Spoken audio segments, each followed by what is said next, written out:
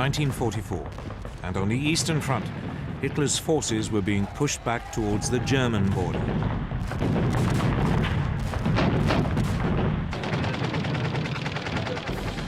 But Germany was about to face a new threat. In the west, Allied forces had been preparing for months to open a new front in northwest France. Training for it was well underway.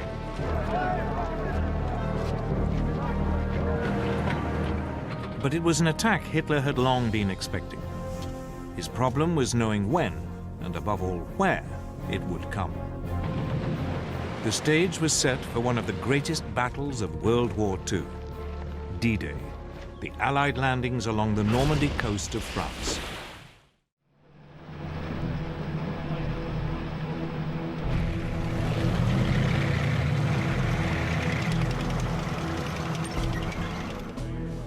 Since the early years of the war, Britain's Prime Minister, Winston Churchill, had always been certain that at some point an Allied invasion of Northern Europe would be necessary. The only questions were when, where, and how. To test the waters, British forces had already mounted a number of practice operations.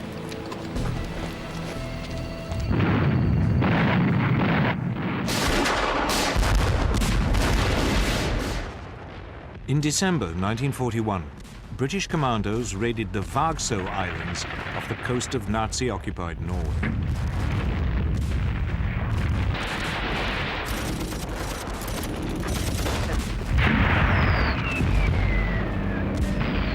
It was an attempt to probe German defenses and tie down Hitler's troops in the north. A fish oil factory and coastal defenses were blown up before the commandos withdrew.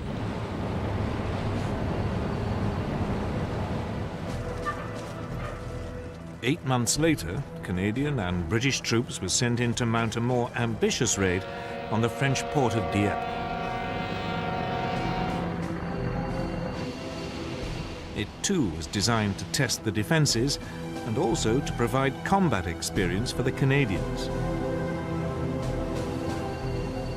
But this time, it was a catastrophe.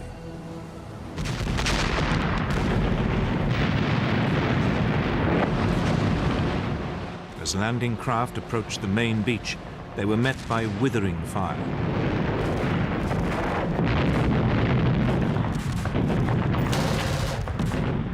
Those troops that made it ashore were immediately pinned down. Behind them, the supporting tanks became bogged down in the shingle.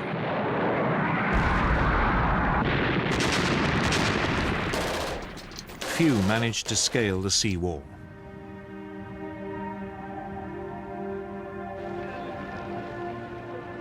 Over 3,000 Allied soldiers were killed or taken prisoner. Britain had learnt an important lesson. Never attempt a direct assault on a German-occupied port.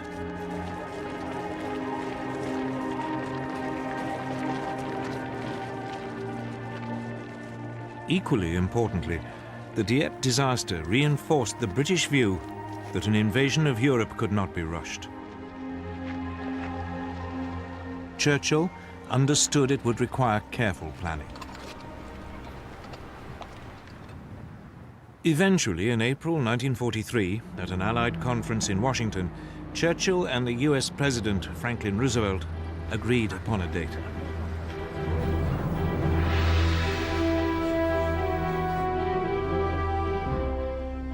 D-Day, or Operation Overlord as the seaborne invasion of France was formally called, would take place in the summer of 1944.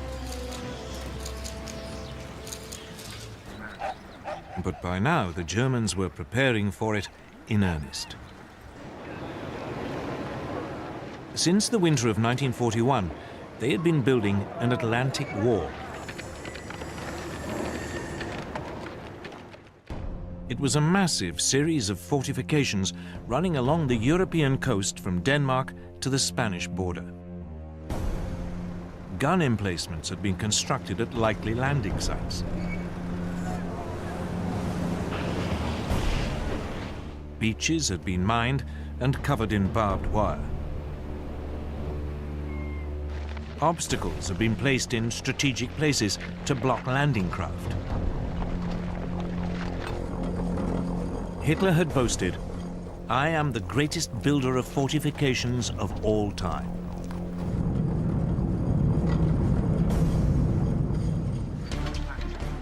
In the summer of 1942, in the wake of the Dieppe attack, work on the Atlantic Wall had been stepped up.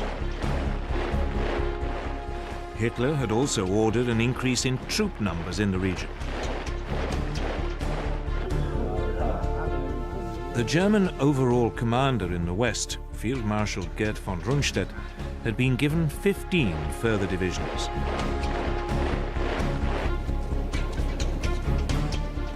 But the Western European coast stretched for some 2,000 miles. He didn't have the numbers to man the entire length.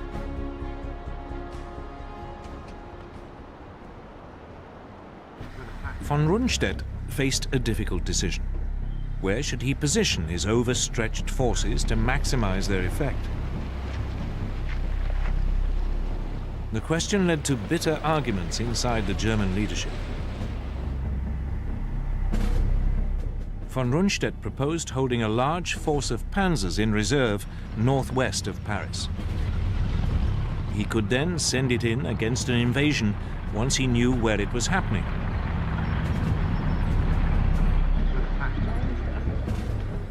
But the hugely respected Field Marshal Erwin Rommel, commander of the troops covering the sector from Holland along the French coast to the Loire, had a different view.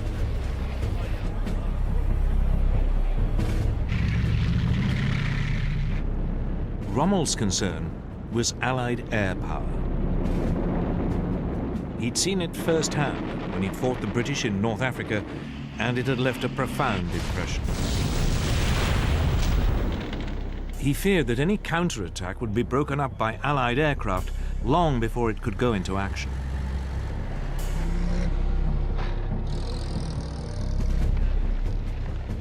Rommel had also inspected Hitler's Atlantic Wall and found much of it wanting. It had forced him to the conclusion that the best place to position the panzers was as close as possible to the most likely landing sites. That way, an invasion could be immediately pushed back before it got a foothold. Hitler compromised. Rundstedt was given a small force he could hold in reserve, though Hitler himself would have the final say as to when it could be used. The rest of the additional troops was scattered along the entire Atlantic seaboard, in accordance with Rommel's wishes.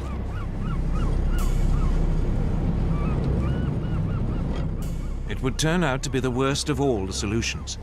There were neither enough reserves nor enough tanks near the coast. But in the autumn of 1943, none of this was clear.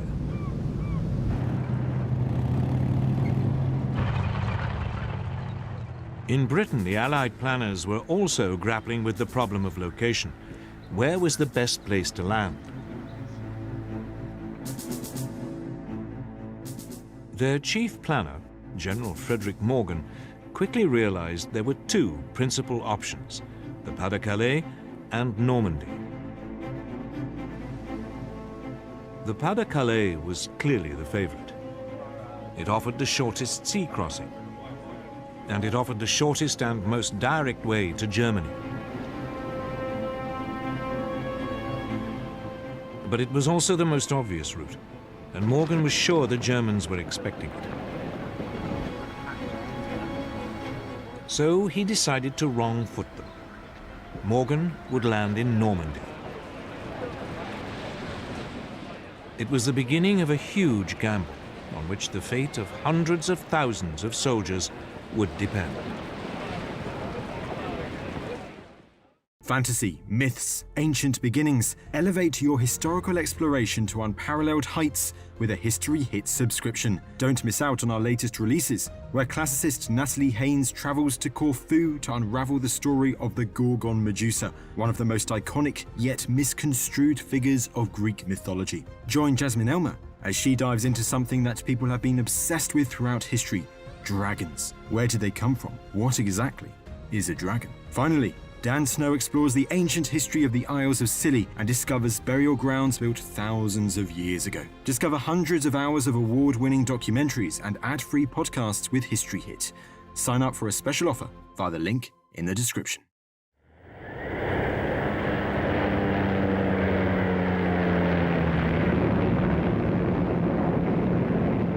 In the autumn of 1943, Allied photo reconnaissance aircraft swept over the beaches of northern France.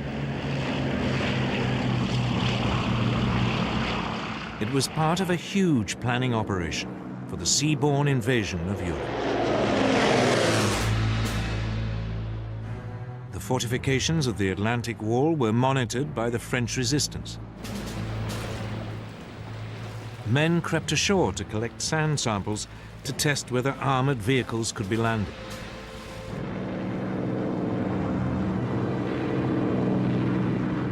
Northern France became the most reconnoitered coastline in the history of warfare. It soon became clear any landing would need some kind of port facilities.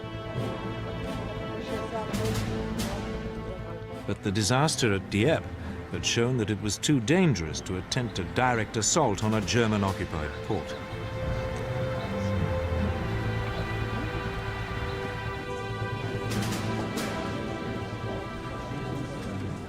Britain's planners were forced to come up with an ingenious alternative.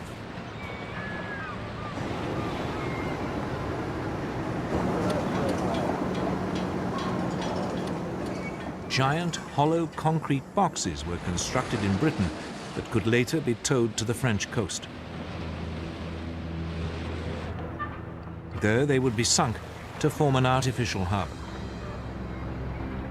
They were known by their code name, mulberries.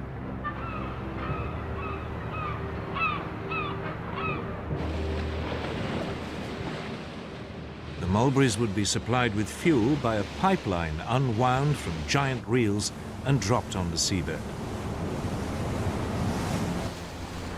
It would run for 100 miles.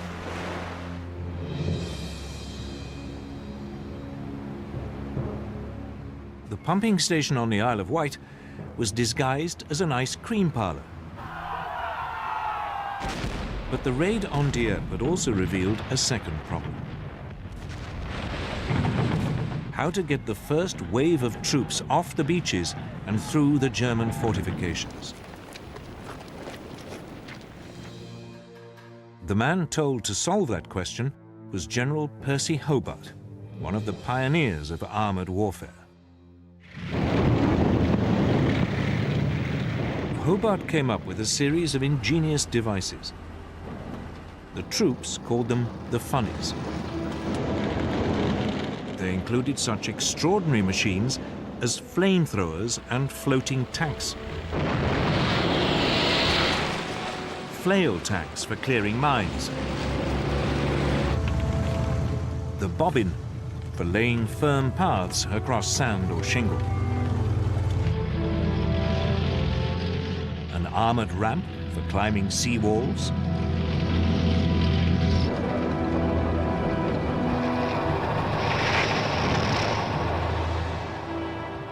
the fascine carrier for tackling ditches,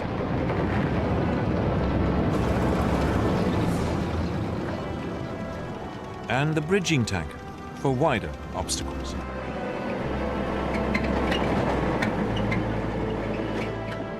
That left just one problem: how to stop the Germans rushing in overwhelming reinforcements before the Allies had established a foothold.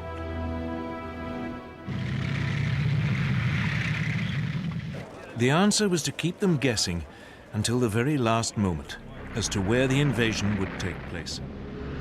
Operation Bodyguard was a massive and complex deception campaign. German double agents in Britain now began sending back to Germany huge amounts of carefully coordinated false information. This emphasized that the main landings would be in the Pas-de-Calais, although a feint attack might be launched in Normandy.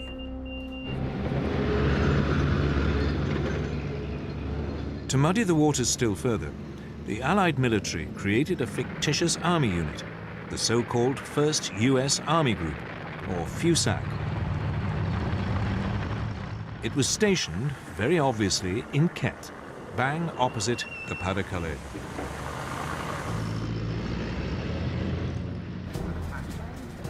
The man in charge of it was the pistol-toting US General George Patton, who'd been removed from action in Sicily after slapping shell-shocked soldiers.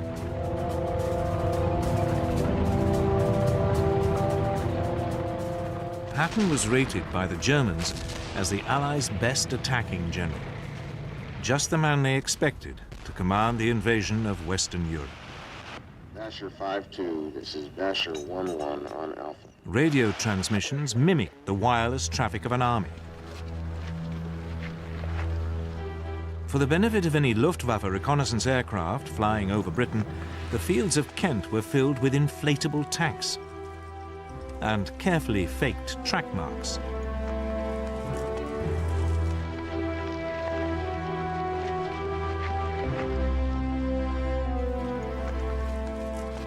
There were dummy aircraft made of wood and canvas.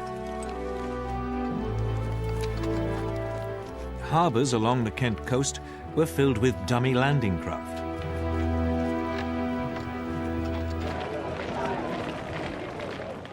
There were even troops, though these were in reality backup units. In late 1943, the Allies appointed US General Dwight Eisenhower as Supreme Allied Commander for the invasion of Europe.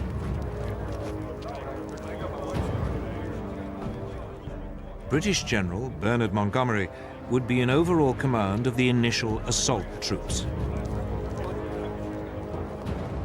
D-Day was fixed for June the 5th, 1944.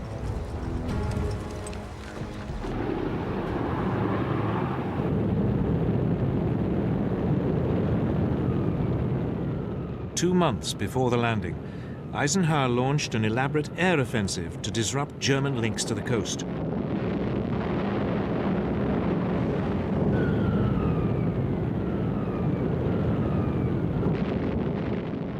Once again, it was carefully planned to give the impression the Allies' target was the Pas-de-Calais region.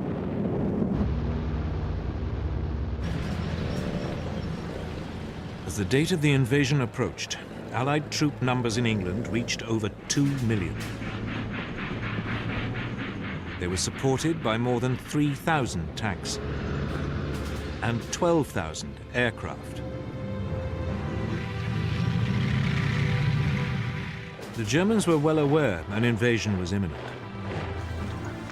But they had been completely taken in by the Allies' phony preparations in Kent and were convinced the most likely landing spot was the Pas-de-Calais.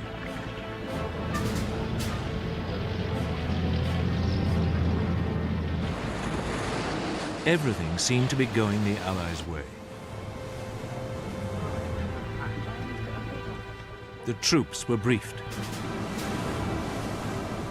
Then the weather turned against them. Rain lashed down, visibility was poor, and the channel was stormy.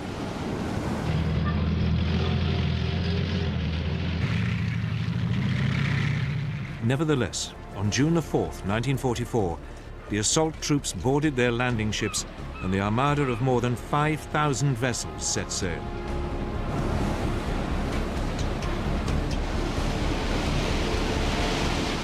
But the rain continued to lash down, and later that day the invasion had to be postponed.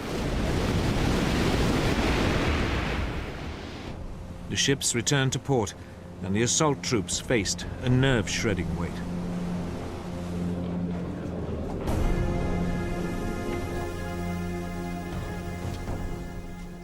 Early the next morning, the military leadership met again. The naval commanders were keen to go ahead. But the air chiefs were doubtful.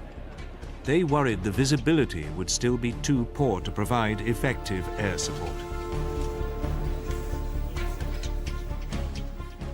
After a long silence, Eisenhower looked up. "Let's go," he said.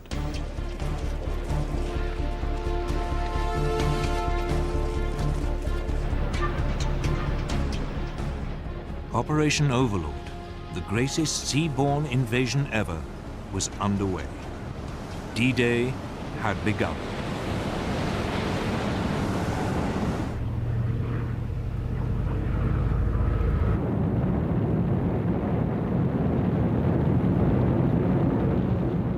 At 1:15 in the morning of June the 6th, 1944, British aircraft towing gliders arrived over the coast of northern France.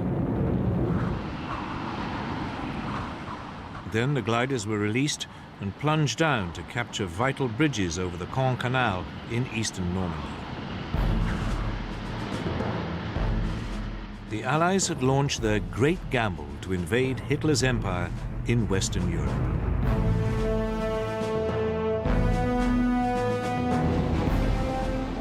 "50 miles to the west, US paratroops came down around the village of Saint-Mère-Église.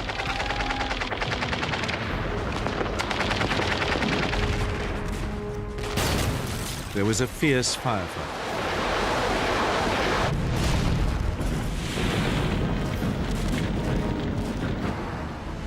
But 3 hours later, the village was in US hands. One of the most crucial battles of World War II was underway. An hour later, horrified German sentries along the Normandy coast saw a vast armada appear out of the mist. They had had no warning.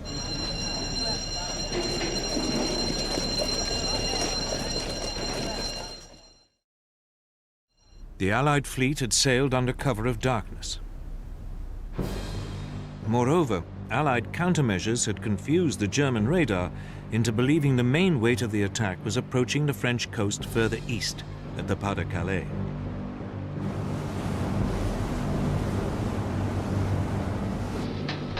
Allied warships off the Normandy coast now began pounding the German defensive positions.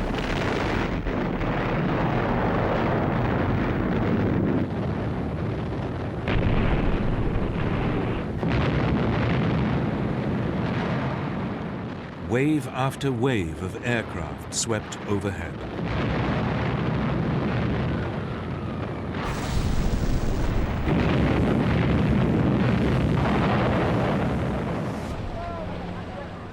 Under cover of the bombardment, assault troops headed for the shore.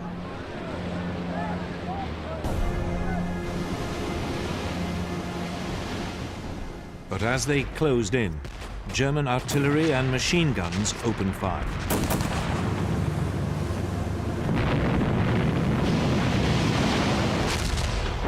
A number of the landing craft were hit. Others fell foul of underwater obstructions. But at 6:30 in the morning, the first waves of troops hit the beaches.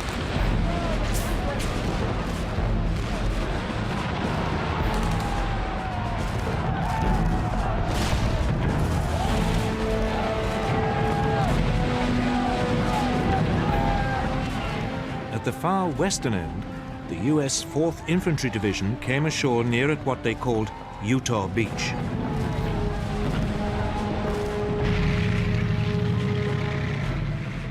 Within 2 hours, it was linking up with the US paratroopers who'd landed at Saint-Mère-Église.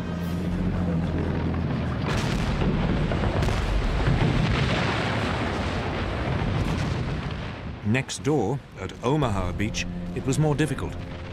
The beach was a defender's dream, with high cliffs and few ways inland.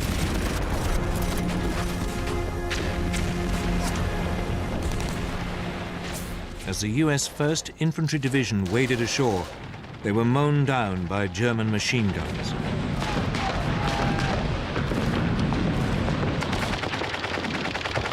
To make matters worse, the Americans' amphibious tanks were swamped.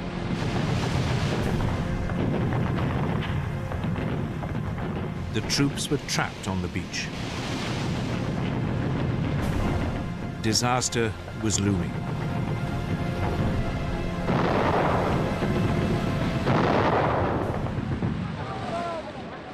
But finally, a few of the soldiers managed to scale the cliffs.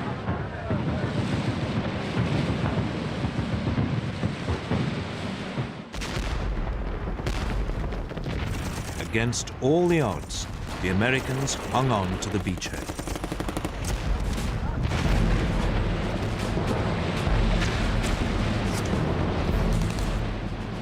Further east, in the center of the landing area, Britain's 50th Infantry Division came ashore at Gold Beach.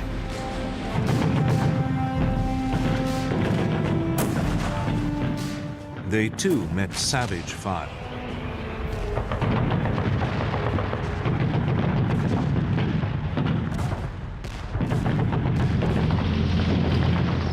But now, the British deployed their funnies.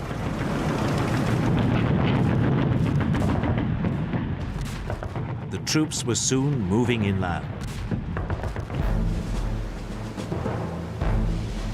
At the adjoining landing spot, Juno Beach, the Canadian 3rd Infantry Division faced a similar situation.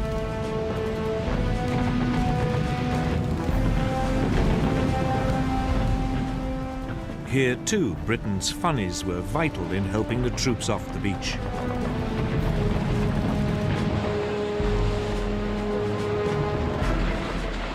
Finally, on the far left flank, at Sword Beach, the British 3rd Infantry Division met only patchy resistance.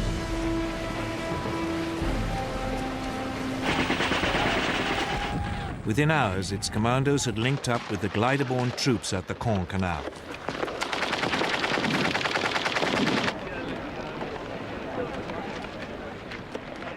By early afternoon, the Allies had successfully established all of the beachheads.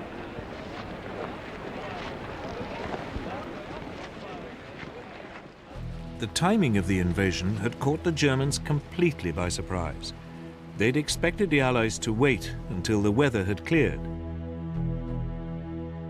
Rommel, the operational German commander for the whole of the northwest French coast, had taken the opportunity of bad weather to visit his family in Germany. His immediate subordinate in Normandy and Brittany, General Friedrich Dollmann, was over 100 miles away, taking part in a war game exercise.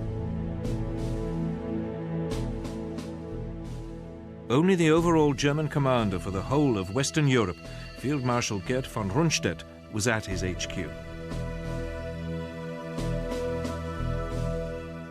But he needed Hitler's permission to move his panzer reserves to the battlefield. However, Hitler was asleep, and his aides wouldn't wake him. It wasn't until midday that the Führer finally learnt about the invasion, but he didn't take it seriously. He was still convinced the main attack would come in the Pas-de-Calais. Normandy, he believed, was just a feint.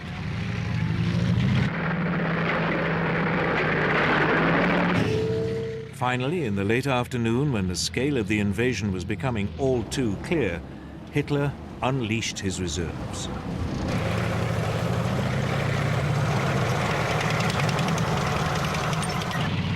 But they were too far away to provide immediate support.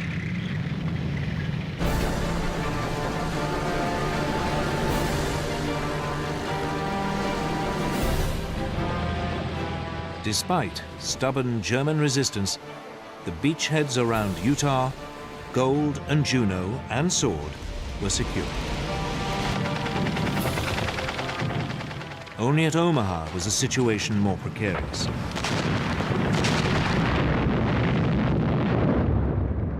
Here, German resistance had prevented the US troops moving more than a mile inland.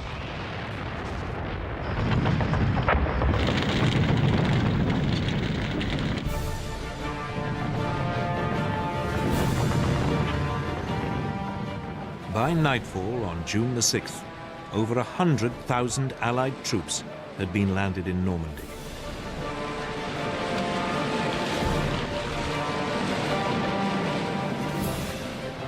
It had been an extraordinary feat of planning, ingenuity, and courage.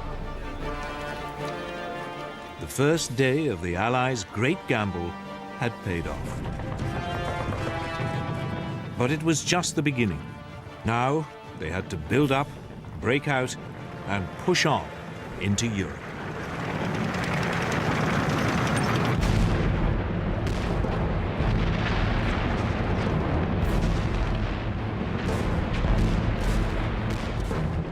As the second day dawned on the greatest seaborne invasion ever attempted, thousands of Allied troops had broken out of their beachheads and were moving inland.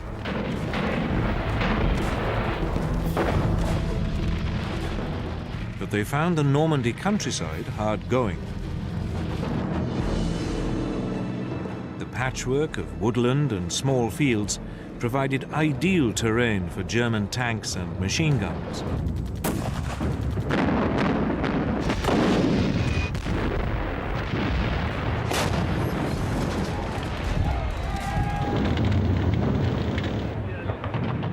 The Allies suffered heavy casualties.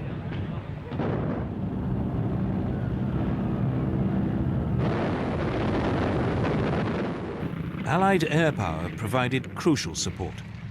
When von Rundstedt's panzer reinforcements arrived, they'd been so depleted by the air attacks that they were unable to mount a major counterattack. The German reinforcements were also hampered by French resistance fighters, operating behind German lines.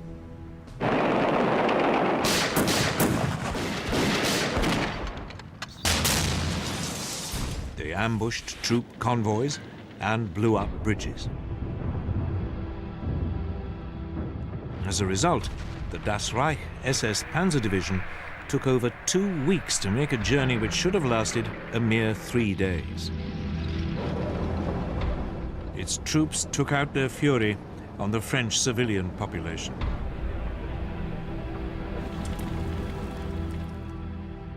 The village of Oradour-sur-Glane and its 642 inhabitants were wiped out.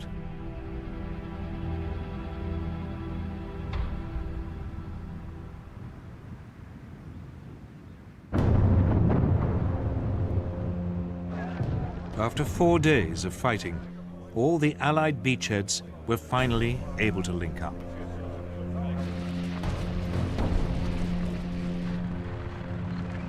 But they'd still only managed to penetrate 10 miles inland.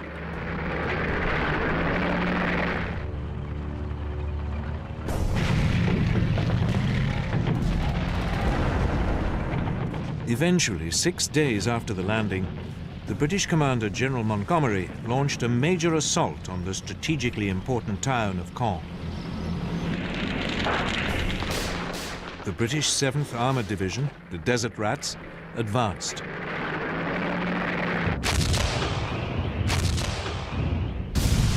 But its spearhead ran into 4 German Tiger tanks.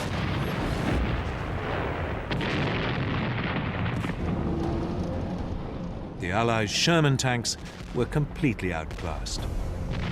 Their guns were outranged and their shells unable to penetrate the German armor. They were particularly vulnerable because many ran on petrol fuel and were liable to burst into flames when hit.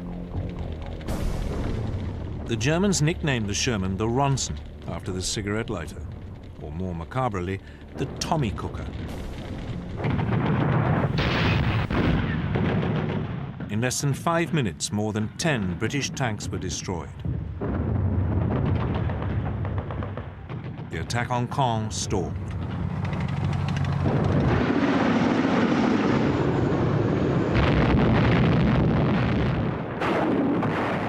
Outmatched by the German tanks, the Allies relied on air power and artillery.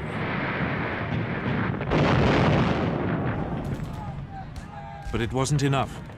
The Desert Rats retreated. Caen remained in German hands.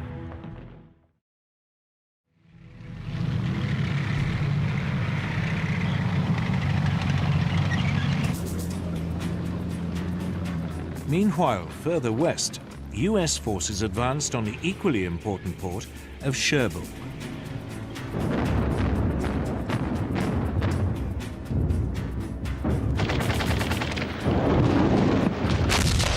It would take them nearly 10 days to get close to it.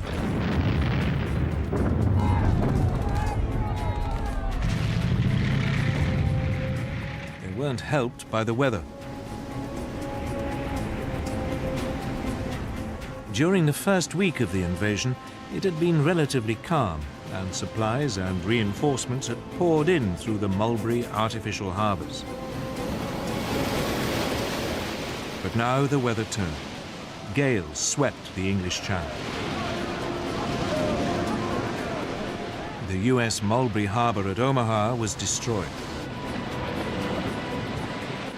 The other Mulberry, in the British sector, was badly damaged and put out of action for several days. The flow of reinforcements slowed. It meant the port of Cherbourg was an even more vital objective. As the US forces now approached it, the German garrison resisted.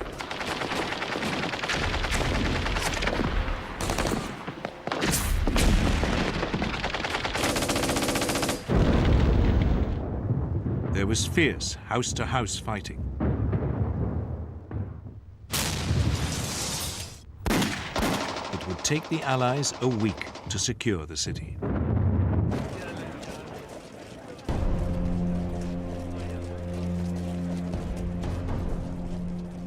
But the port had been trashed by the fleeing Germans. It would take a further month before it could be brought back into service.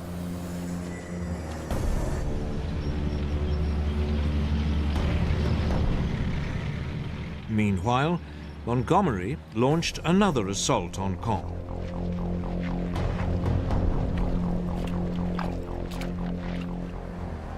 But the storms had turned the fields into a sea of mud.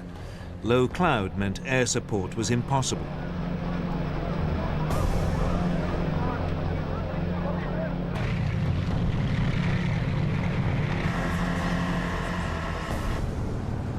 To make matters worse, the newly arrived elite German 2nd SS Panzer Corps was thrown into the defense of the city.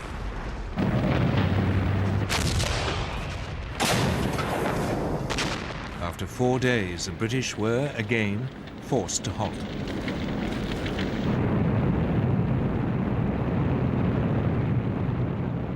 Then, as the clouds cleared, nearly 500 Allied bombers devastated Caen.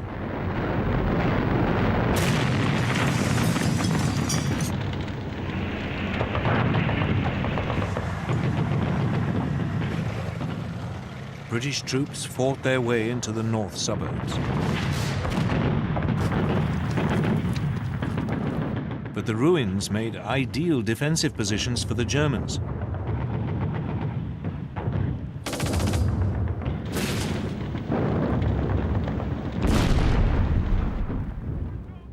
Allied casualties mounted.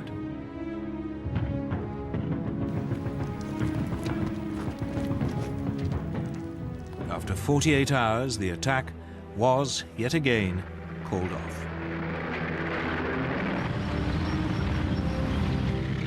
3 weeks later, Montgomery tried for a 4th time. The plan was to capture the remaining German strongholds and then push on south, deeper into France.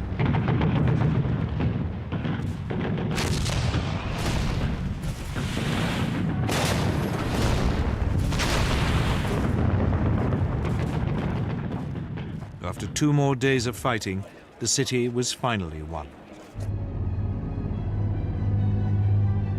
The way now seemed open for the British tanks to move south, deeper into France.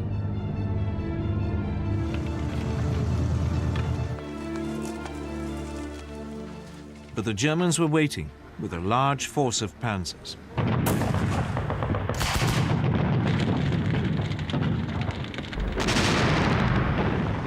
The British advance stopped again.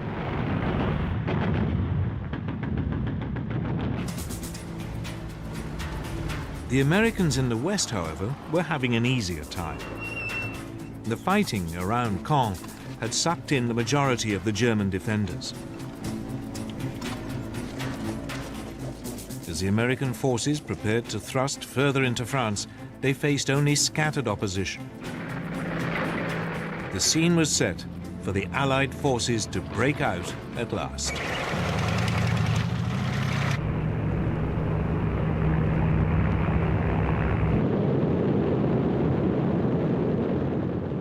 At 9:30 in the morning of July the 25th, 1944, over 1,800 Allied aircraft carpet-bombed a 4-mile stretch of the German front line south of Cherbourg. It was the beginning of Operation Cobra, the US breakout into France.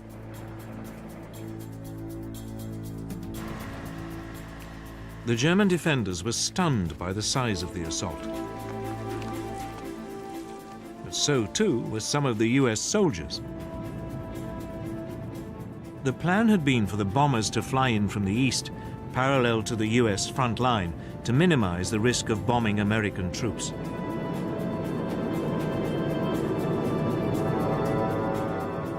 But most of the aircraft came in over the top of the US lines.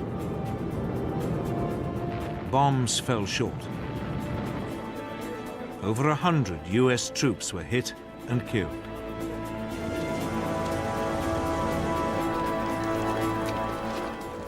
Yet despite the ferocity of the bombardment, when the US forces later picked themselves up and moved forward, they found to their astonishment substantial numbers of German troops had survived. The survivors mounted a stubborn resistance.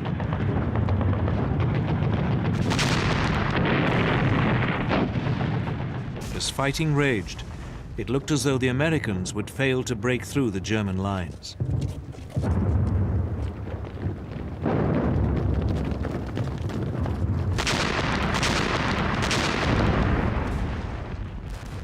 But then, the German defenses crumbled.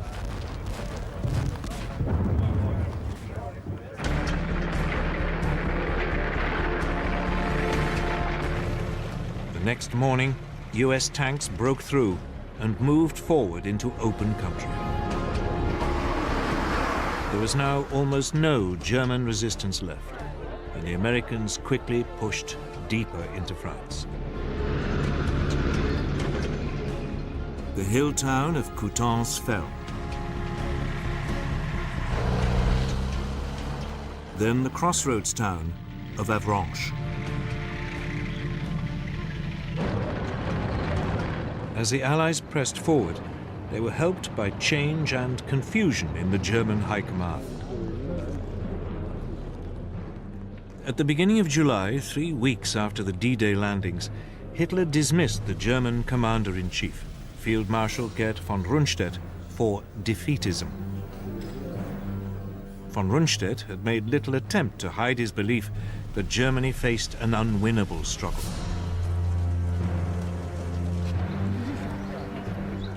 He was replaced by Field Marshal Gunther von Kluge, fresh from the Eastern Front, but with little knowledge of northwestern France.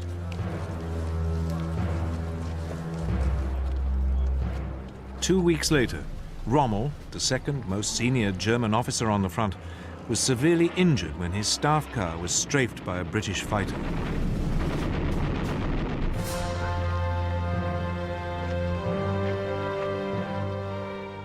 Then, with the Nazi command already in confusion, there was an assassination attempt on Hitler's life.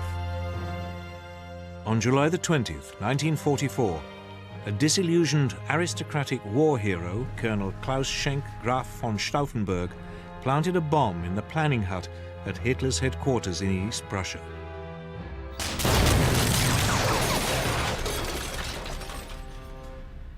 Four officers were killed. But Hitler was sheltered by a heavy, solid oak conference table and escaped with only minor injuries. The plot was swiftly and brutally put down. Von Stauffenberg was shot, and his principal collaborators put on trial. They would later be hanged. Hitler put a brave face on it and visited some of the wounded in hospital. But it hardened still further his distrust of his senior officers. He would, despite his many earlier misjudgments, demand even greater control over events on the battlefield.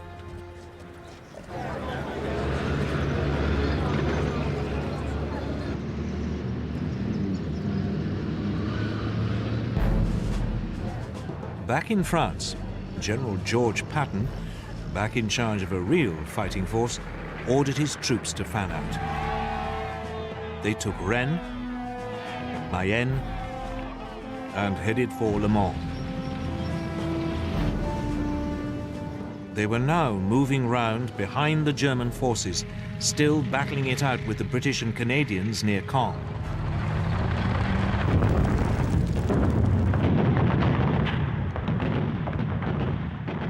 With the Americans to their south and the British to their north, it seemed the German forces in Normandy would be surrounded.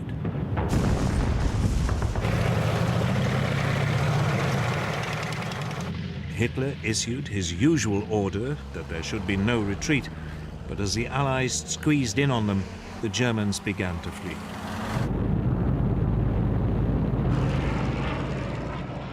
They were remorselessly harried by Allied aircraft and artillery.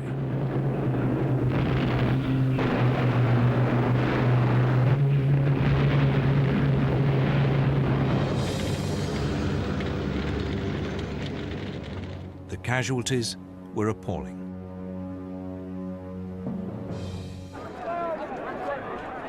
Finally, on August the 20th, 1944, the Allied forces moving in from both the north and south met up. The so-called Falaise Gap, named after the nearby French village, had been closed.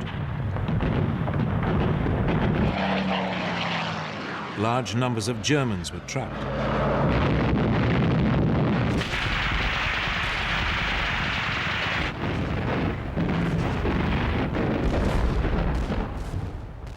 Over 10,000 more Germans, caught in the Allied pincer, died.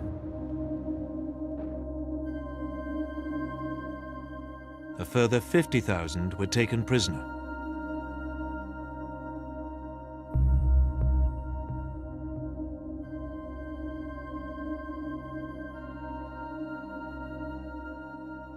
The German army in Western Europe was in chaos.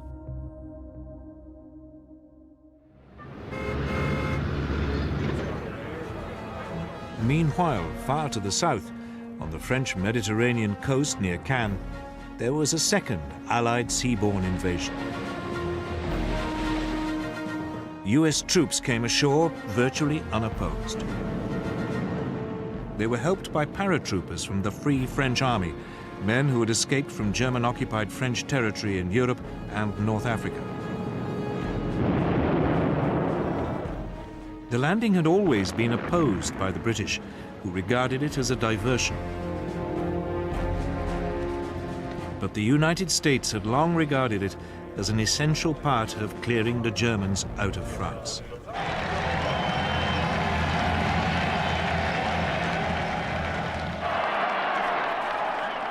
The troops were greeted by an ecstatic civilian population.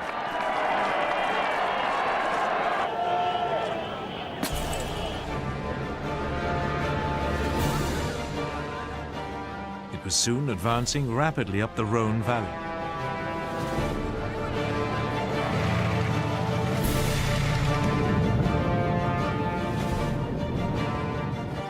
Lyon was liberated on September the 3rd, 1944.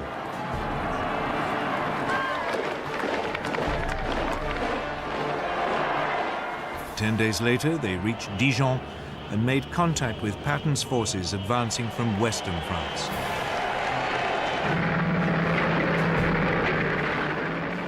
German units stationed across the region fled.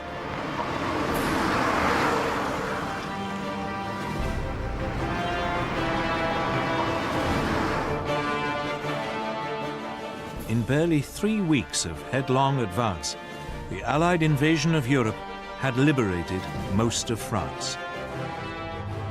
That left Paris, where French resistance fighters now rose up against the German occupation.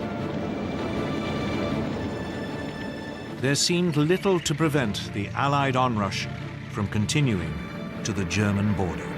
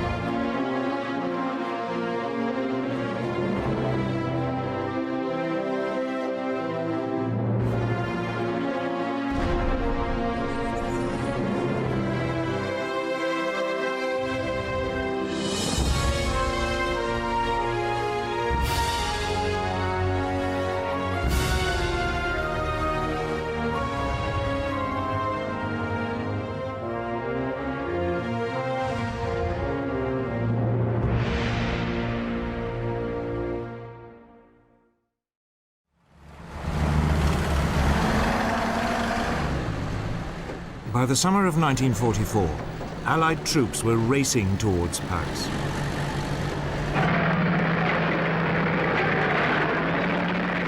The final phase of the war in Europe was about to be played out. The Western Allies were squeezing in on Germany through France. The Soviet Union was approaching from the east. Hitler, caught in the middle, made a last, desperate attempt to break out of the Allied stranglehold.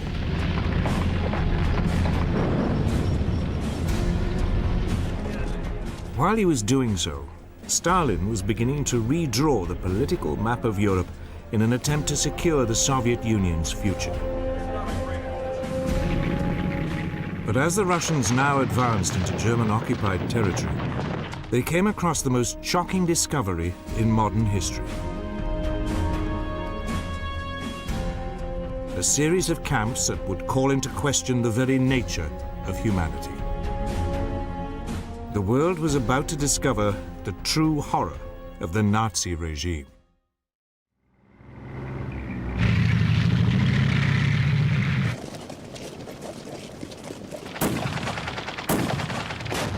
In August 1944, Allied troops arrived in Paris.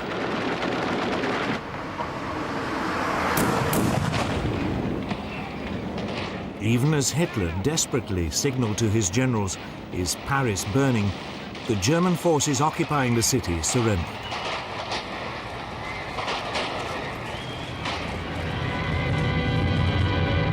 Paris free again, and the beginning of the last act in its amazing story. The surrender of Lieutenant General von Cholwitz, German commander of the Paris region. At a dingy office in Montparnasse station, formal end of German rule.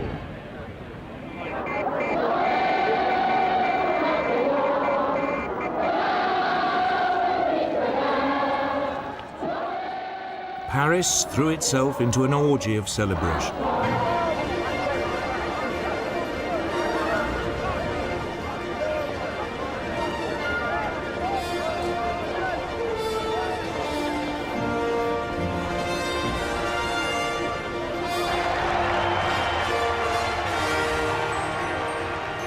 The following day, Charles de Gaulle, the leader of the Free French government in exile, arrived in the city to claim the glory for its liberation.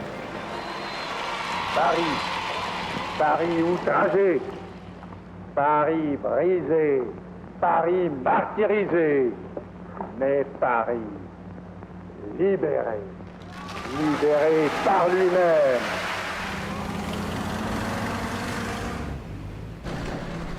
Meanwhile, As de Gaulle claimed the credit, the Allies continued the fighting. They crossed the River Seine and moved east towards Germany.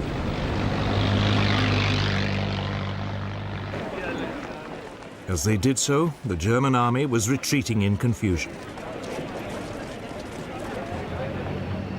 But the Allies were running into severe logistical problems. The fleeing Germans had trashed the French ports.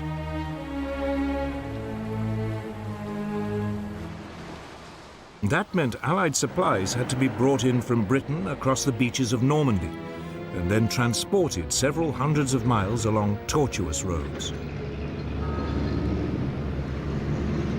Truck convoys, nicknamed the Red Ball Express from their identification sign, rolled forward day and night.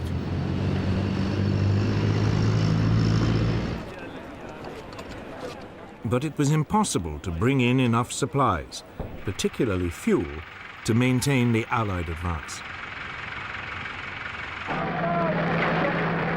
A US armored division drank up to 25,000 gallons of fuel a day.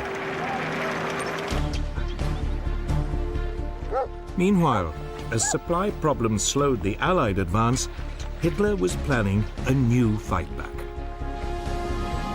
His plan? To destroy Allied morale by attacking civilian targets, particularly in Britain. His method? A new miracle weapon, the flying bomb. On June the 13th, 1944, 10 were fired at London.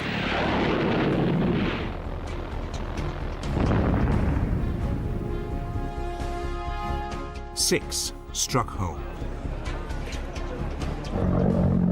The Germans called it Vengeance Weapon 1, the V1. The British simply called it the Doodlebug.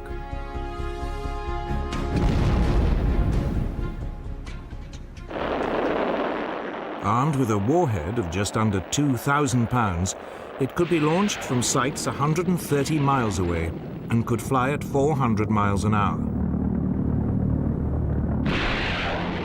For the next few weeks, up to 100 Doodlebugs a day were fired at British cities from launch sites along the German-occupied Channel coast.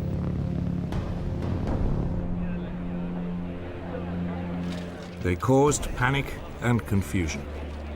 More than 20,000 people were killed or wounded.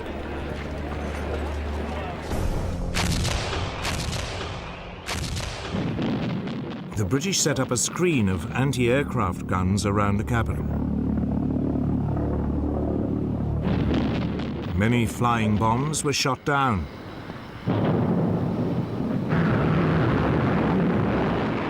The British also sent up fighters to intercept them, including their first operational jet, the Gloucester Meteor.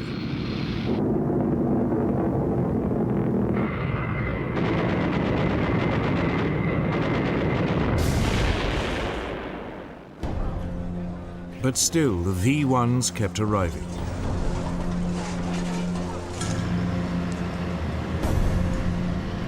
Only when the Allies tracked down their launch sites in northern France did they stop. But the reprieve was only temporary.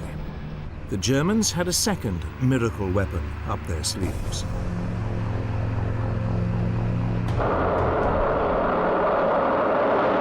Hard on the heels of the V-1 came the much more sophisticated V-2 rocket.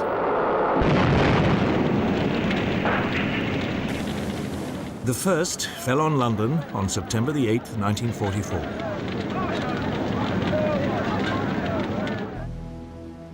The V-2s were launched from easily concealed mobile launchers 200 miles away. They traveled at 3,500 miles an hour and carried a 1-ton warhead.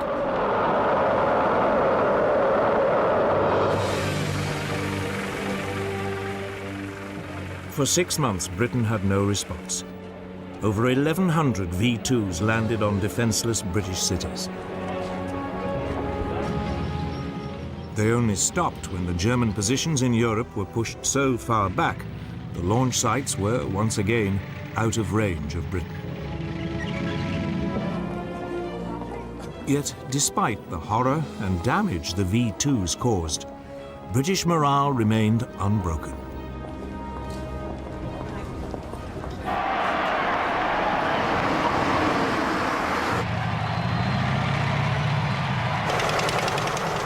Meanwhile, in mainland Europe, the Allied advance reached Brussels on September the 3rd, 1944.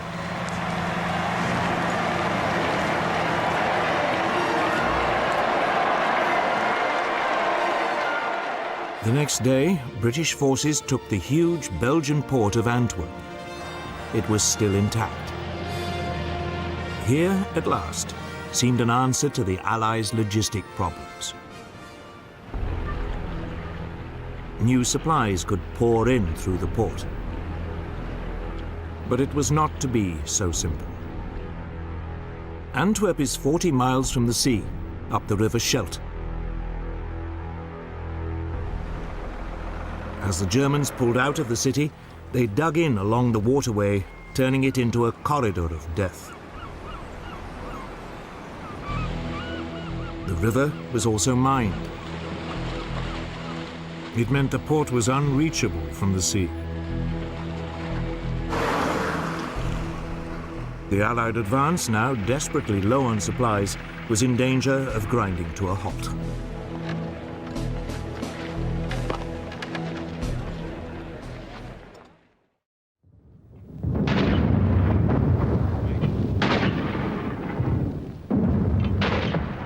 By autumn 1944, the Allied advance across Western Europe was running short of supplies.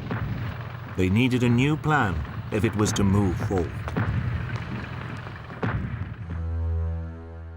It was now that the methodical and ultra-cautious British commander Bernard Montgomery came up with a bold, even reckless idea. Instead of large numbers of troops advancing across a wide front, why not send a smaller force to punch a single hole through the German defenses? It would be faster and much more economical. The idea was to drive a narrow corridor from east of Antwerp across southern Holland to the Dutch town of Arnhem, near the German border. The Allies would then push across the Rhine into Germany, outflanking the huge German defensive positions of the so-called Siegfried Line, and drive deep into the heart of Hitler's Reich. Montgomery's boss, General Dwight Eisenhower, the supreme Allied commander in the West, had until now favored a broad, steady advance. But he unexpectedly agreed. However, it was never going to be easy. The route went over a mass of waterways. Airborne troops would have to be sent in to seize strategic bridges behind German lines at the towns of Wegel and Zonn, Grave and Nijmegen, and finally across the Rhine at Arnhem. Their task would be to hold the bridges while the main attack, led by a column of tanks, drove up from Belgium. Timing was critical. If the tank column took too long, the airborne troops holding the bridges would be overwhelmed.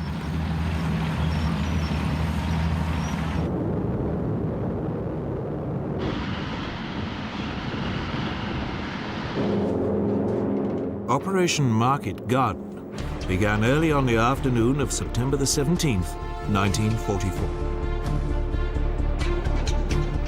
30,000 British and US airborne troops, equipped with gliders, landed in German-occupied territory.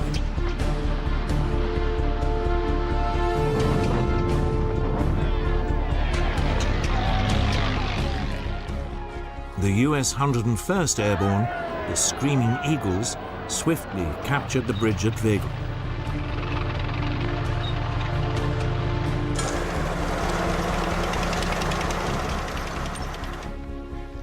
But their second objective, the bridge at Zonn, was blown up by the Germans just as the Americans approached.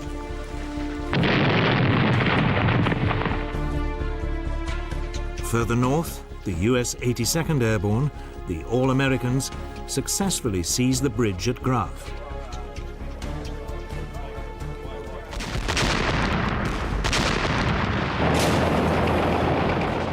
But stiff German resistance prevented them from capturing the second crucial bridge at Nijmegen.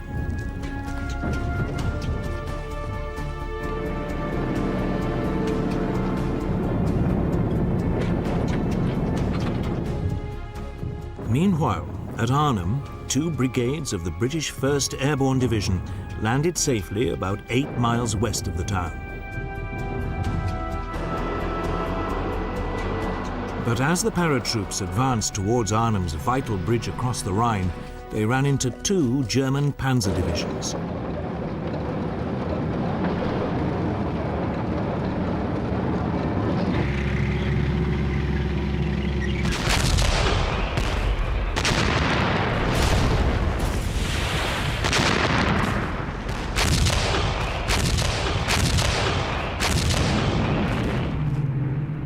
The British dropped reinforcements of men and machines. But as they drifted down to earth, they were cut to pieces by German fire.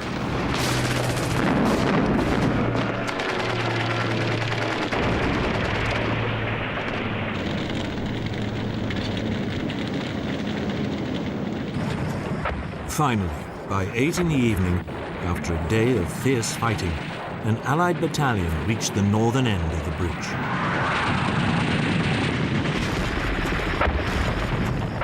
But the Germans still held the other end. Operation Market Garden was in trouble.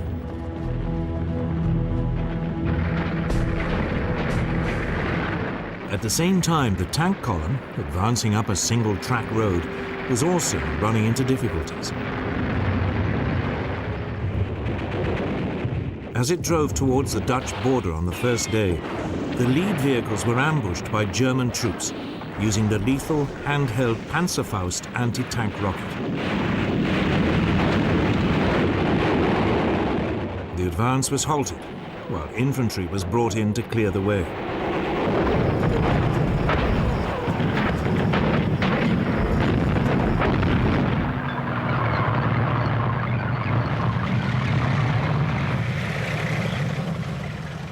The following day, the tank column reached Zon,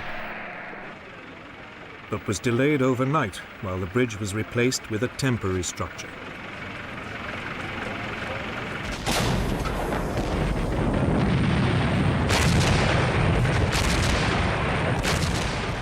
By the third day, it had crossed the bridges at Wegel and Grave, but was held up again by fierce resistance at Nijmegen. Finally, 4 days after starting out, the column was at last within striking distance of Arnhem. But it was too late.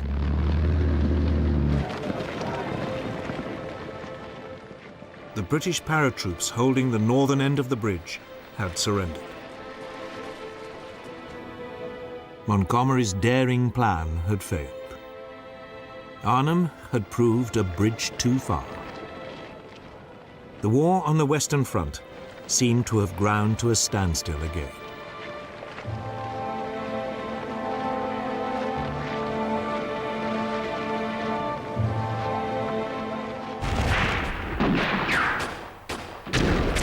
Then, 10 days later, the Allies launched a new effort to break the deadlock. The plan was to clear the seaway into Antwerp so that urgently needed supplies could be brought in. It was slow going. The Germans had flooded much of the area.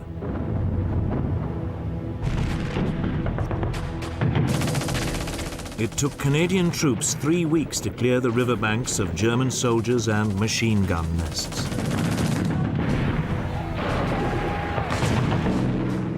But still, the Germans clung on to the strategically important Walcheren Island. It had massive guns that commanded the river entrance.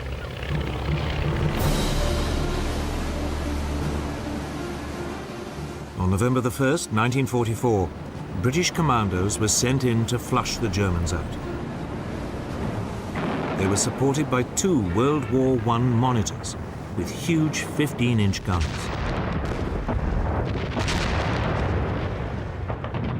The Germans held on for another week before they were finally overwhelmed.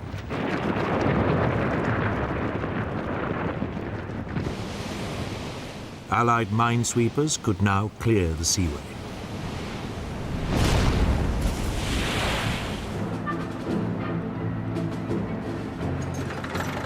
Three weeks later, on November the 28th, 1944, the first supply ships reached Antwerp.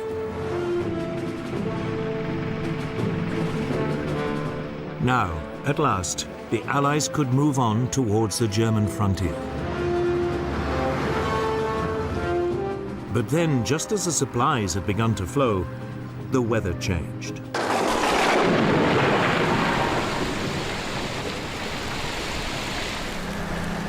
Autumn rain turned the battlefield into a swamp. By late 1944, the Allied advance had to stop again. The final defeat of Germany would have to wait until the spring. But even as the Allies waited, Hitler was preparing a massive response.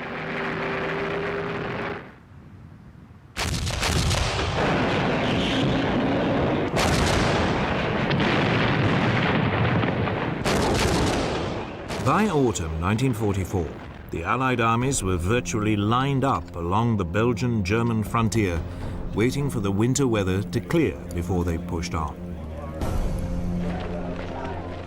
Germany's situation was disastrous. Her forces were hugely outnumbered. They lacked air support, and they were desperately short of fuel.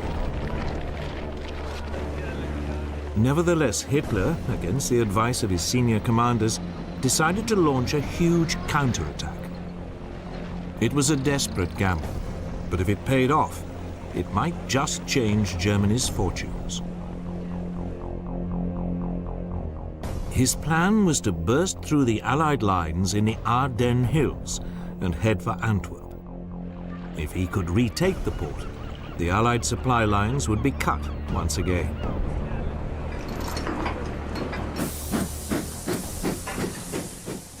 Some 200,000 German troops and 950 tanks and tank destroyers were assembled in total radio silence. Hitler was calling on what was, in effect, his last remaining strategic reserve of troops.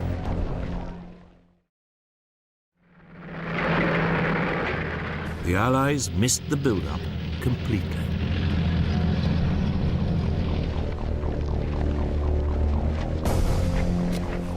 As a result, the lines facing the German positions were only lightly manned.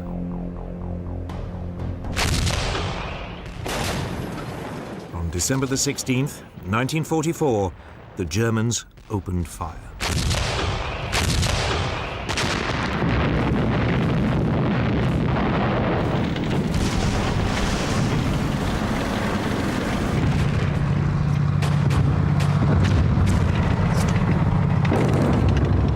Soon afterwards, German tanks and infantry crossed the US lines.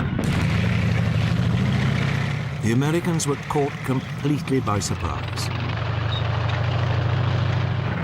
In fact, during the first day, General Omar Bradley, commander of US 12th Army Group, even refused to believe a major German assault was underway.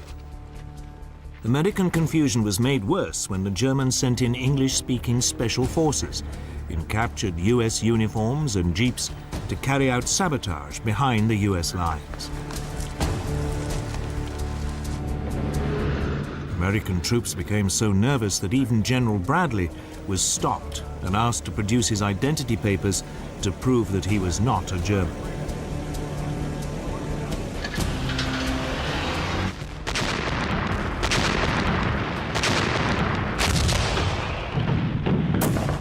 But despite this, the US forces regrouped. Any Germans captured wearing US uniforms were summarily shot as spies.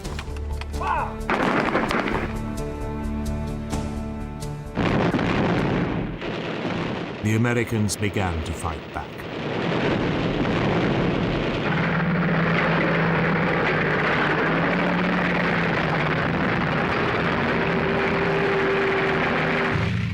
But the German advance had created a huge bulge in the Allied lines.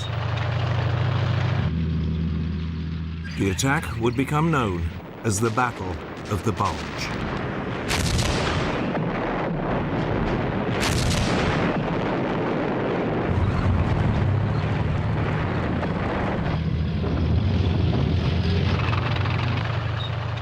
It was now on the northern flank of this bulge that the Germans committed one of the worst atrocities of the war in Northwest Europe.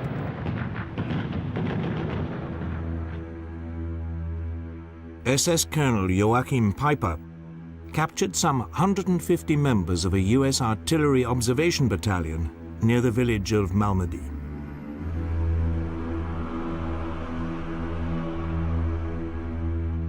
When, later, US forces retook the village, they found 85 bodies. Their comrades had been shot by their SS guards. It was a sign of how desperate the fight had become.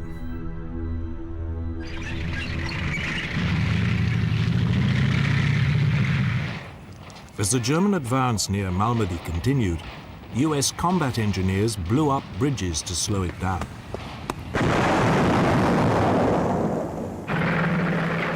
The Germans were forced to use precious supplies of fuel to look for alternative crossings.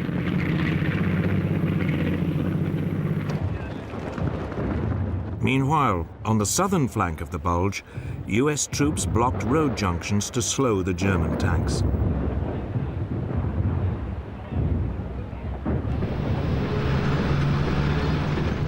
One of the most important crossroads was at the small Belgian town of Bastogne.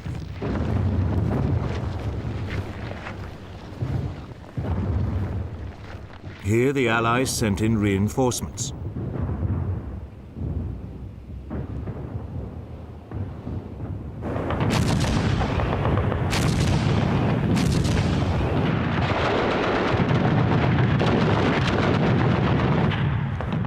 The Germans were forced to bypass it, but the US forces holding Bastogne blocked their supply lines.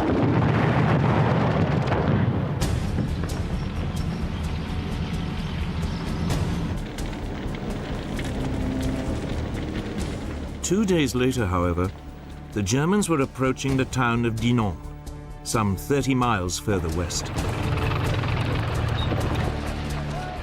Despite the setbacks, Hitler's gamble appeared to be paying off. The German bulge was moving forward.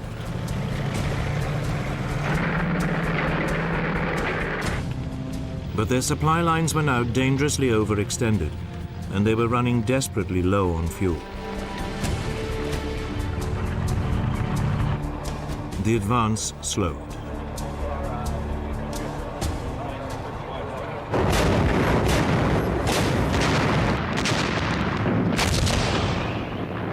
For almost a week in the biting cold, the two sides remained deadly. Neither could gain the upper hand.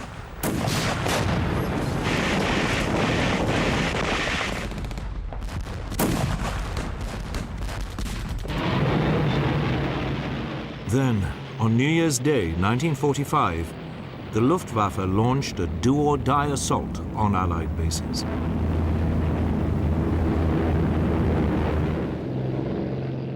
Over 300 Allied planes were destroyed.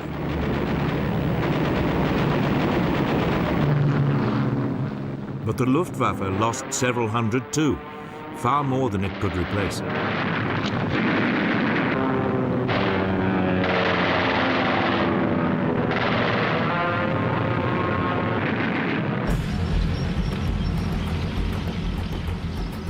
As the weather now improved, the Allies took advantage of their overwhelming air power.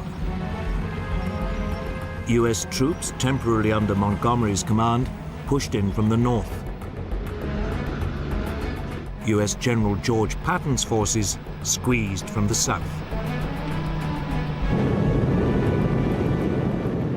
Allied air power pummeled the German lines.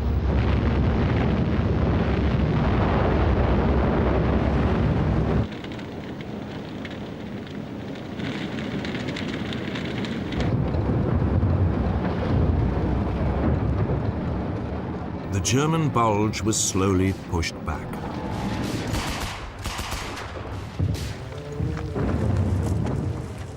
By early February 1945, Hitler's gamble had failed. The Germans had retreated to their original positions.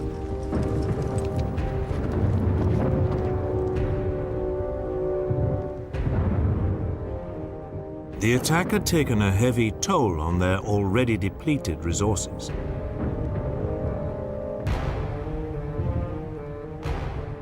Over 120,000 men were killed, wounded, or taken prisoner.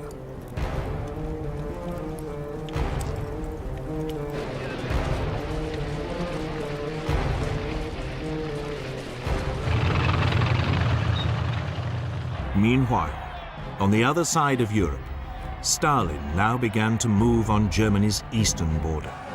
In doing so, he would begin to redraw the political map of Europe.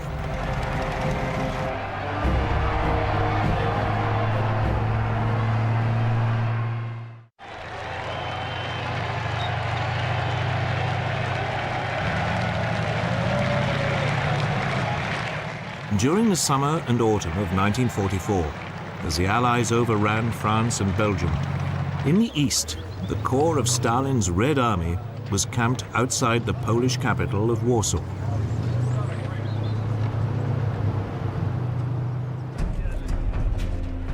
For the Russian leader, the aim of the war had by now changed. It was no longer a matter of survival, or even of pushing the enemy out of the Soviet Union. It had become a political affair. Top of Stalin's agenda was building a buffer zone between the Soviet Union and Germany. One of the keys to this was Poland. The Russians and Poles had long hated each other. Soviet armies had collaborated with the Germans in carving up Poland in 1939.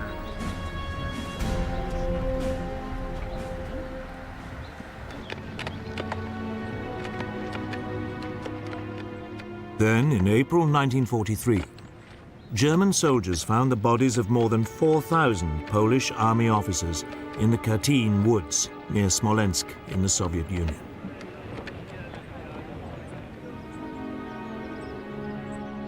They had been murdered by the Russians.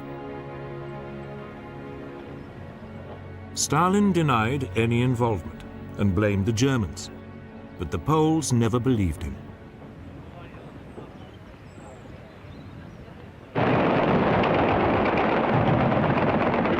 Then, in the summer of 1944, the Polish Home Army in Warsaw rose up against its German occupiers.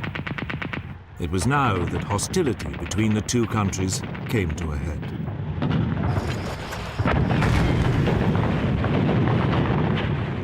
The Home Army had been spurred on by a broadcast from Moscow on July the 29th, urging a popular uprising. In the first few days of the rising, it seized some 2/3 of the city. It had about 40,000 men and women, armed mainly with captured German weapons.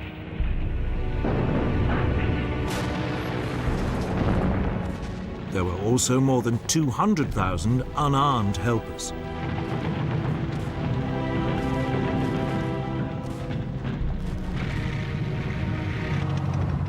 But they lacked any weapons capable of repelling the German heavy armor.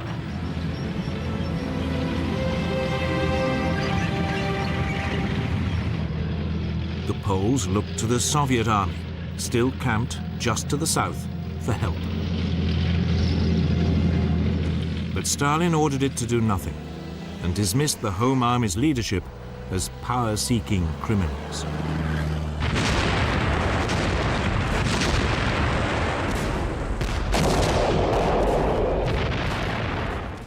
German reinforcements poured into Warsaw under the command of SS General Erich von dem Bach-Zalewski. He was an expert in crushing and slaughtering partisan groups.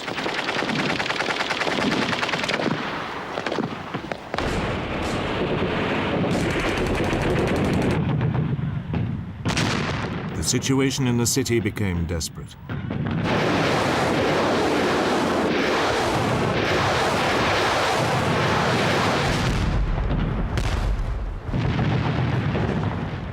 Savage house-to-house fighting raged for 2 months. The Home Army was forced back into an ever smaller area. The German advance was accompanied by rape and murder. Wounded prisoners were burned alive. Women and children were used as human shields. The Polish forces were forced back into the cellars and sewers.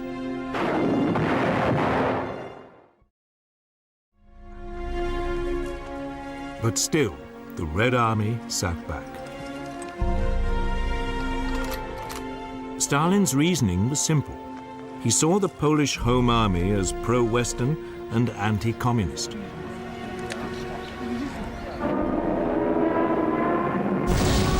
He reasoned that if it and its supporters were destroyed, it would clear the way for the Polish communists to take power.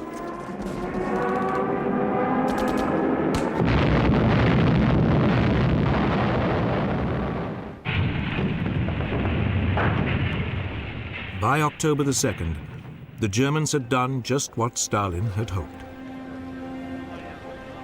The Home Army and its sympathizers were crushed. Over 15,000 army members and 200,000 civilians died.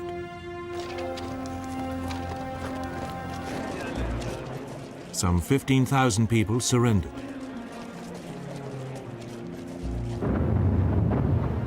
Hitler now set about the complete destruction of the city.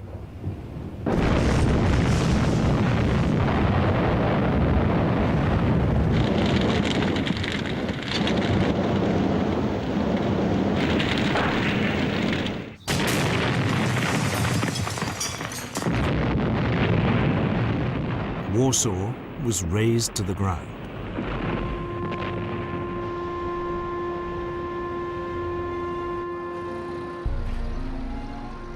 The remnants of the Home Army went underground.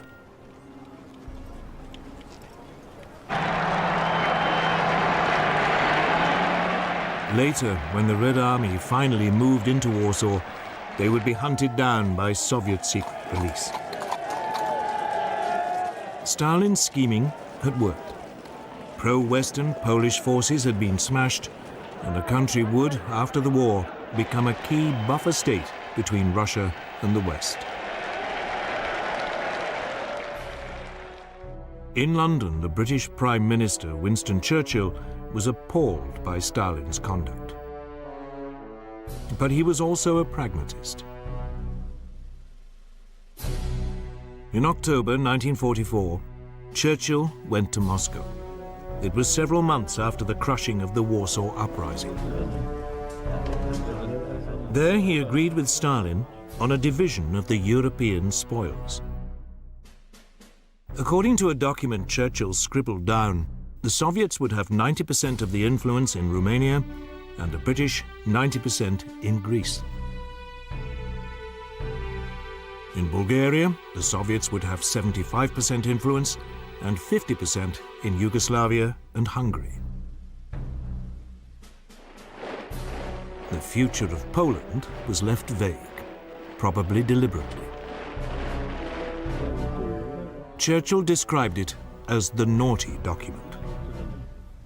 The wording was confusing, and nobody was sure quite what it meant, but Stalin happily agreed to it. He was probably aware that the winner would take all, and he intended to be the winner in most of Eastern Europe and the Balkans. Churchill never told the Americans about the document. He knew that they would be horrified by such old-fashioned imperialism between the European powers. But the US found out soon enough.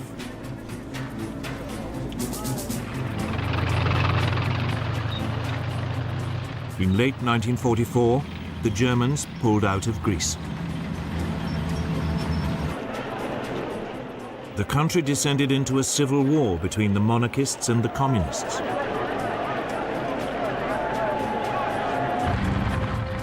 Churchill wanted his 90% influence and sent in British troops to support the pro-Western monarchists. Stalin, mindful of the naughty document, did not object.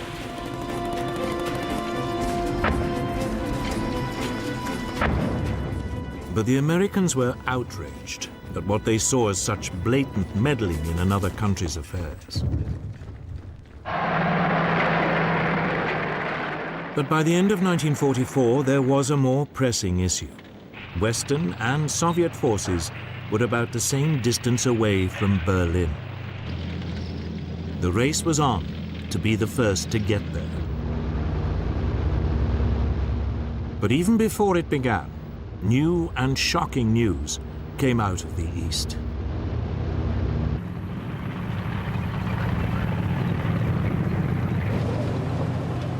On July the 23rd, 1944, as Soviet forces advanced through eastern Poland, they overran a small village called Majdanek.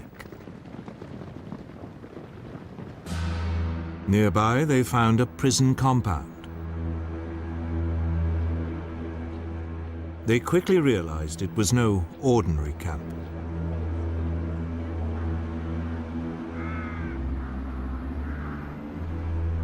They found specially built gas chambers and incinerators.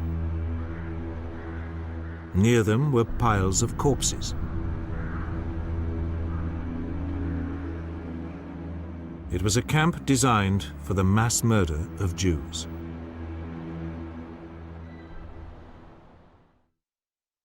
Kann ich nur zur Antwort geben für eine Regierung. Wir wollen nicht leben. Adolf Hitler had always been anti-Semitic.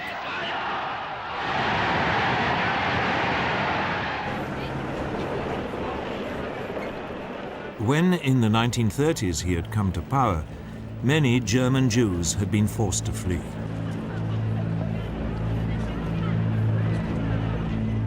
Those who couldn't were persecuted and deprived of their rights.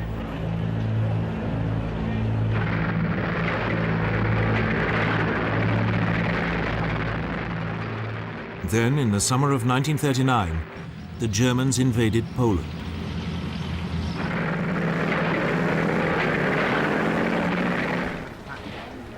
Suddenly, the German Reich found itself ruling 2 million more Jews.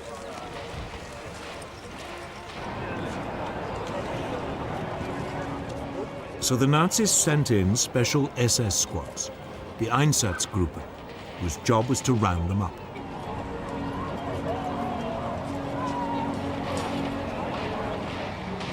Many Jews were immediately shot.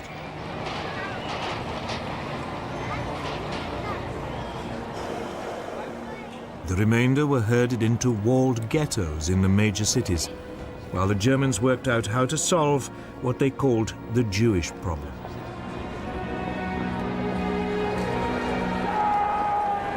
Life in the ghettos was harsh.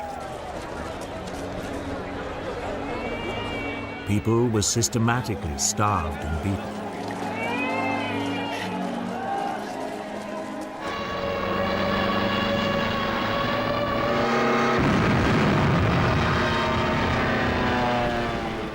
Two years later, the German army entered the Soviet Union. Millions more Jews suddenly found themselves under Nazi rule. Here, the Einsatzgruppen were helped by the local population, which was often anti-Semitic and only too willing to carry out pogroms of its own.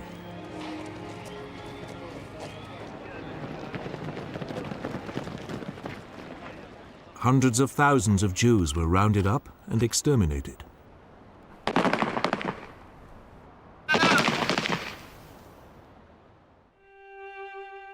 The most notorious pogrom occurred at Babi Yar in Kiev. 33,000 Jews were shot in cold blood.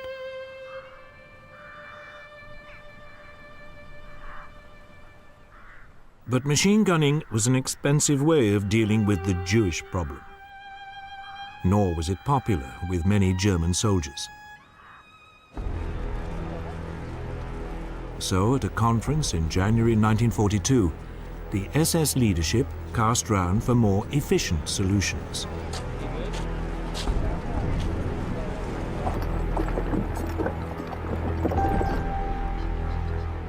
First, it tried using carbon monoxide fumes. But that didn't kill enough people quickly enough. The conference eventually agreed to set up a series of camps where Europe's Jewish population would be systematically exterminated.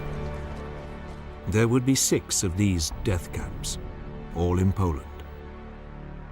They were at Majdanek, Sobibor, Treblinka, Chelmno, Belzec, and Birkenau.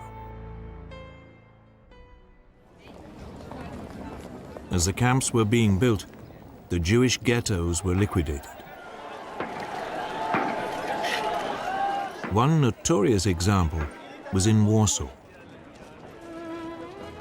Here, as the Germans moved into the ghetto to clear it out, the inhabitants fought back.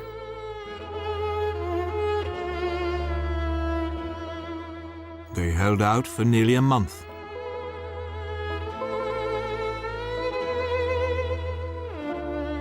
"7,000 died in the fighting before they were overwhelmed.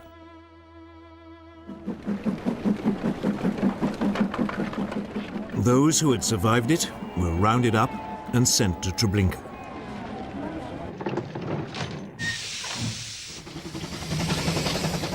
Here they entered what was rapidly becoming a highly organized system of slave labor and extermination. New inhabitants arrived at the camps in cattle trucks from all over Europe. At places like Birkenau, the extermination facilities were next to work camps like Auschwitz. At facilities like this, the new arrivals were sorted. Able-bodied men and a few women went to the work camp to be worked to death as slaves. Children, the old, and most of the women went straight to the gas chambers.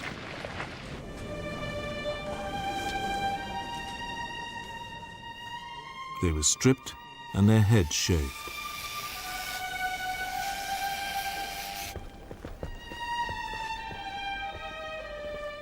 Next, they were herded, up to 2,000 at a time, into sealed rooms disguised as showers.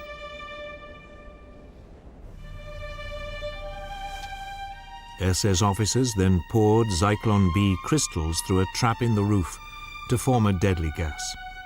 It was far more effective than carbon monoxide. At Auschwitz-Birkenau, the gas chambers could kill over 10,000 people a day.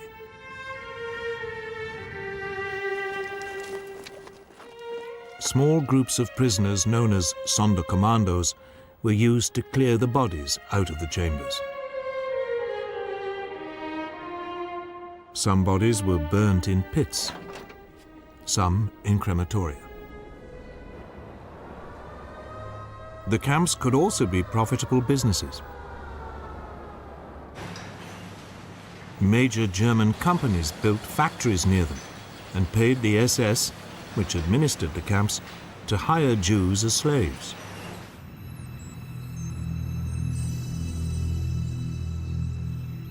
The belongings and hair of those gassed were sold off, their gold teeth melted down and hoarded.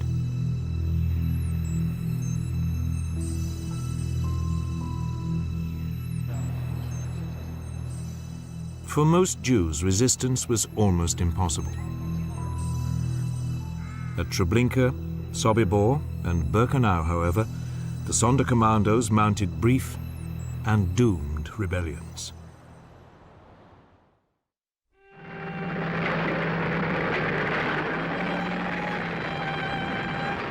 But in July 1944, most of this was still unknown.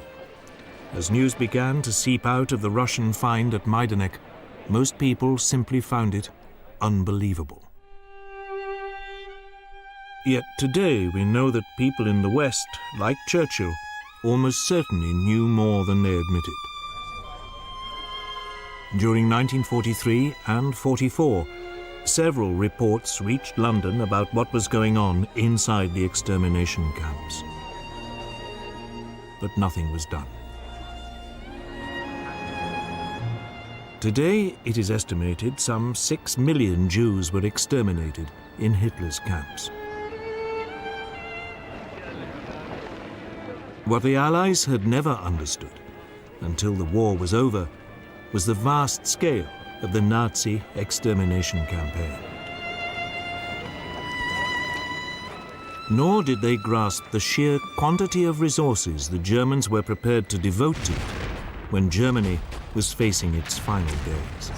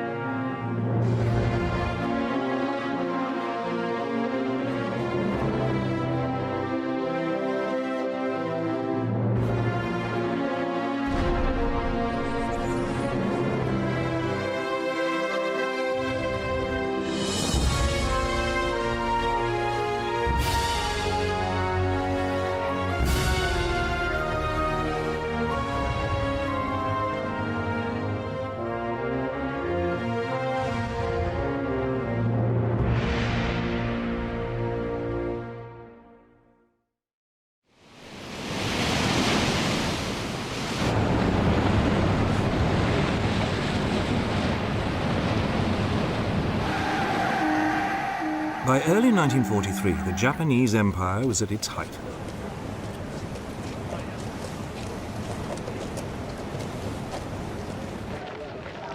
The country had occupied Malaya and Burma, the Philippines, and the Dutch East Indies, Indonesia today.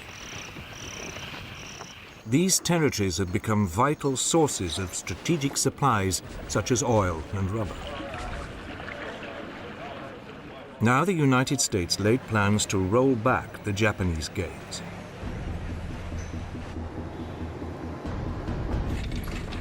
The aim was to cut the country's supply lines by seizing the occupied territories. Japan could then be gradually strangled to death.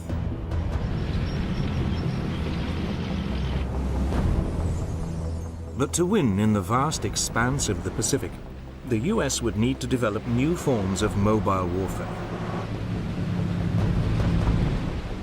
They would be based on amphibious landings supported by aircraft flying from carriers.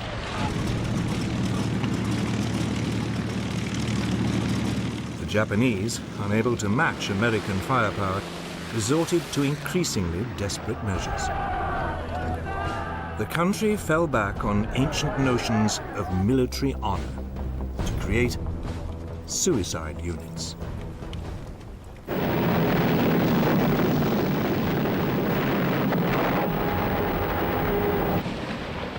The result would be a terrible loss of life.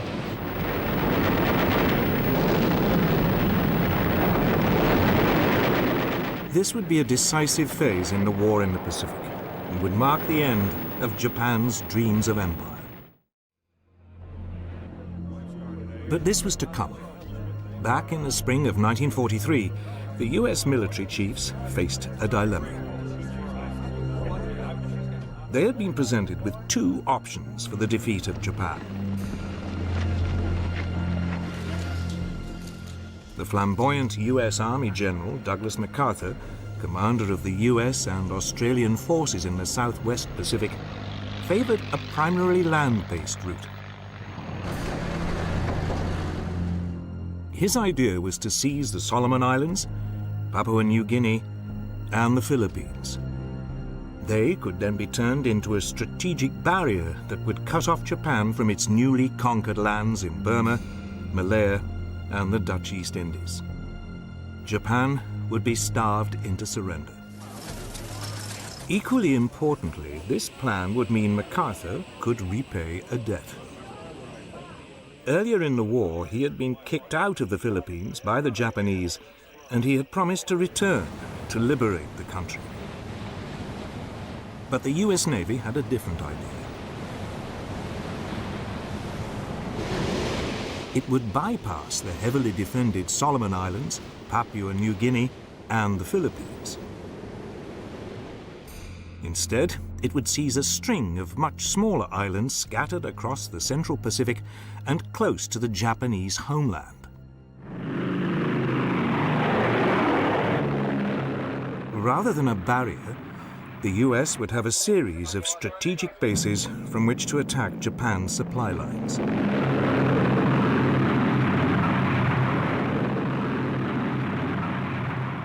They argued it would be swifter and much more economical. The American military command put off the decision. Both the Army and Navy were told to go ahead.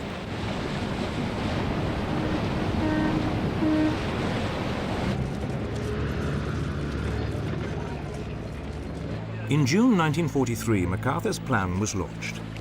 It was called Operation Cartwheel. The first target was the major Japanese military base at Rabaul on New Britain in the Solomon Islands. It would be a two-pronged attack.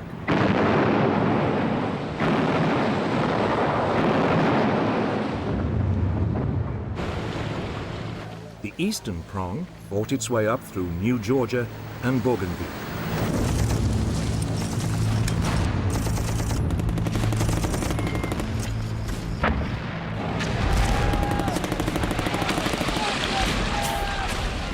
The western prong battled its way through Papua New Guinea. But the virtually impenetrable jungle and unhealthy climate made progress slow.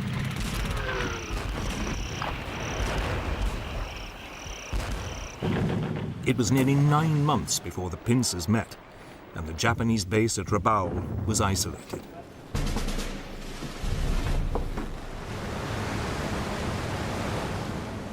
Meanwhile, as the US Army took control of the Solomon Islands, the US Navy mustered a mighty fleet.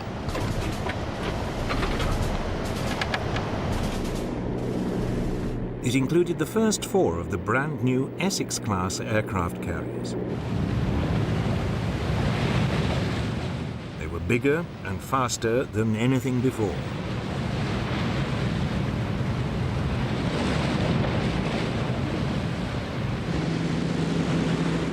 The new carriers were equipped with outstanding new planes like the Hellcat and Corsair fighters, Helldiver dive bombers, and Avenger torpedo bombers. Together, they both outperformed and outnumbered their Japanese opponents.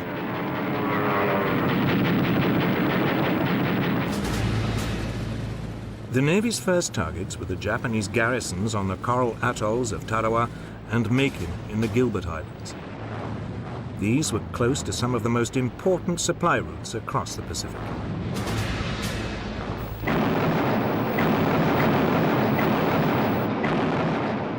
For a week, the atolls were bombed by carrier-based aircraft.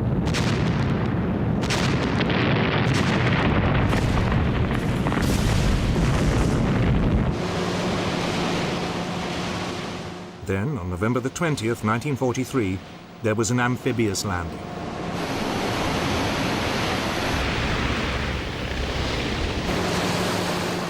Macon was captured with little difficulty.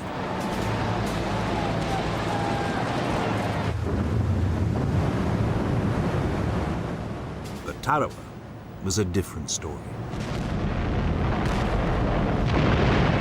Reconnaissance had failed to reveal that the water was too shallow for the landing craft.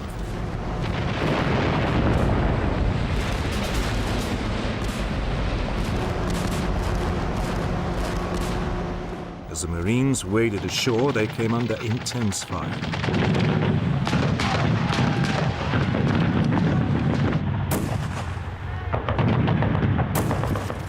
The island was honeycombed with fortified machine gun nests.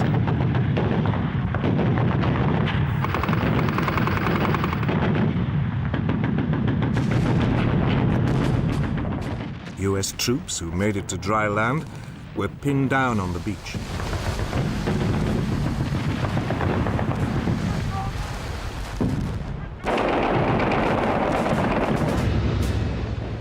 By the end of the day, over 1,500 of the 5,000 US Marines landed had been killed or severely injured.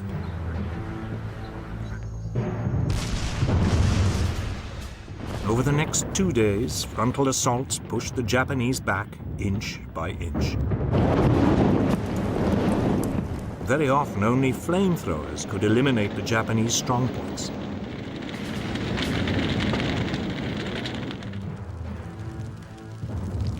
It took 3 days before the last pocket of Japanese resistance was wiped out.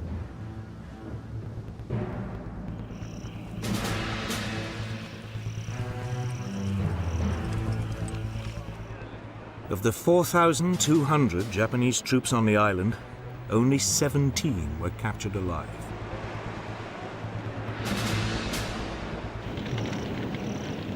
Tarawa was a terrible forerunner of what was to come.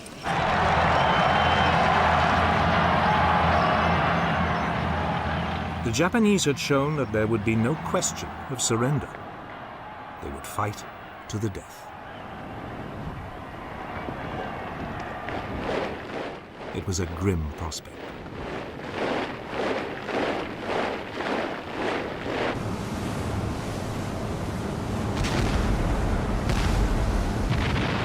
In January 1944, America's naval offensive in the Pacific moved on to the Marshall Islands.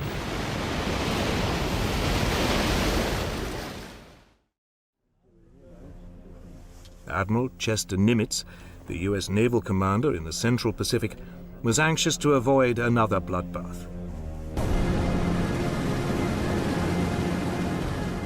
So, aircraft from his carrier force bombed Japanese airfields on the islands for nearly 2 months.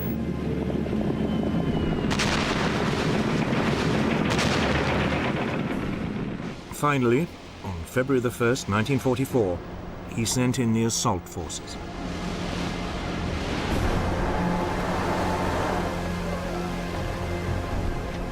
The flat and open island of Roy was quickly overrun.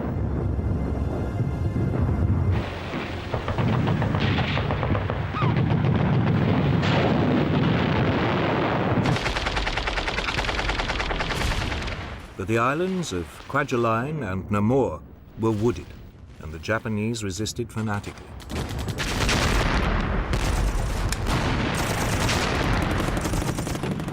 US forces used flamethrowers and explosives.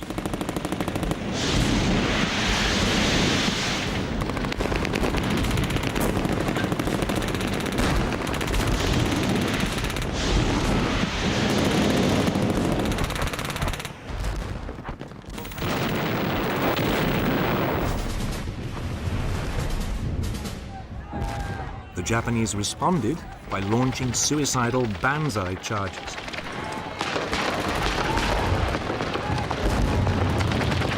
But the US forces now knew what to expect. The Japanese were beaten back.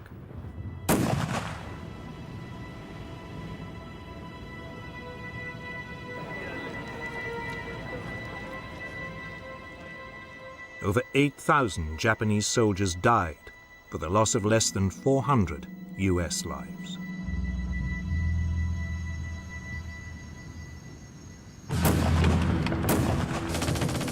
Atoll after atoll in the Marshall Islands now fell to the US advance.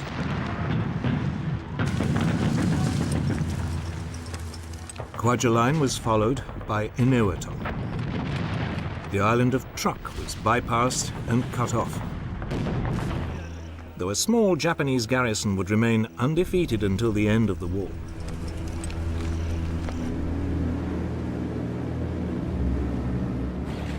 The way was now clear for the next push, 1,000 miles west towards the Mariana Islands.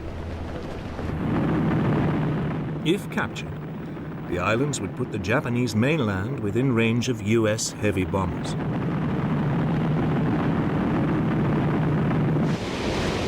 They would also enable America to block Japan's supply lines from Southeast Asia. On June 11, 1944, the US started to soften up the three main islands in the Marianas.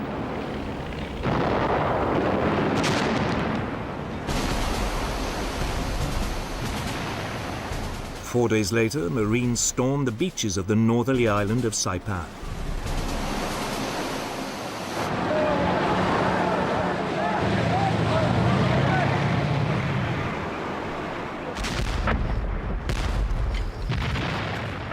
This time, the terrain was mountainous, with many caves, and the preliminary bombardment had not disrupted the Japanese defenses as much as had been hoped.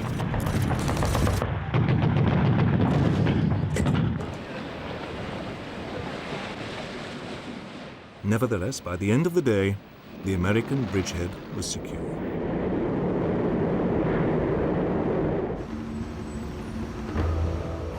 In Tokyo, the news caused mounting alarm. The Japanese High Command now sent a carrier fleet to rescue the situation and save the Marianas.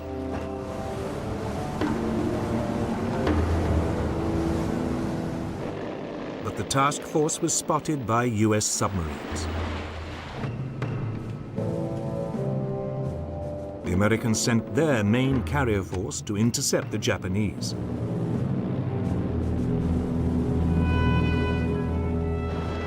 On the morning of June the 19th, 1944, the Japanese launched airstrikes against the US ships.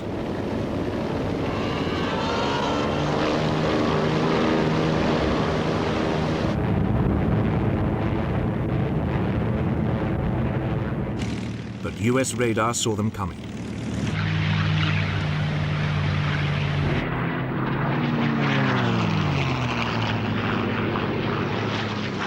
.450 fighters were scrambled to intercept the Japanese planes.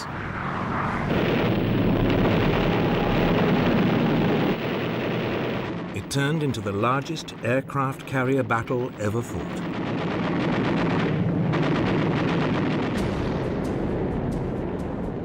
The US task force had 15 aircraft carriers and more than 900 aircraft.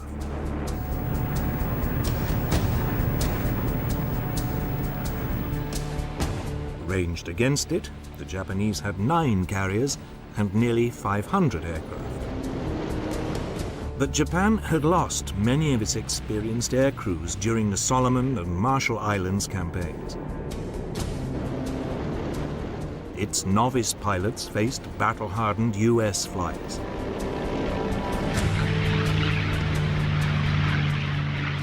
The Japanese were outgunned and outfought.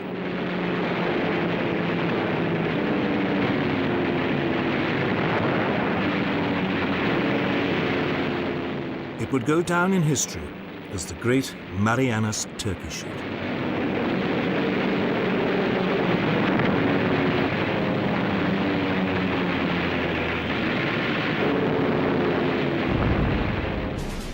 Half an hour into the battle, a torpedo from a US submarine hit the newest and largest Japanese carrier, the Taiho, while she was still launching aircraft.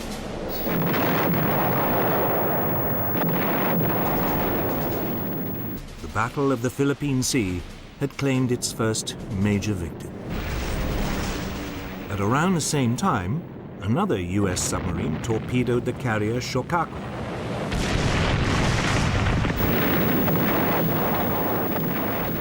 She was completely destroyed. Nevertheless, the Japanese commander decided to continue with the operation, hoping to stop further US landings in the Marianas.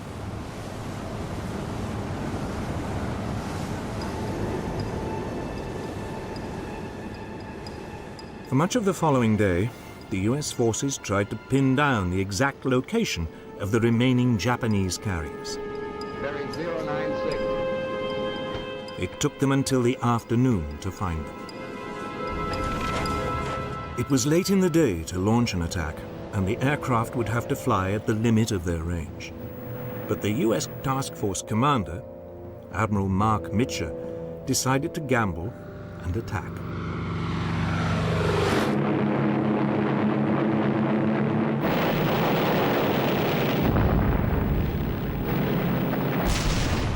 A third Japanese carrier, the Hayo, was hit and sunk. The Japanese had lost over 300 aircraft.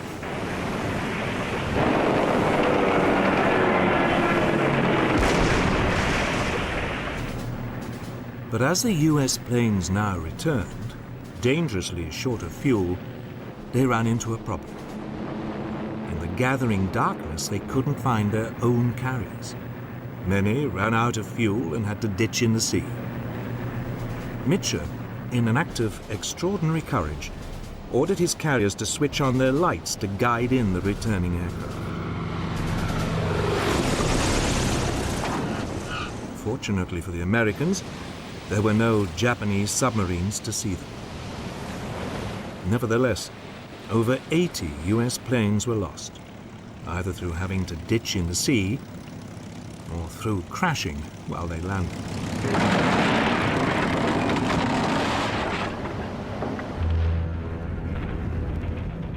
But Japanese losses had been even greater. 3 carriers and most of the aircraft needed to equip its remaining carrier fleet were gone. From now on, the United States Navy would dominate the Pacific, striking when and where it wanted.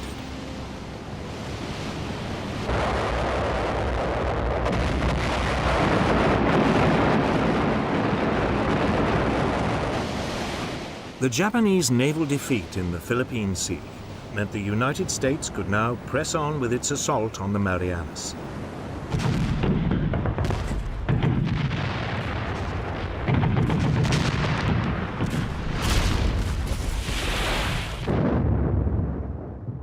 The Japanese forces on Saipan held out for 3 weeks before they were overcome on July the 9th, 1944.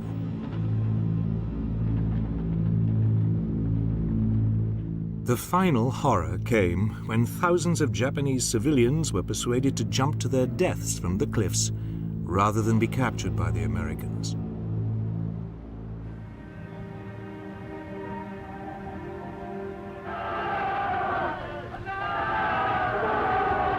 The last Japanese troops then launched their now inevitable suicide charge.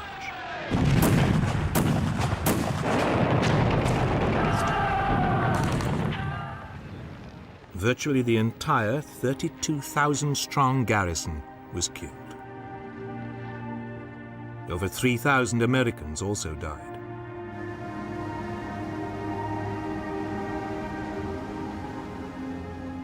Two weeks later, US Marines landed on the islands of Guam and Tinian, also in the Marianas.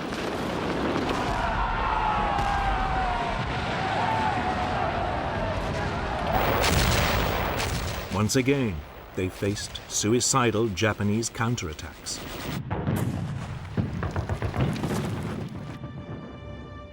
But they failed to stop the American advance. The US Navy had seized the Marianas. Both the US Army and Navy offensives had now completed the first phase of their separate strategies to isolate Japan. The US military planners now had to make a choice. Should they continue to back MacArthur's strategy and move on to the capture of the Philippines? Or should they go with the naval plan and send a fleet across the Pacific to seize Taiwan or the Ryukyu Islands?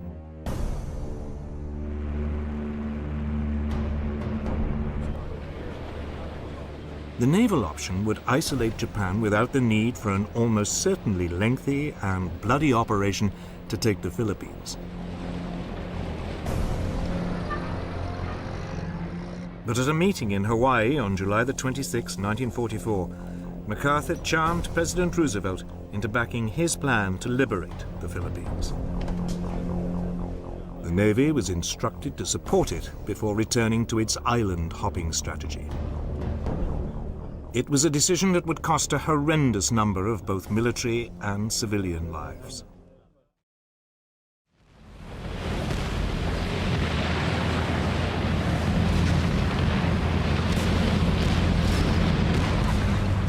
The following month, US forces landed on the Philippine island of Leyte.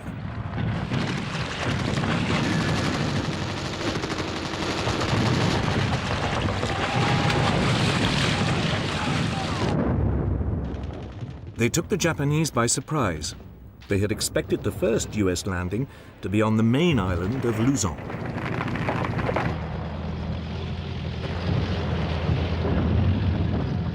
Within hours, MacArthur was striding ashore with press photographers in attendance. He later made a broadcast to the Philippine people. I see that the old flagstaff still stands. Have your troops hoist the colors to its peak, and let no enemy ever haul them down.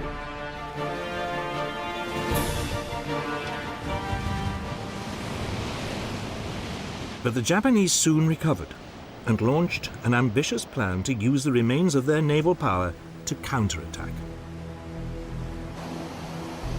Operation Show, meaning victory, was typically complex. The main strength of the Japanese fleet was divided into two groups to form a pincer. One pincer would approach through the San Bernardino Straits and attack the US landing from the north. The second would come in through the Surigao Straits and attack from the south. Meanwhile, a decoy group of Japan's last 4 carriers would approach the Philippines from the northeast, hoping to lure away the main US carrier force covering the landing. The northern arm of the Japanese pincer came under air attack almost immediately.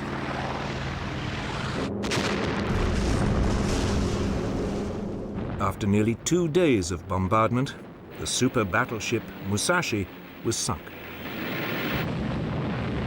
The northern pincer then appeared to retreat.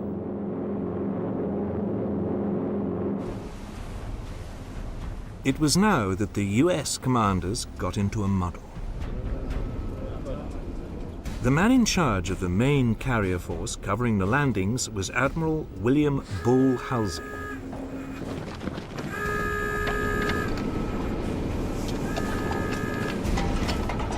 He now got word of the Japanese carriers approaching from the northeast. Halsey, believing the northern pincer was no longer a threat, set off to intercept them.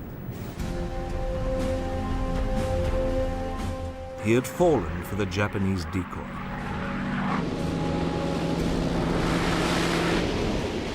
The force protecting the US landing was now severely weakened.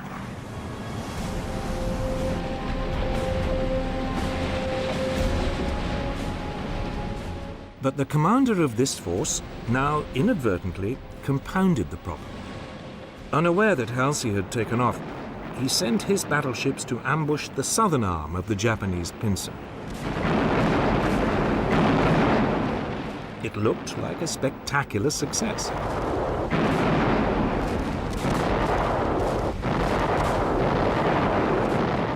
But then disaster struck.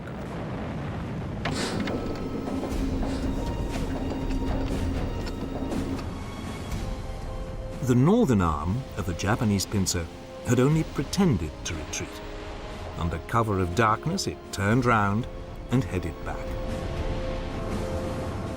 It then attacked the hugely depleted force protecting the US landing. Only a handful of small escort carriers and destroyers faced the Japanese super battleship Yamato and 3 other battleships.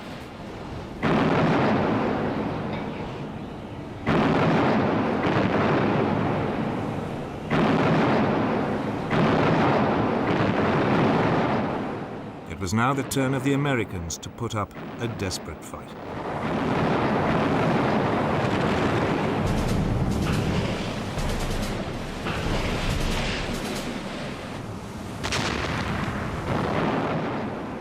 The Japanese tactic had caught the US aircraft unprepared. They were armed with high explosives for land operations rather than armor-piercing bombs for ships.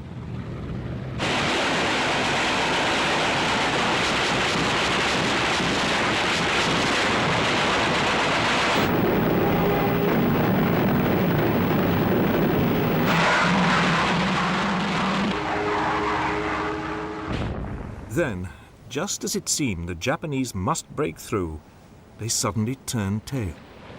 Their commander had worried he was sailing into a trap.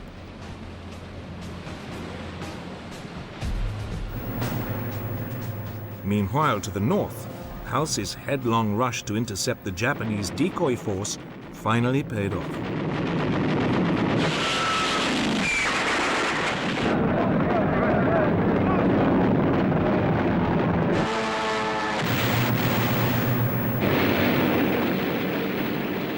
On October the 25th, 1944, all 4 Japanese carriers were sunk.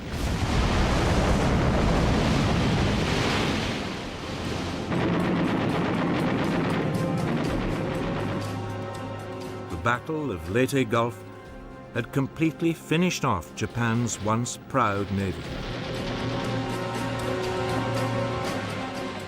There was now little hope of holding back the American advance. For Japan, it was time for desperate measures. The stage was set for a terrible climax to MacArthur's plan.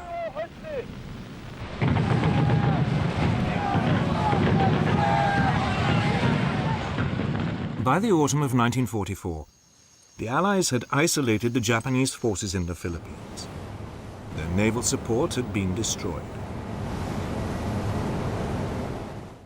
Japan needed a new tactic if it was to hold back the American advance.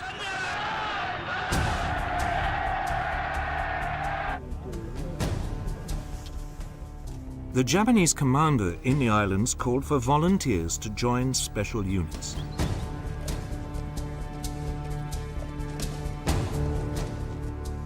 They were called the kamikazes, or divine wind, and drew on the Japanese military code of honor that it was better to die than live as a coward.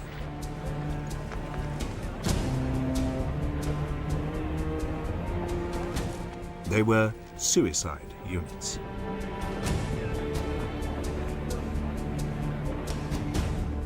On October the 25th, 1944, the first kamikaze unit took a final ceremonial drink before taking off. Its target was the US fleet.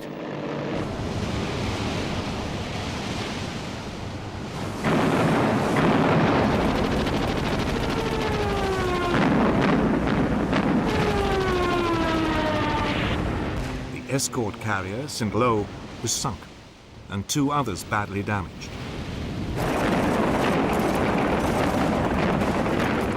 Further kamikaze attacks followed.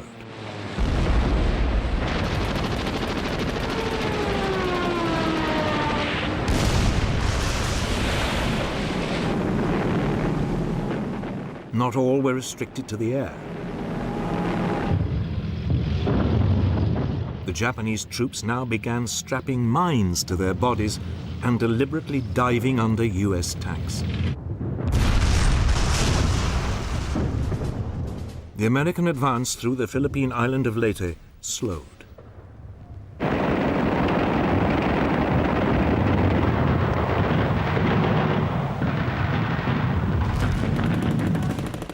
It would take 2 months before the island was finally secured.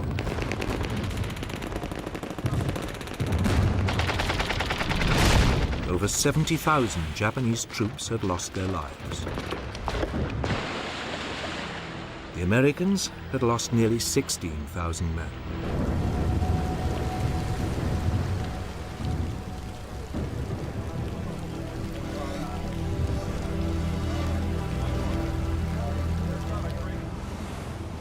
But MacArthur was undaunted. He now moved on to the main Philippine island of Luzon. The defenses were, as usual, softened up by air attacks.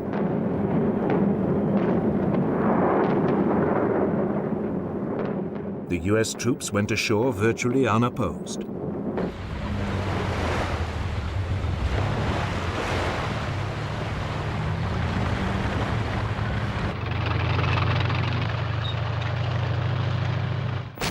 But as they advanced, Japanese resistance stiffened.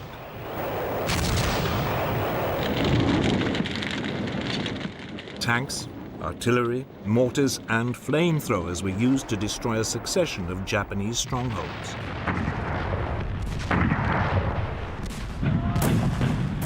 Painfully, the US forces battled forward.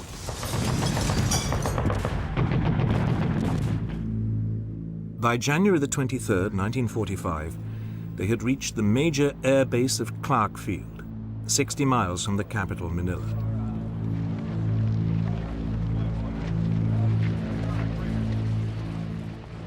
A week later, they were approaching the capital itself.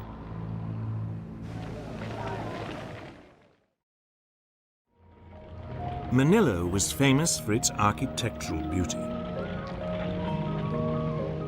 The Japanese regional commander had taken a decision to preserve its buildings by not defending it. But the junior Japanese garrison commander disobeyed orders and refused to withdraw. His 20,000 troops pledged to defend Manila to the death. There now began a ferocious month-long battle to seize the Philippine capital.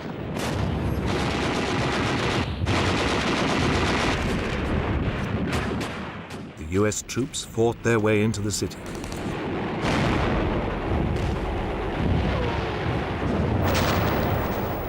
At first, they too tried to preserve the major buildings. But as they ran into snipers, machine gun nests, and hidden artillery, they were forced to reduce much of the city to rubble.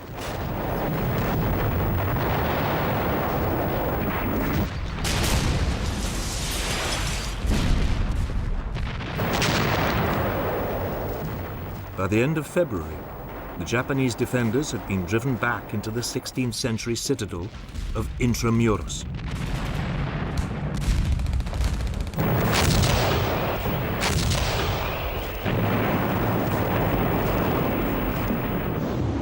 It would take another week of fierce fighting to flush them out.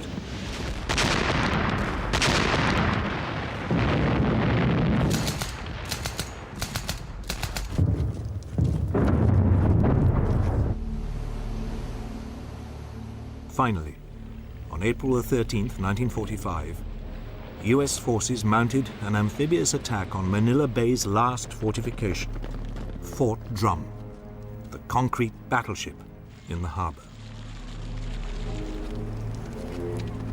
Its ventilation shafts were packed with kerosene, white phosphorus, and explosives.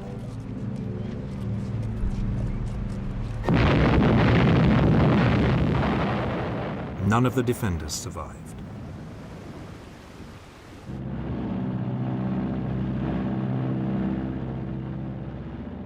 The battle for Manila had been an horrific affair.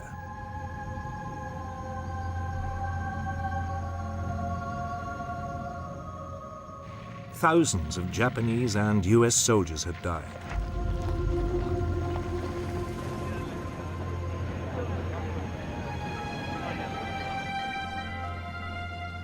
But the real horror was that some 100,000 civilians also lost their lives.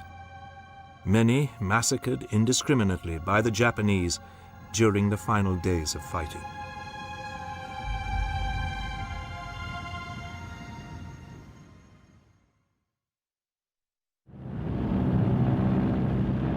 Elsewhere in the Philippines, there were more than 50 US landings on other smaller islands.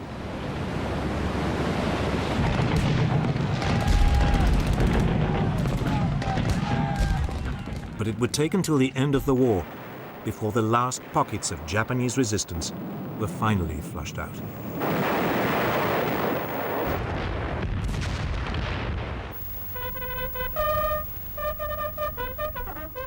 MacArthur's conquest of the Philippines had proved as difficult and costly in lives as his critics had feared. It may also have been unnecessary.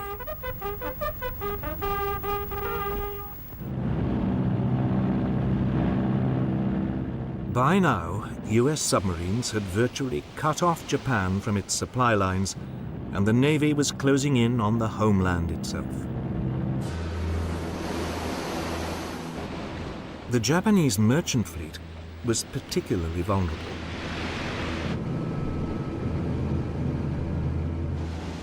It was rarely organized into convoys, and anyway, there weren't enough escort vessels to protect them.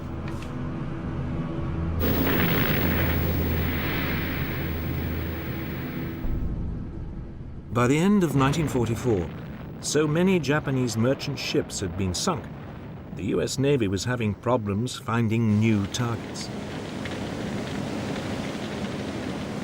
US submarines now moved in ever closer to the shores of the Japanese home islands. Japan was being starved of fuel, food, and raw materials.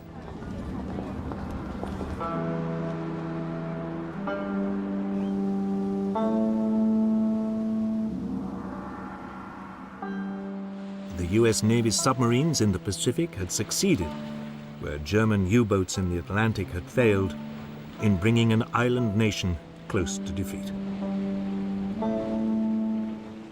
But now, the US forces faced the daunting prospect of invading its fanatical enemy's homeland.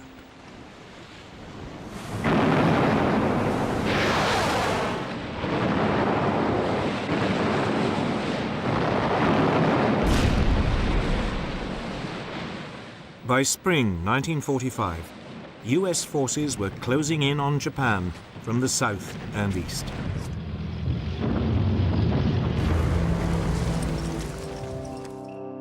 But to the west, in China, Burma, and India, a separate campaign had been unfolding.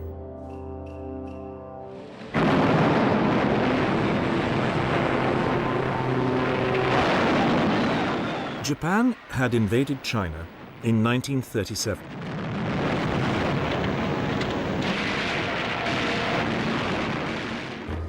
The United States had regarded the Chinese leader, Chiang Kai-shek, as a Western ally and sent aid.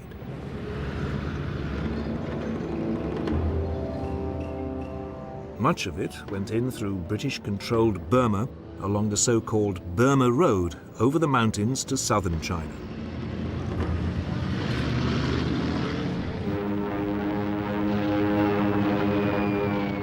Then, in 1942, Japan invaded Burma and kicked out the British. The Burma Road was shut down.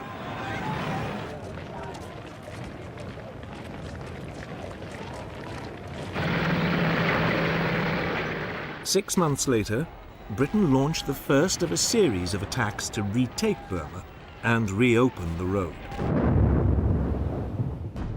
The first, in late 1942, advanced down the Burmese coast from India. But the Japanese crushed it.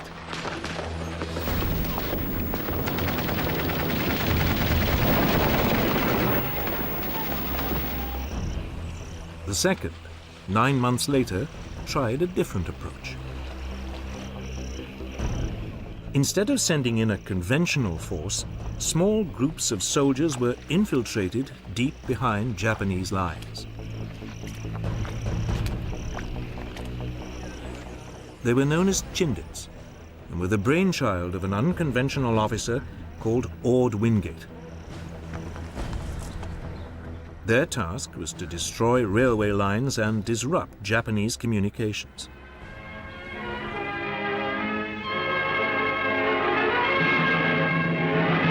Chindits, that's the name for the guardian statues which stand at the steps of Burmese pagodas. A name from legend that's become flesh and blood, living guardians of Burma's liberty.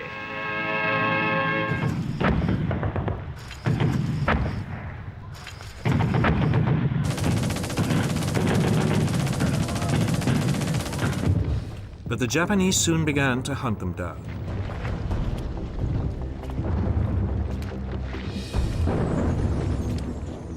By mid-April 1943, over 1/3 of the Chindit forces had been killed. The remainder were forced back into India. The struggle to retake Burma was becoming a serious problem. So, in late 1943, the Allies turned to US General Joseph Stilwell. We got run out of Burma, and it's humiliating as hell. I think we ought to find out what caused it, go back and retake the place. Stilwell had spent years helping to overhaul the forces of neighboring China. The Allies now decided to put them to the test.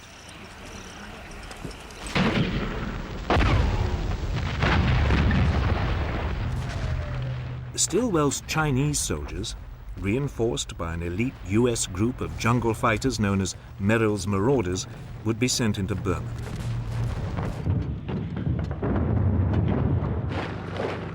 In October 1943, they crossed the border and made their way down the east side of the country.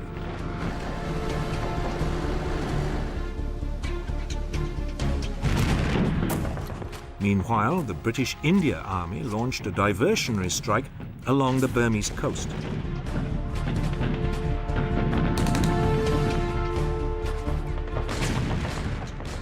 Finally, Chindits moved into northern Burma, deep behind enemy lines, to cut Japanese supply routes. The Japanese fell for the diversionary tactic and sent forces to counterattack along the coast. 2 divisions of troops from British India came under fierce fire.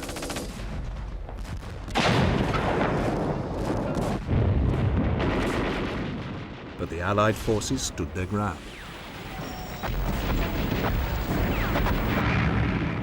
They were resupplied from the air. They could now fight back, and 2 weeks later, the Japanese withdrew.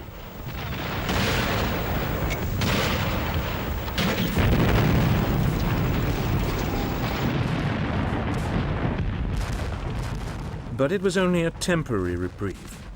The Japanese launched a counter-offensive of their own.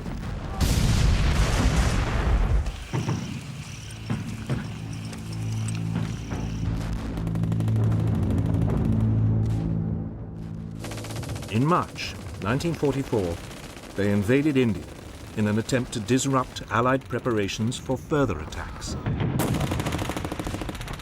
For 2 weeks, there was intense fighting.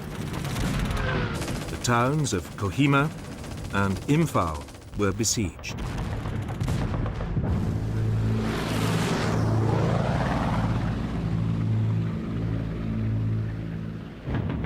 But there was stiff resistance, and the Japanese were finally forced to withdraw. Over 65,000 of them were killed. It was a major blow to their military strength in the region.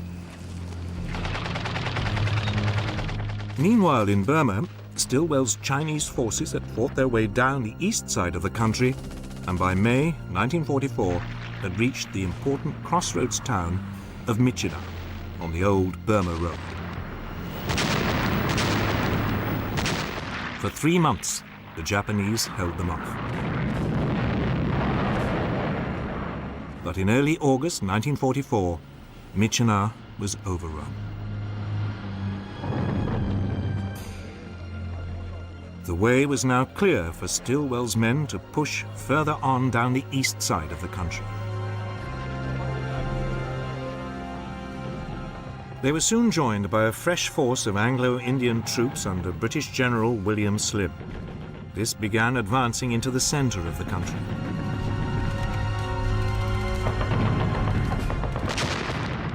In early March 1945, Slim's forces took the important communications center of Myitkyina. Soon afterwards, they seized Mandalay.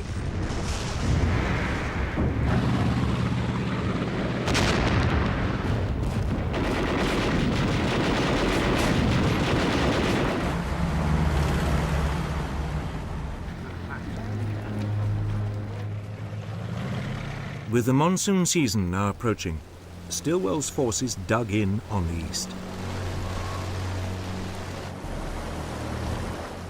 But Slim's forces pushed on towards the Burmese capital of Rangoon. They were slowed down by the rain. But by early May 1945, the Allied troops were 20 miles north of Rangoon.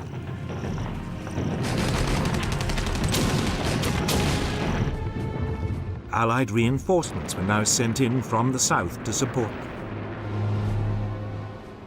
Gurkhas parachuted into the Irrawaddy Delta. An Indian division came in by sea.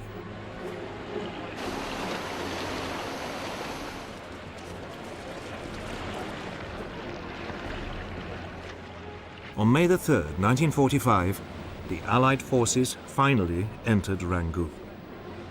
But the city was empty. The Japanese had pulled out rather than risk being cut off.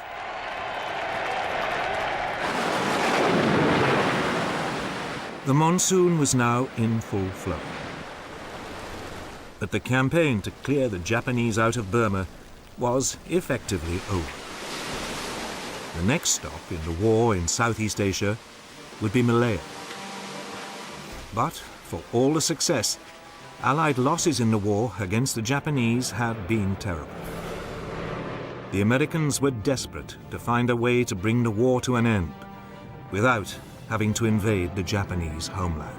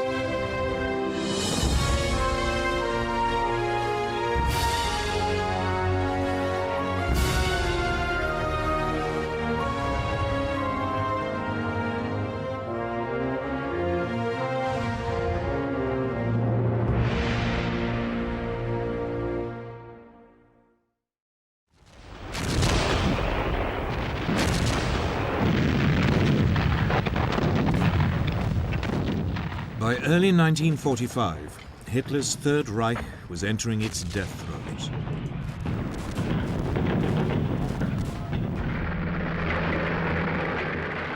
In the west, Allied forces had pushed to within striking distance of the Rhine. In the east, the Red Army was crossing the Polish border into Germany.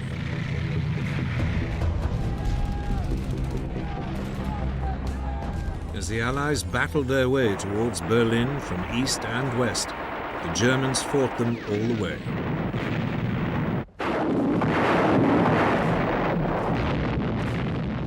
But it was a hopeless task. By May 1945, Hitler would be dead and Germany finally defeated.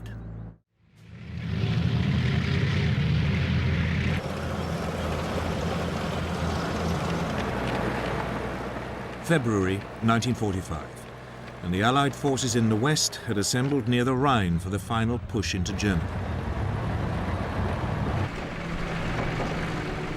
In the north were the massed ranks of Field Marshal Bernard Montgomery's 21st Army Group.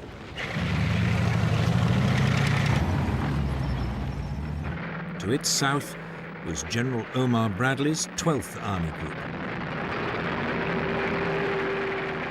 It included the US 3rd Army, commanded by General George Patton.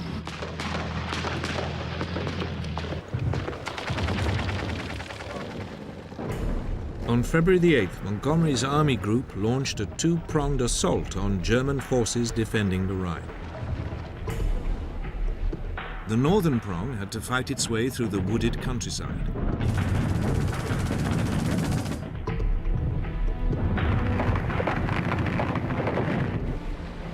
The southern prong was delayed when the Germans released water from a series of dams, flooding the surrounding area.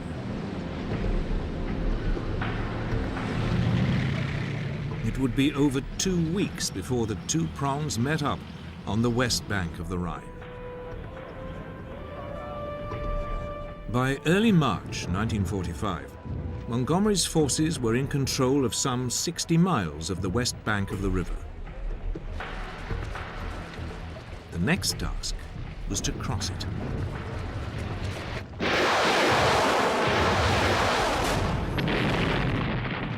South of Montgomery, Bradley's armies were also moving eastwards, looking for a route across the river.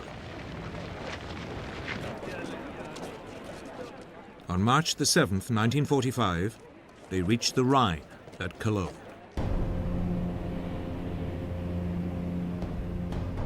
But Hitler had ordered all the bridges to be destroyed.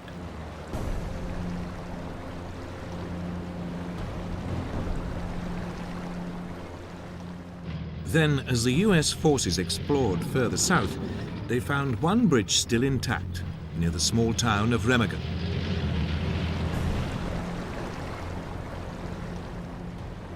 They made a dash for it, brushing aside German resistance.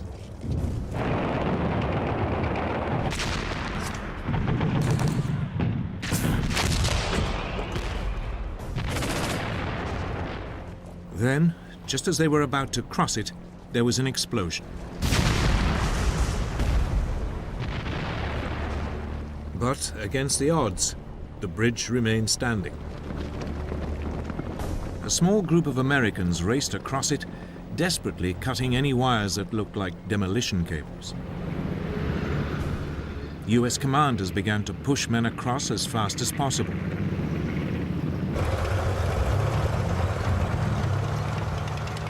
The Allies had at last penetrated the German heartland.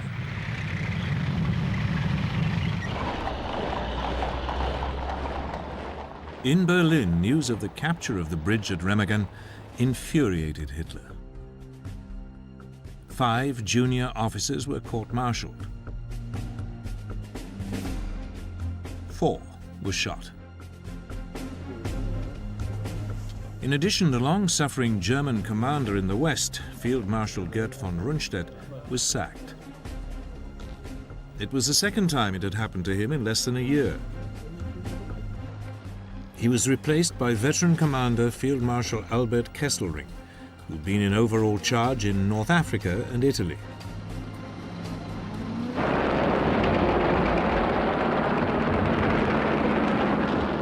Over the next week, the Germans launched desperate air attacks to try and destroy the bridge at Remagen.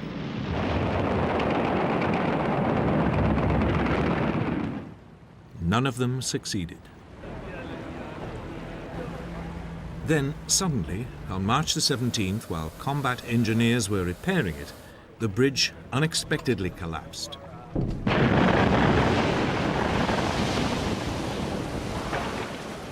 "28 men plunged to their deaths. The first Allied thrust into Germany had been blocked.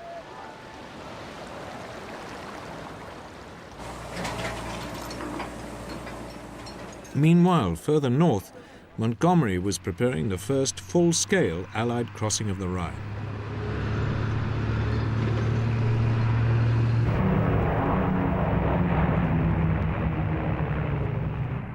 On March the 23rd, 1945, he launched an aerial bombardment on German forces defending the east bank of the river. Some 200 RAF Lancaster bombers virtually flattened the town of Verdun. Then British commandos in Buffalo amphibious vehicles crossed. They met little opposition from the dazed German defenders.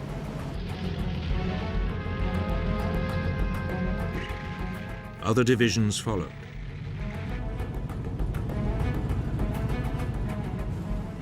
The crossing lasted all night.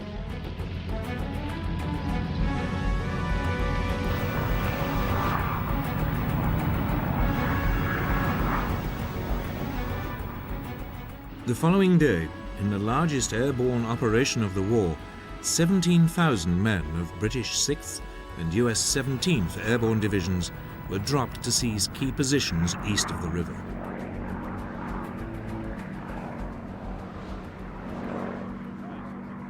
They were met by heavy German anti-aircraft fire.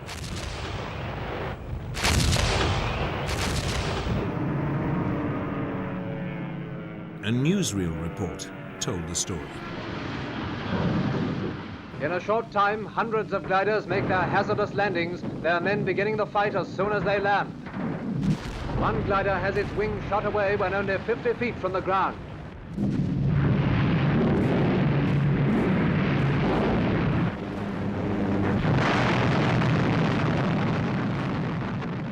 More than half the gliders were destroyed or damaged before landing. But within hours, the paratroopers linked up with Montgomery's land forces and the Allied bridgehead was secured. It should have been, for the ferociously competitive Montgomery, a moment of glory. But he'd been upstaged. The night before, his great rival, General Patton, had unexpectedly crossed the Rhine near Oppenheim and had already entered Germany. It was a sign of the intense rivalry between Montgomery and American commanders as they competed to be the first into Germany. Over the next few days, there were more Allied crossings. German defenses along the Rhine collapsed.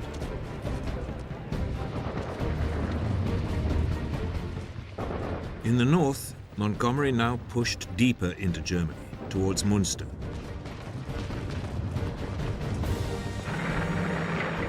In the south, Bradley's forces, including Patton's Third Army, pushed east towards Marburg and Lauterbach.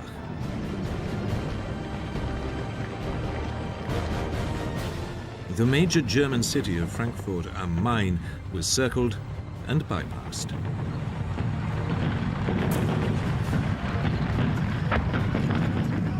Die-hard German troops fought back ferociously.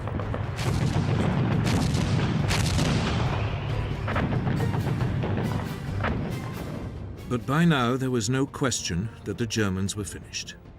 The only issue was when they would realize it.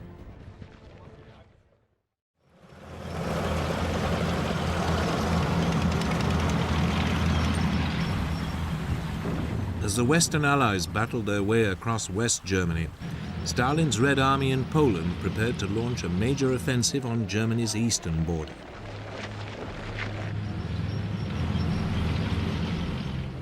Hitler's forces in the region were poorly equipped and ill-prepared to repel an attack. The supplies of weapons had run so low, they were reduced to using First World War rifles.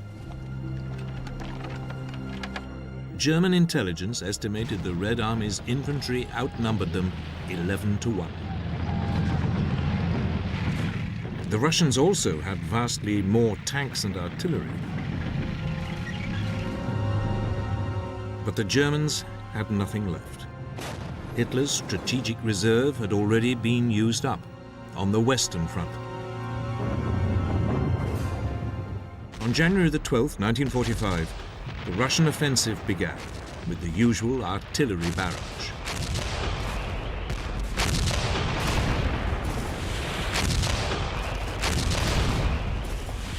It stretched along a 300-mile front.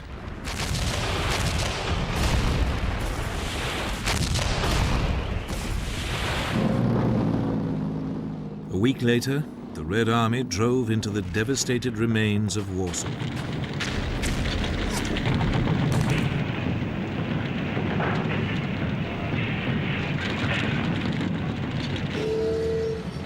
They then pushed westwards towards the German border, 300 miles away.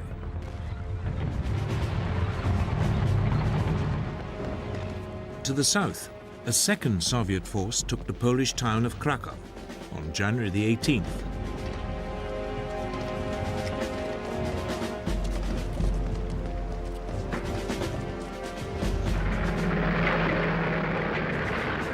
As the Soviet forces now raced westwards on a broad front across Poland, they left behind pockets of German resistance in cities like Poznan and Breslau.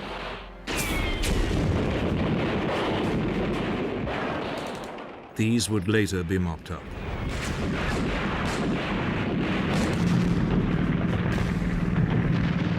By the end of January 1945, Soviet troops had crossed the German border and reached the river Oder. The Russians were now just an hour's drive east of Berlin.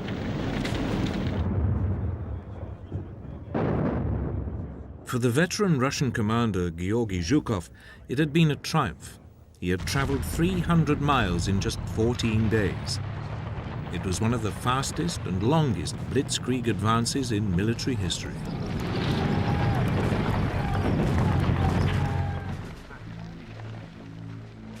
Zhukov's troops now paused to catch their breath and bring up supplies.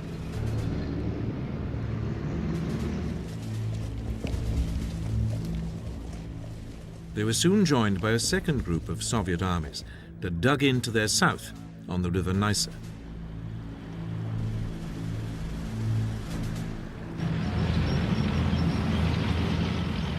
Meanwhile, a third Russian force penned the remnants of the German armies in East Prussia into the Baltic port of Königsberg, Kaliningrad today.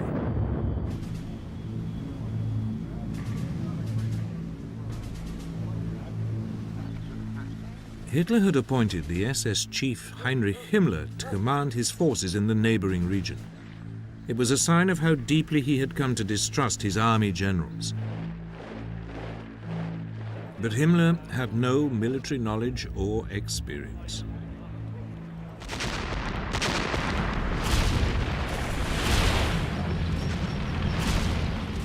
During February 1945, troops under Himmler's command were torn apart by Russian forces moving west.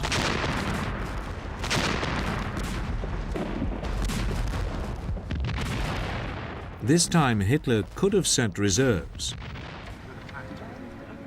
A large force of German troops still occupied the Courland Peninsula in neighboring Latvia. But in another bizarre decision, Hitler refused to allow it to break out and provide assistance. He was still committed to holding on to land, his Lebensraum, however irrelevant or wasteful it might now be.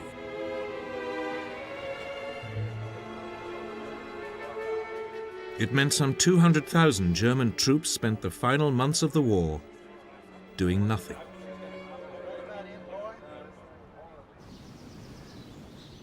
The Red Army now prepared for its final assault on Berlin.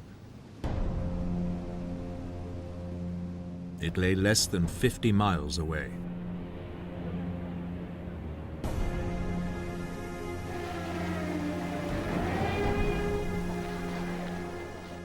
In Germany, the imminent Soviet invasion caused mass panic among the civilian population.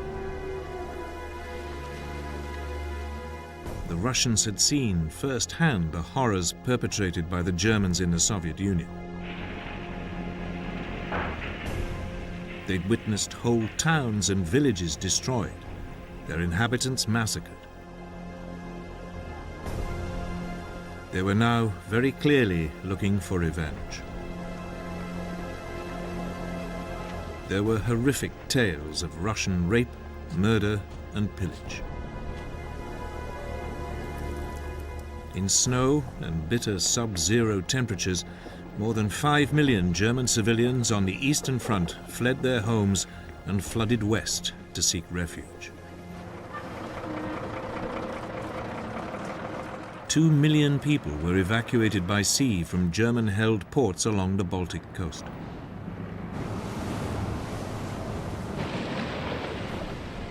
They were easy pickings for Soviet submarines.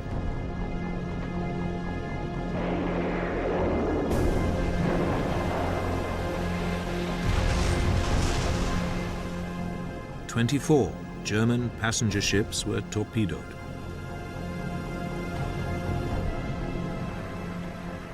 They included the cruise liner Wilhelm Gustloff, which had over 10,000 people on board. Barely 1,000 survived, the worst loss of life ever in a single incident at sea.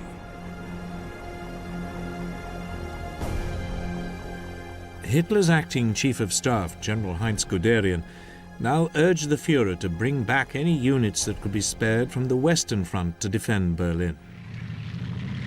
Hitler agreed and brought back the elite 6th SS Panzer Army. But he didn't send it to Berlin. He sent it to Hungary.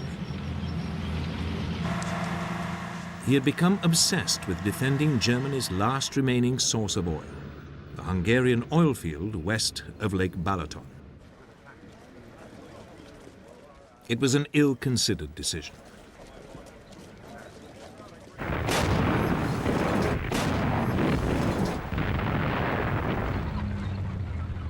In Hungary, the panzers were hopelessly outnumbered by the Russians.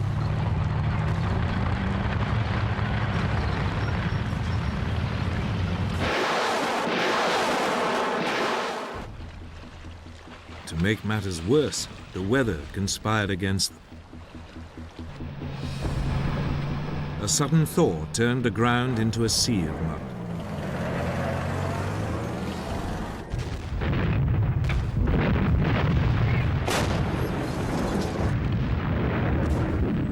For several days, the panzers struggled to hold back the advancing Russians.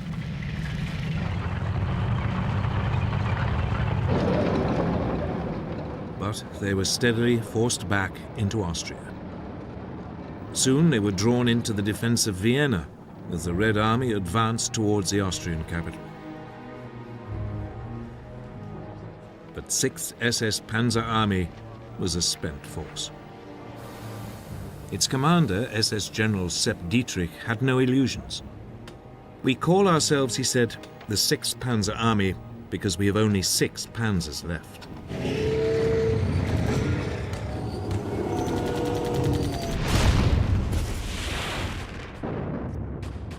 On April the 10th, the Red Army swept them aside and took Vienna. As they did so, the question now became, who would be the first to reach Berlin? Would it be the Red Army or the Western Allies? The race for Berlin had become not just a military, but a political issue.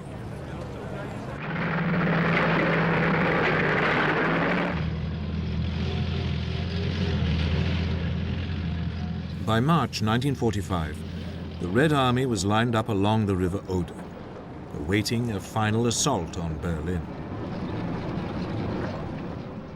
It presented the Allied military command in the West with a dilemma. Berlin was less than 300 miles from their advanced positions. Most Allied commanders wanted to race to the city to beat the Russians. But at a conference a month earlier in the Black Sea port of Yalta, the Allied leaders had divided up Germany into zones of influence. Berlin was firmly inside the Russian zone. So Eisenhower was instructed to tell his commanders to ignore Berlin and spread out to take the rest of the country.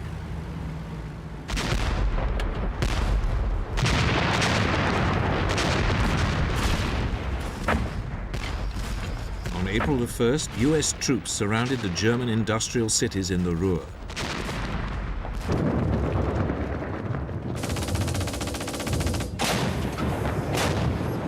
German soldiers occupying the area put up a stiff resistance.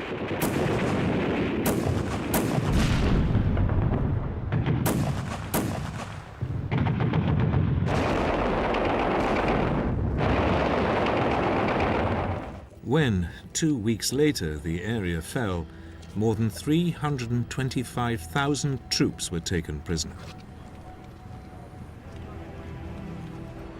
It was one of the largest number of German prisoners taken in the war so far. The German commander, the die-hard Nazi Field Marshal Walter Mödel, committed suicide.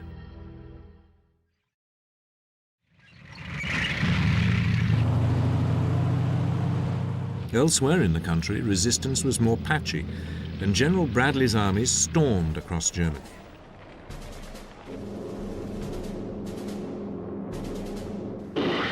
By April the 18th, 1945, the US forces had punched a corridor through to the Czech border, splitting Germany in two.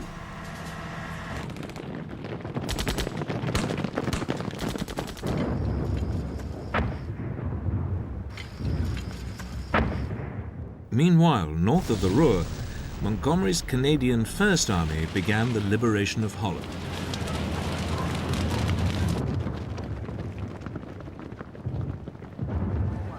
The Dutch had suffered horrendously during the bitter winter of 1944-1945.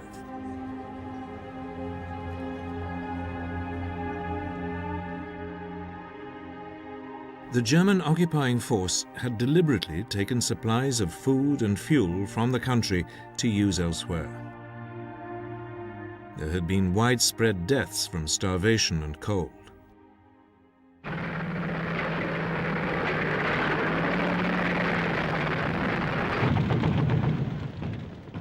The Dutch town of Arnhem was seized on April the 15th, 1945. Progress was rapid, and on the following day the Canadians had liberated Groningen, close to the Dutch north coast.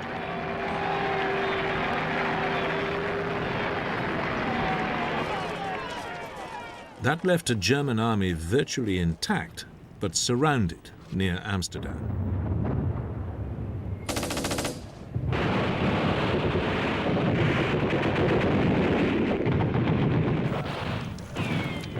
Soon afterwards, a ceasefire was negotiated.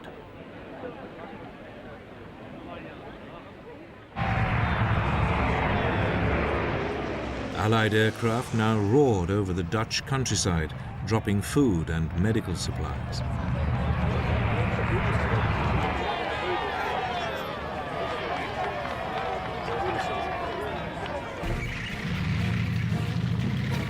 At the same time, the British Second Army, also under Montgomery's command, pushed fast across the North German plain.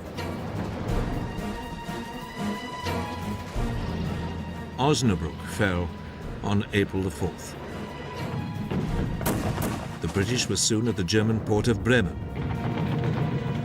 Here there was fierce German resistance.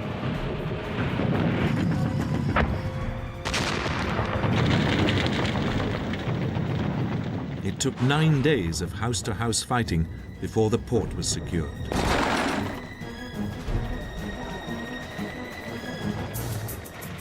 Two days later, Montgomery's British forces reached the Elbe at Lauenburg.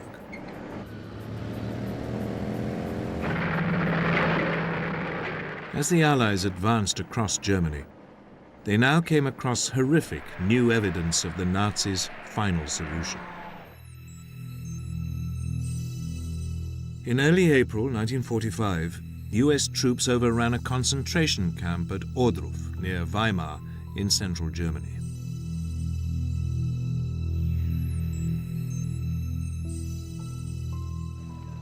A visibly shocked General Eisenhower paid a visit. The SS had evacuated most of the prisoners, but they had left behind piles of bodies.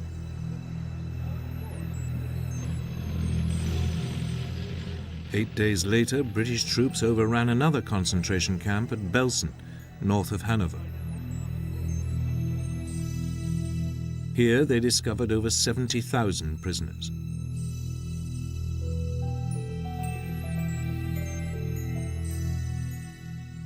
Thousands were already dead. The remainder were starving and disease-ridden.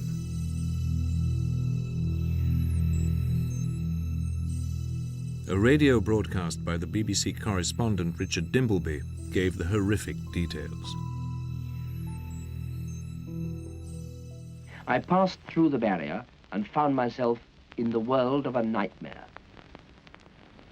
The living lay with their heads against the corpses, and around them moved the awful ghostly procession of emaciated, aimless people, with nothing to do and no hope of life, unable to move out of your way, unable to look at the terrible sights around them. It was as though they were waiting their turn. This is what the Germans did. Let there be no mistake about it, did deliberately and slowly.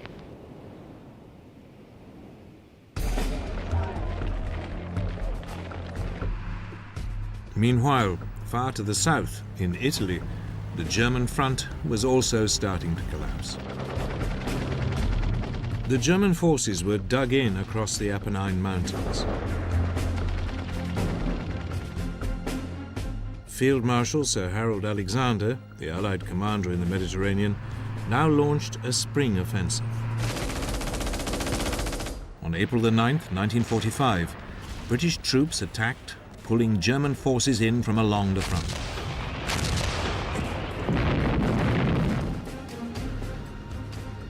Five days later, US troops also moved forward and swiftly reached the south bank of the River Po. The Germans retreated to the north bank. But Hitler's commander in Italy, General Heinrich von Wietinghoff, had no illusions that he could hold back the Allied advance for long. So he now made approaches to the Allies and on April the 29th surrendered unconditionally.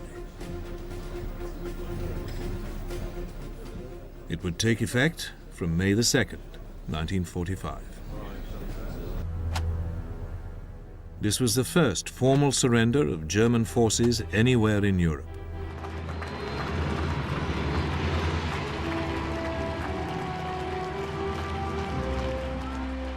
The war was moving swiftly towards a conclusion.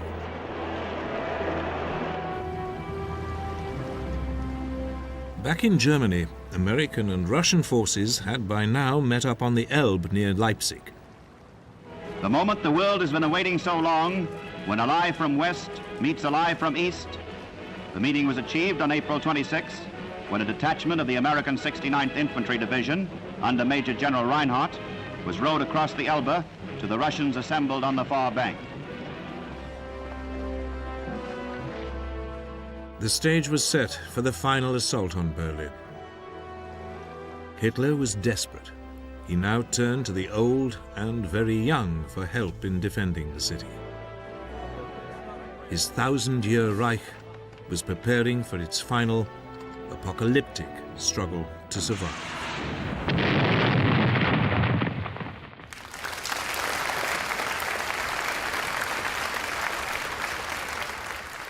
On April the 1st, 1945, Joseph Stalin summoned his top commanders to Moscow to receive their orders for the capture of Berlin.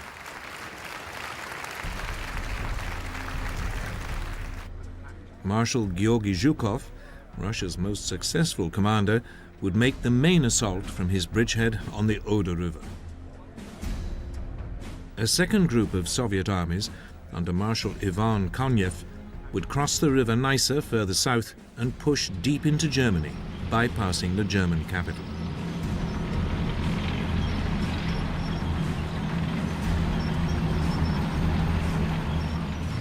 Between them, they represented a massive Soviet force of over 2.5 million men. They were equipped with 6,000 tanks and self-propelled guns and 40,000 guns, mortars, and rocket launchers. But the Germans were never going to make it easy. The city was defended by about 1 million troops. Many were dug into strong defensive positions, particularly along the Silo Heights, a steep escarpment rising out of the Oder Valley and slap in front of Zhukov's point of assault. The defenders were a mixed bunch of combat veterans, SS fanatics, and inexperienced conscripts, some as young as 14, as well as elderly members of the Volkssturm, or People's Army.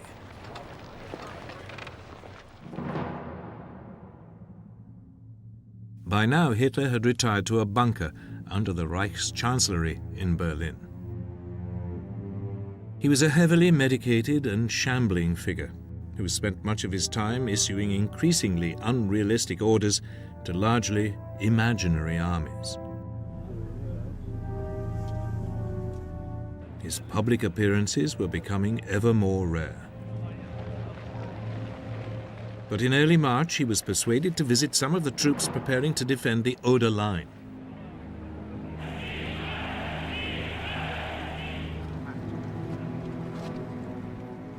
Later in the same month, he emerged to inspect a small group of Hitler Youth soldiers.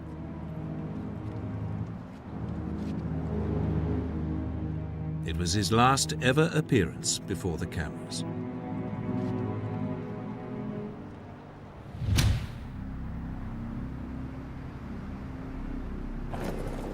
Then, on April the 13th, 1945, the US President, Franklin Roosevelt, died of a heart attack. He had been one of the architects of the war, responsible for throwing America's might behind the Allied offensive. The Nazi propaganda minister, Joseph Goebbels, seized on the event to encourage his increasingly befuddled Führer to believe the Allied alliance would collapse. A German victory could still be snatched from the jaws of defeat.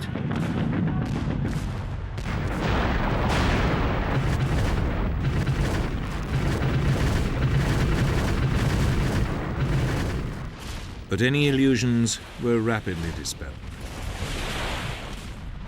3 days after Roosevelt's death, Zhukov began his assault on Berlin.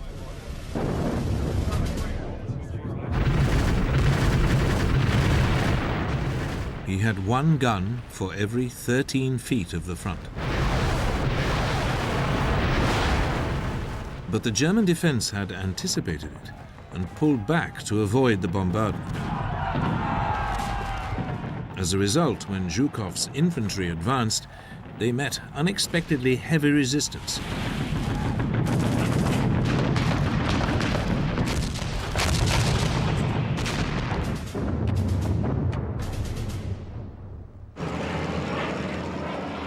Desperate to retrieve the situation, Zhukov threw in his tanks.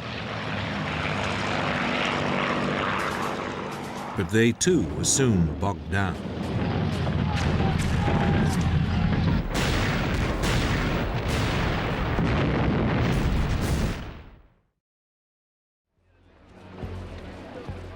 Meanwhile, to the south, the assault by Konyev's second group of armies had gone better.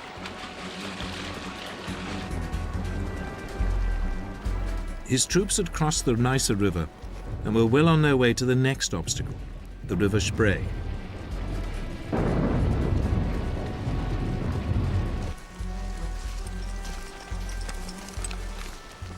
Stalin stoked the rivalry between his two commanders by authorizing Konyev to swing his tanks north towards Berlin. He was only too happy to see a race to take the city.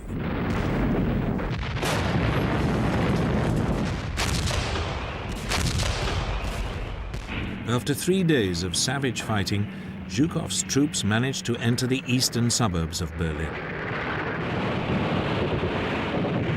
At the same time, Konyev was approaching the city from the south. There was desperate German resistance.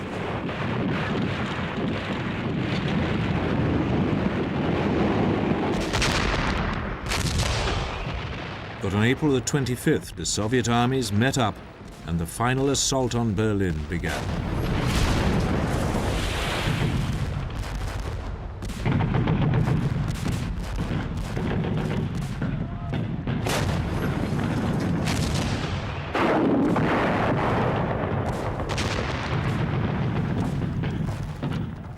As the fighting moved on from district to district, civilians began to emerge from the cellars.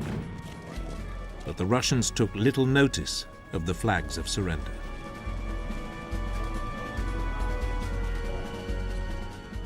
The rape of German women and girls was widespread.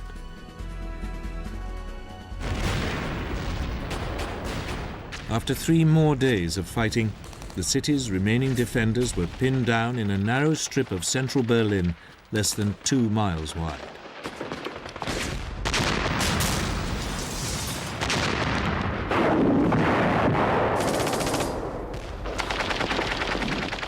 Every street and house was contested.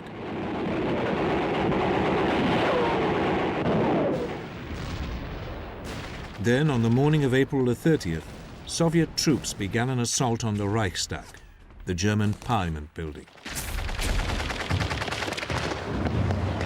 Stalin regarded it as the symbol of Nazi power.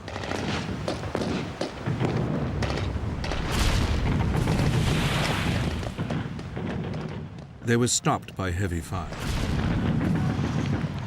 So they blasted the building at point-blank range with heavy artillery.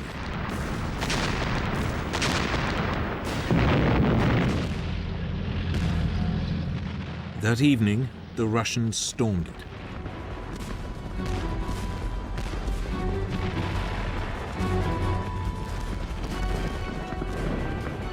Fighting raged from room to room and up and down corridors and staircases.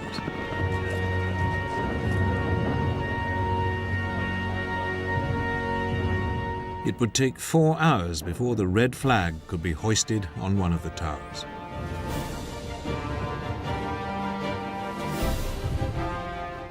The next morning, on May the 1st, 1945, the event was restaged for the cameras.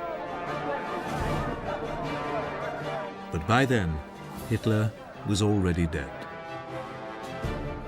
On April the 30th, as fighting raged overhead, the man whose insane ambitions had embroiled the world in war, laid waste a continent, and led to the extermination of millions of Jews, took his own life. Sie wollten, Herr, kompromisslos die einzige Macht und alleinige Macht in Deutschland. Wir können glücklich sein zu wissen, dass diese Zukunft restlos... His longtime mistress, Eva Braun, who he'd married the day before, died with him.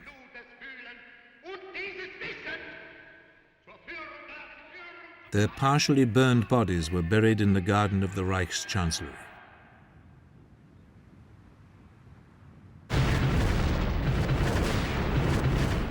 But the fighting continued.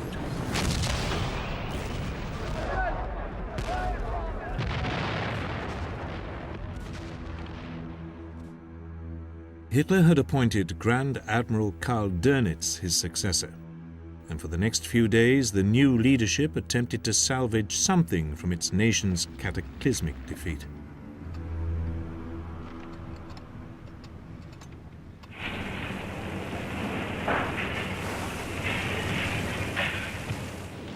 On May the 1st, 1945, the day after his death, German people were told that their Führer had fallen in battle. But they were told to continue the fight against the Bolshevik menace.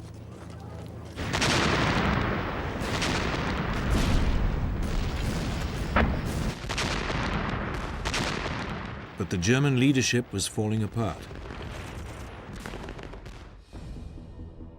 In Berlin, Joseph Goebbels and Martin Bormann tried to negotiate a city-wide ceasefire with the Russians. But the Russian commander, Marshal Zhukov, demanded unconditional surrender of all German forces everywhere. It was more than Goebbels and Bormann could deliver. Fighting in Berlin continued.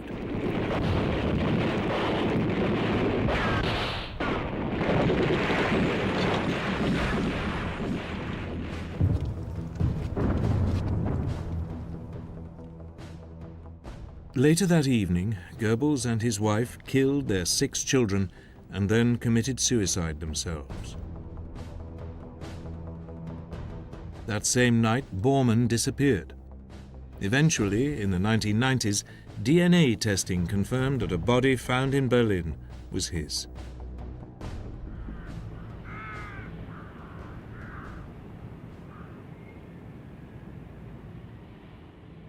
The next morning, Berlin surrendered.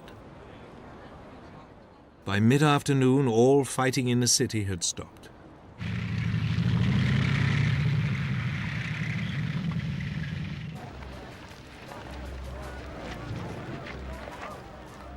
Across the country, the pace of the German surrender now gathered momentum.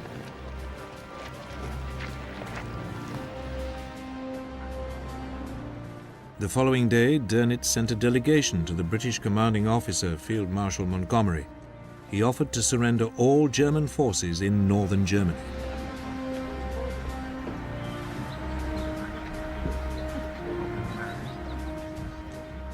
Montgomery sent a reply saying he didn't have the authority to accept a surrender on behalf of the Americans or the Russians.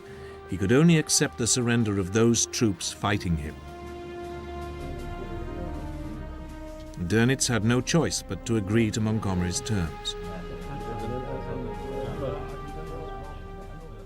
But that left Germany still fighting in the rest of the country.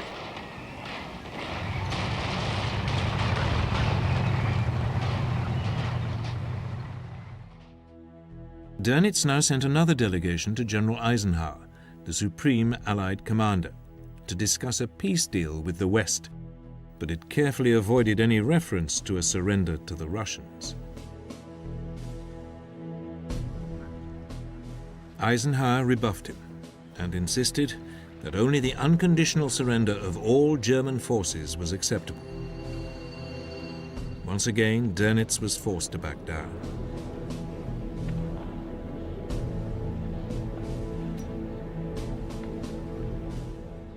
At 2:41 in the morning of May the 7th, 1945, at Eisenhower's headquarters in France, General Alfred Jodl, Hitler's chief of operations throughout the 6 years of war, signed a document of unconditional surrender.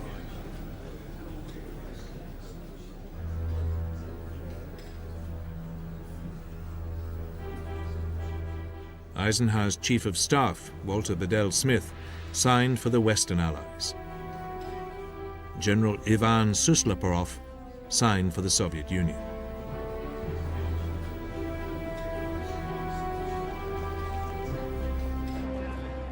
The only member of the Allies' side not happy with the arrangement was Stalin. The Soviet Union had suffered too much to miss out on its own humiliation of the Germans. So Stalin countermanded Suslopurov and declared Russia would only accept a surrender in Berlin.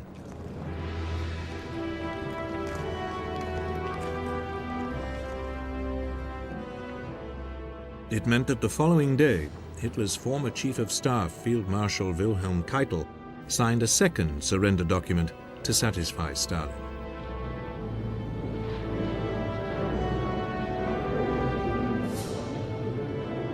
Marshal Zhukov signed for the Soviet Union, with Air Chief Marshal Sir Arthur Tedder signing on behalf of the Western Allies.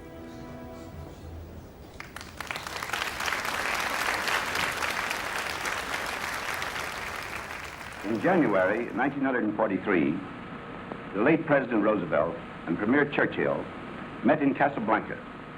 There they pronounced the formula of unconditional surrender for the Axis powers. In Europe, that formula has now been fulfilled.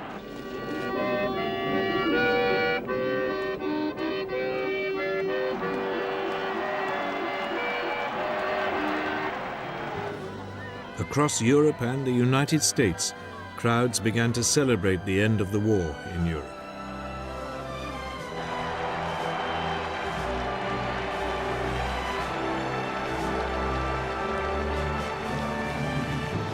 From now on, the day after the German surrender, May the 8th, would be known as VE Day, Victory in Europe.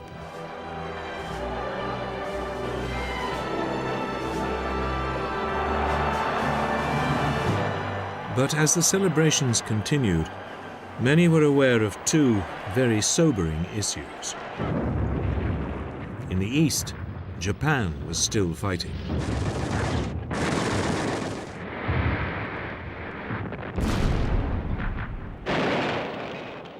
And in Europe, the continent lay in ruins, and huge problems needed to be solved.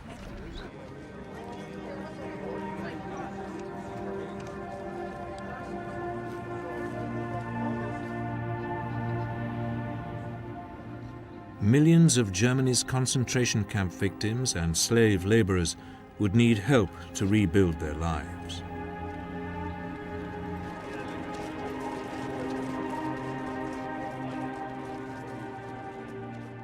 Millions of captured German fighting men had to be screened before being allowed to go home to identify and arrest major war criminals.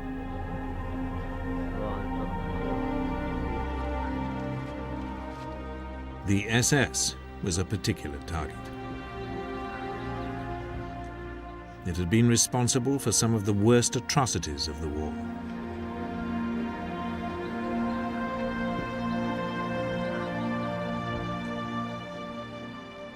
Leading Nazis like Hermann Goering, head of Hitler's Air Force, were rounded up and paraded in front of the cameras. Other top Nazis arrested included civilian leaders like Albert Speer and military leaders like Jodl and Dönitz. They would be put on trial in the German city of Nuremberg for crimes against humanity. You must plead guilty or not guilty. Bekenne mich im Sinne der Anklage nicht schuldig.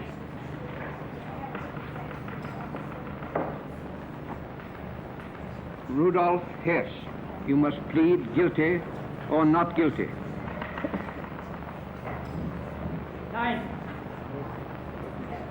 That will be entered as a plea of not guilty. The Nazi leadership received sentences ranging from the death penalty to 10 years in prison. Goering committed suicide before he could be hung.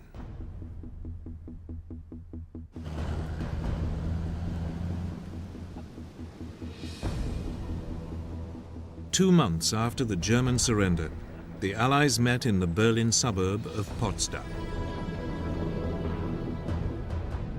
Germany was divided into 4 zones of occupation: Soviet, British, American, and French. Berlin, although deep in the Soviet zone, was parceled up between the Allies in the same way.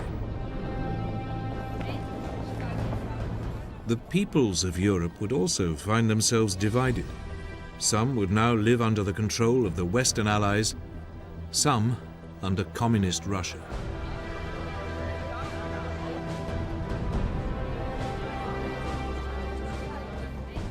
But before any of this could be faced, there was still the war in the Pacific to be won.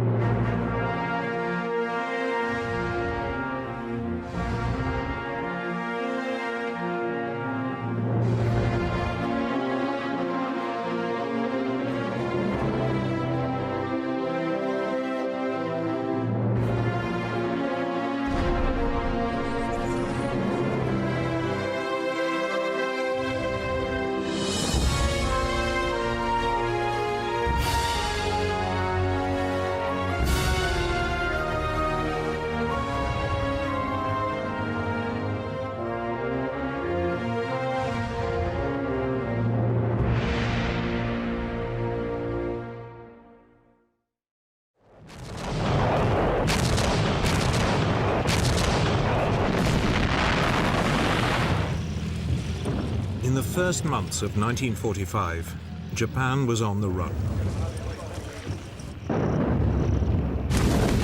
The Americans had fought their way across the Pacific. US submarines and aircraft had destroyed Japan's merchant fleet and naval air power.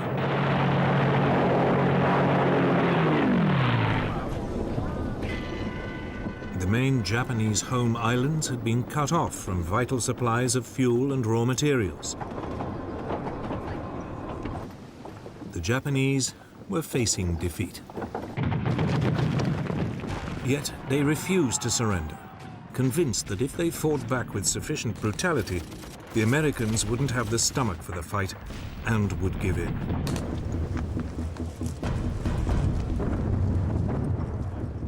Japan made clear that every move towards the home islands would be paid for in Allied blood.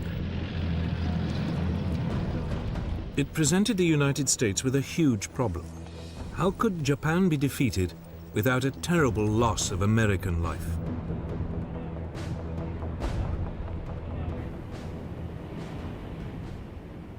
The country would eventually turn to the most powerful and dreadful weapon ever seen. A weapon that would change the course of war forever.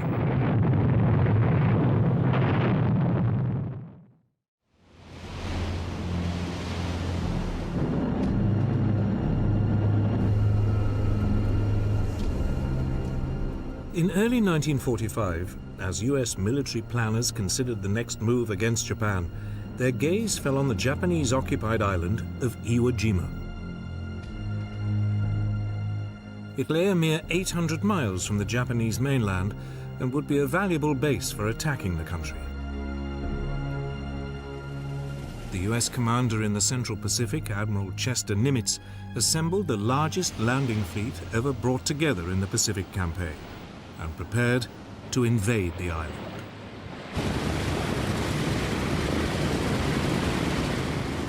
Nimitz was taking no risks.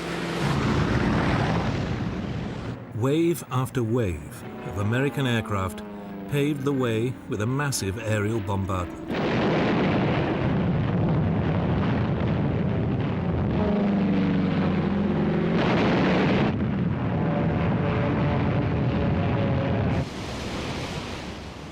Then, on the morning of February the 19th, 1945, the guns of the Naval Task Force began one of the most prolonged bombardments of the war.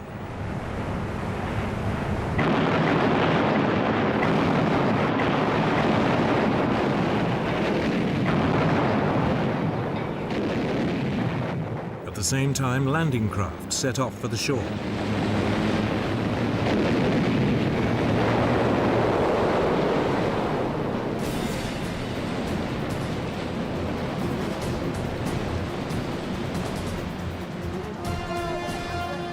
The Marines hit the beaches of Iwo Jima along the southwestern shore just after 9 o'clock in the morning. For a few moments, there was an eerie calm. The massive naval and aerial bombardment appeared to have overwhelmed the Japanese garrison. Then a hurricane of Japanese fire swept over them.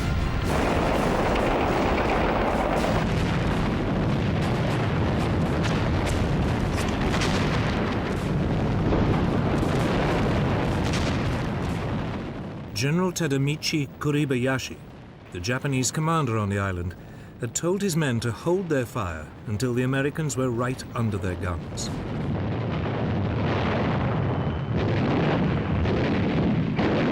Now the Japanese opened up from a network of tunnels, caves, and bunkers.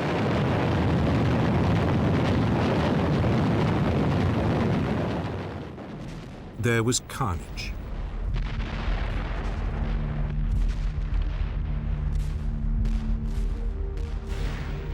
But gradually, small groups of US troops inched their way forward.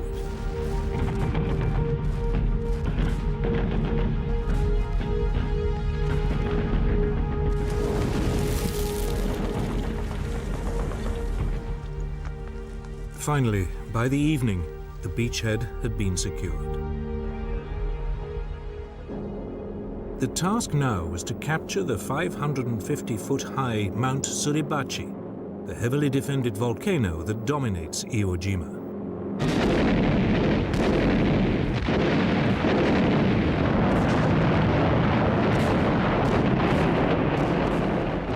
For 3 days, Marines clawed their way up the steep, pitted slopes.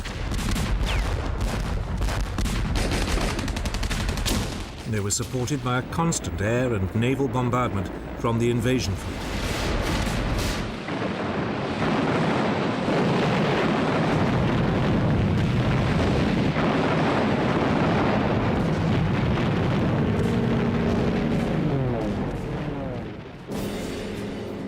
Finally, on February the 23rd, 1945, a US platoon led by First Lieutenant Harold Schreier began the final assault, carrying with them a small US flag.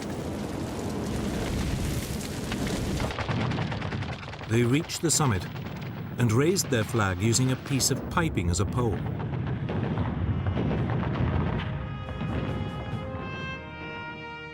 Marine Corps photographer Staff Sergeant Louis Lowery captured the scene with a few precious photographs.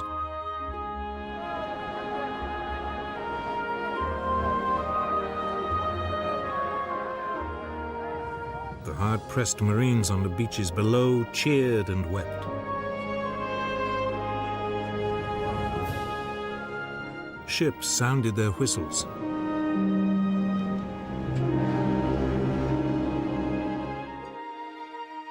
Three hours later, the event was restaged with a larger US flag.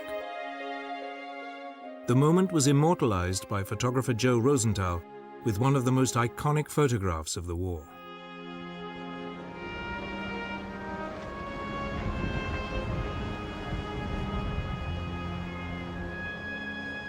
But the battle for Iwo Jima was far from over.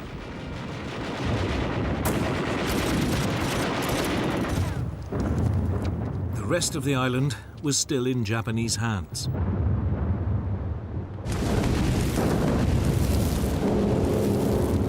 The next day, the Marines captured the first of the island's strategically vital airfields.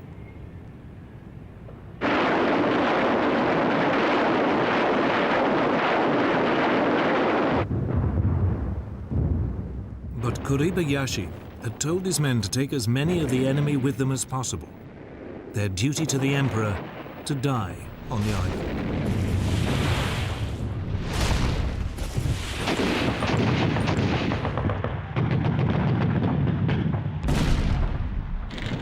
It meant each assault became a bloody frontal affair.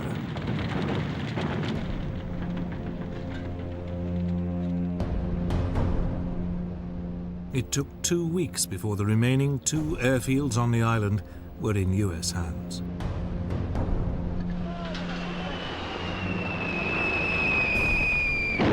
Even as the fighting continued, the US Air Force began to make use of Iwo Jima's airfields.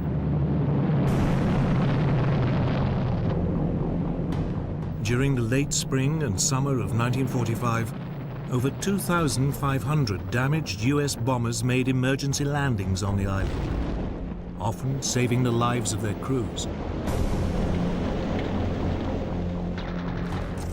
Finally, at the end of March, after some 6 weeks of ferocious fighting, the last Japanese resistance was snuffed out.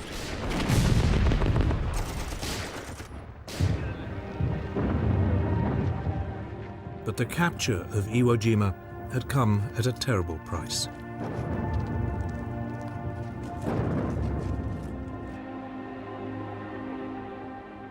Only 200 of the 22,000-strong Japanese garrison survived. The Americans had also suffered badly. Nearly 7,000 Marines had been killed and some 18,000 wounded. The Americans finally had the base they needed, but it was now clear that unless the US could come up with an alternative, any invasion of Japan would be paid for in tens of thousands of American lives.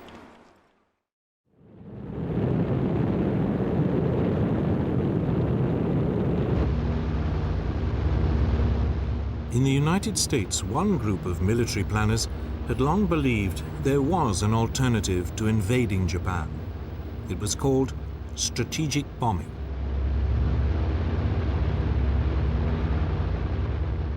This involved carefully targeted bombing raids designed to destroy Japan's infrastructure, industry, and ability to wage war. But in the first years of the Pacific War, there was a problem. Japan lay beyond the range of America's bombs. In April 1942, the US had managed to launch a one-off bombing raid on Tokyo. But it had pushed the bombers to their limits and was never a practical long-term option.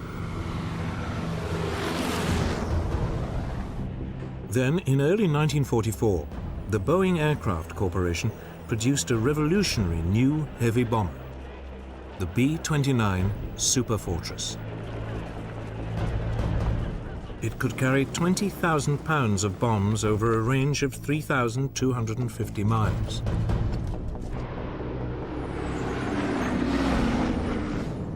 Suddenly, Japan was just about in reach of America's forward bases in the Pacific.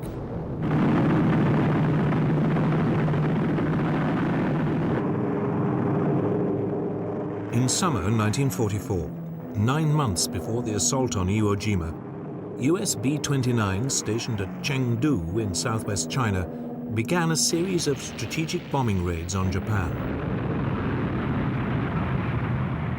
But range was still an issue. It was too far for a fighter escort, so the superfortresses had to fly alone, staying at high altitude for their own safety.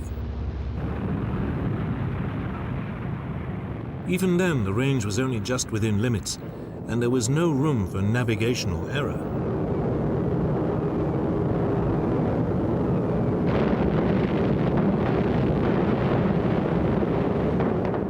Many of the bombs missed their targets.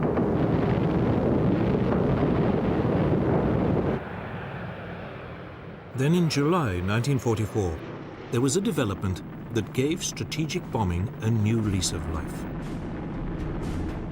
The US Navy captured the Mariana Islands in the Central Pacific. They were only 1,500 miles from the Japanese homeland. This was well within the B-29's operating range. The odds for a successful bombing campaign on Japan had dramatically improved.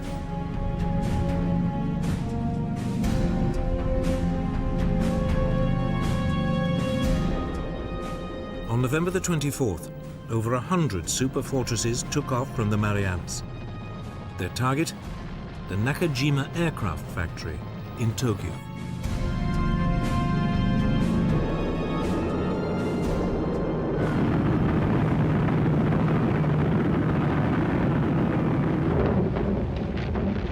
But only 48 bombs struck anywhere near the target. For 3 months, more raids targeted other industrial sites. But the B-29s were still flying without a fighter escort and still dropping their bombs from high altitude. The targets were often obscured by cloud, and jet stream winds made accurate bomb aiming impossible.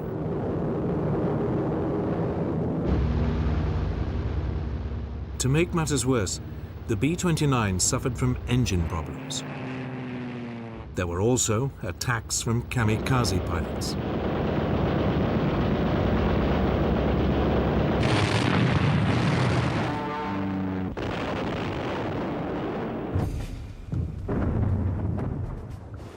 By the winter of 1944, it was clear that strategic bombing was just not working.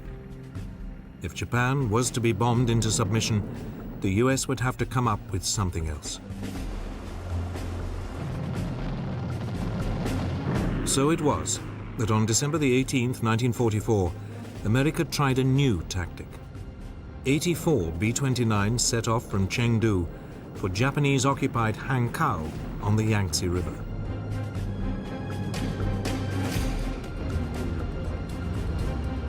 They flew much lower than usual and carried mostly incendiary rather than high explosive bombs.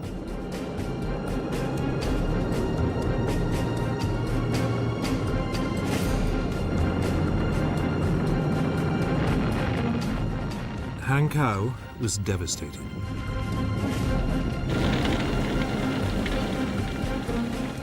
The raid was more effective than almost any of the previous strategic bombing raids. The US appeared to have found a way forward: firebombing at low altitude. The US bomber commander in the Marianas, General Curtis LeMay, now ordered the systematic firebombing of Japan. It was the same tactic that Britain had employed in Germany.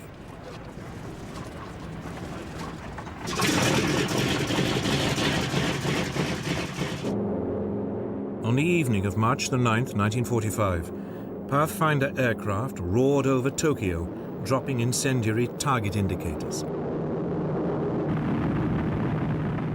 The fires they started marked the aiming points for almost 300 B-29s. Coming in at just 5,000 feet, they dropped over 2,000 tons of incendiary bombs.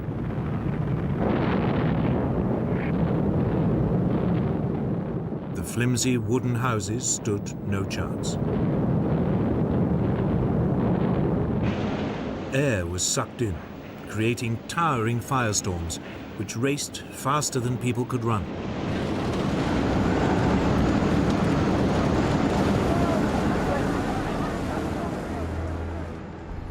The glow from the burning city could be seen over 150 miles away.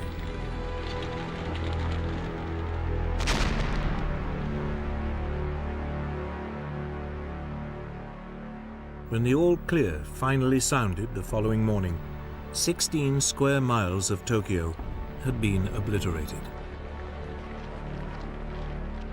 Over 100,000 of its citizens were killed and 1 million made homeless.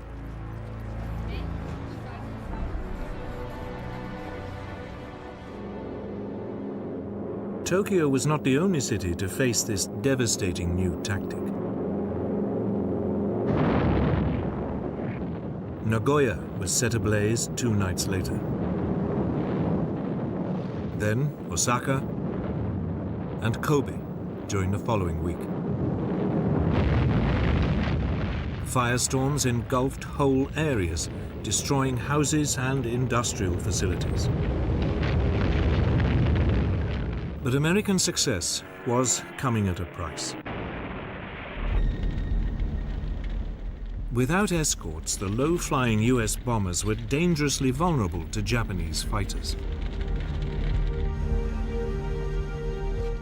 American losses now mounted.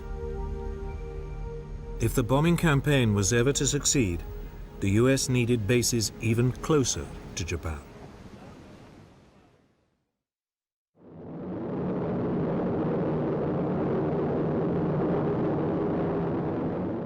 Within weeks, Iwo Jima fell. Now, at last, the US Air Force not only had a base for its bombers within easy striking distance of Japan, it could finally use its Mustang fighters to escort them.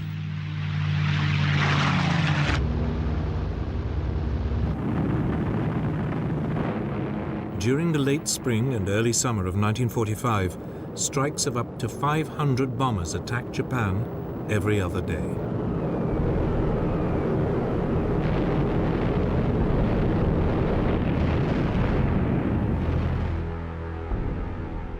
Once the largest industrial areas had been crippled, LeMay moved on to lesser targets.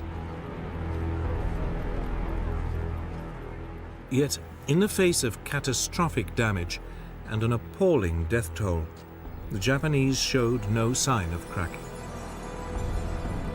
It finally dawned on the Americans that strategic bombing alone was never going to defeat Japan. It looked like a full-scale invasion of the country was becoming inevitable.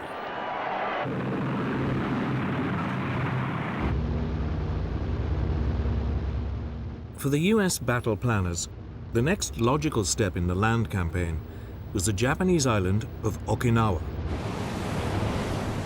It lay a mere 350 miles from the Japanese homeland islands.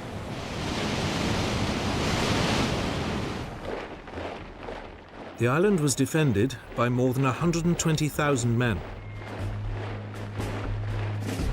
The Japanese commander, General Mitsuru Ishijima, was determined to turn it into an American graveyard.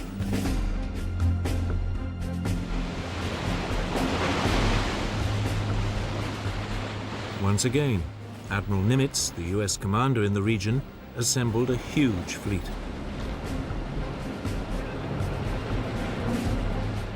It included 40 aircraft carriers and 18 battleships. The opening bombardment of Okinawa began on March the 23rd, 1945. It lasted for a whole week.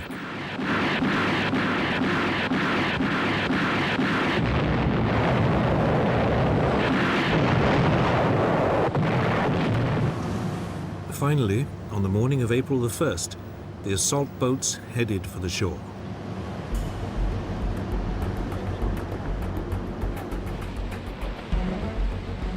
To their surprise, they met almost no opposition.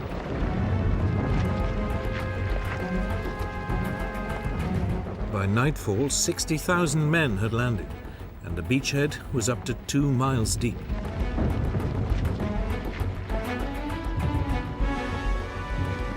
For the next 2 days, the US forces built up their strength and pushed across the island.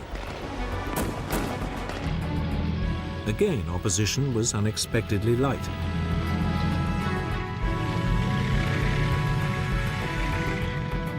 By April the 4th, the Japanese defenders had been split in two.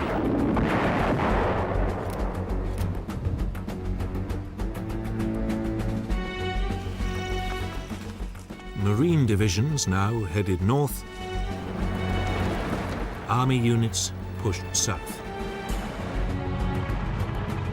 The Marines continued to meet only sporadic resistance, and within 3 weeks had cleared the northern part of the island. But it was a different story in the south. There, the army units ran into savage fire.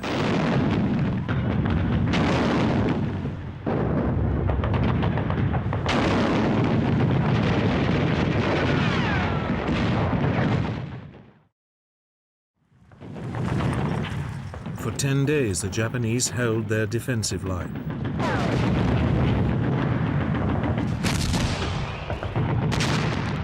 Then, when they could hold out no longer, they simply withdrew to the next defensive position and continued to resist all over again.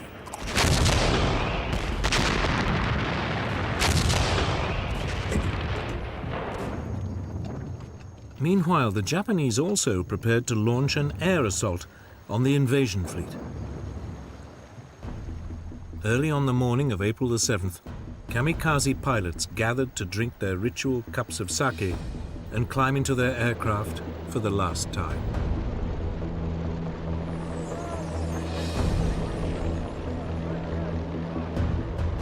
Over 700 aircraft, half of them kamikazes, took off and approached the US landing fleet.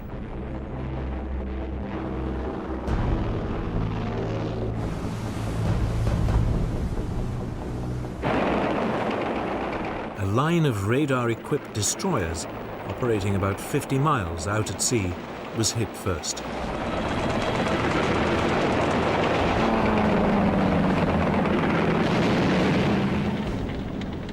By the end of the first day of the attack, 2 US destroyers had been sunk.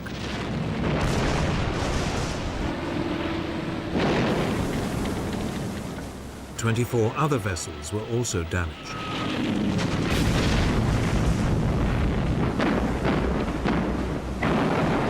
But the Japanese had lost over 300 planes.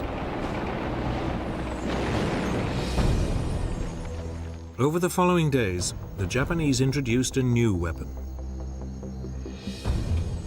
The Oka, or cherry blossom, was a rocket-powered suicide missile driven by a kamikaze pilot.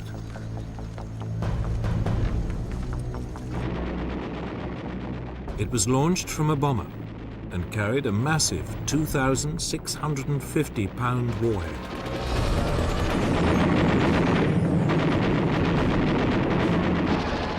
On April the 12th, another US destroyer was hit and sunk.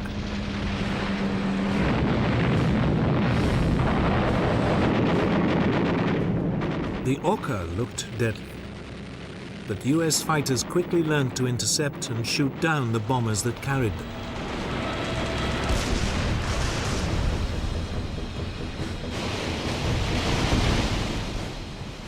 In desperation, the Japanese Navy now sent a suicide mission of its own.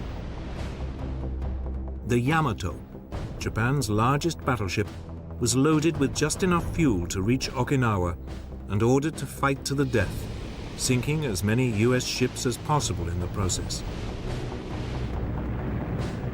But as the giant ship approached Okinawa, it was spotted. Some 400 US aircraft descended on it.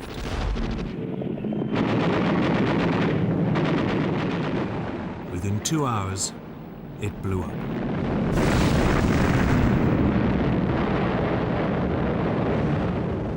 The fireball could be seen for over 100 miles.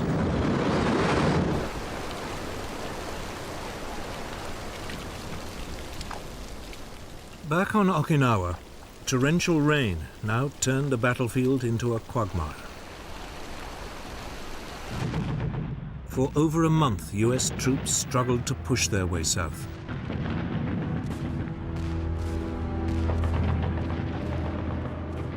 Every cave or dugout entrance had to be blasted by flamethrowers, grenades, and explosives. As before, as one defensive line was overrun, the Japanese slipped back to another, and the whole grim business would start again.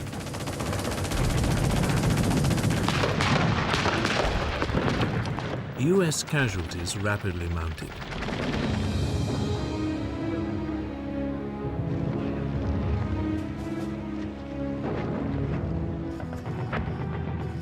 Finally, on June the 1st, the town of Shuri was captured. Then, on June the 4th, a new contingent of Marines landed to the south of Naha, the island's capital, and linked up with troops pushing down from the north.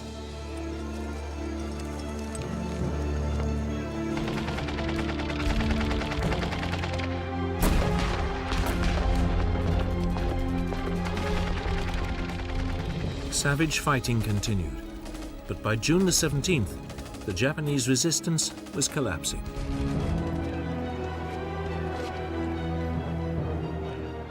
Five days later, the Americans finally secured Okinawa.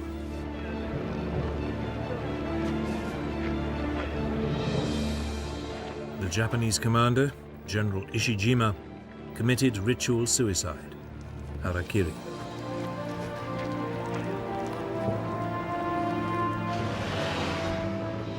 Over 7,000 prisoners were taken, the first time ever that such large numbers of Japanese troops had surrendered.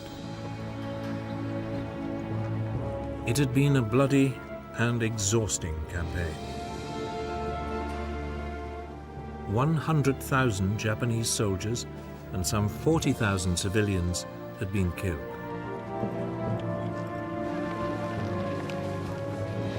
The Americans, for their part, had lost over 15,000 men. It was a sobering reminder of what would await the American forces if they invaded the main Japanese home islands. More than ever, they needed a solution. A way to obliterate Japan's will to fight, once and for all.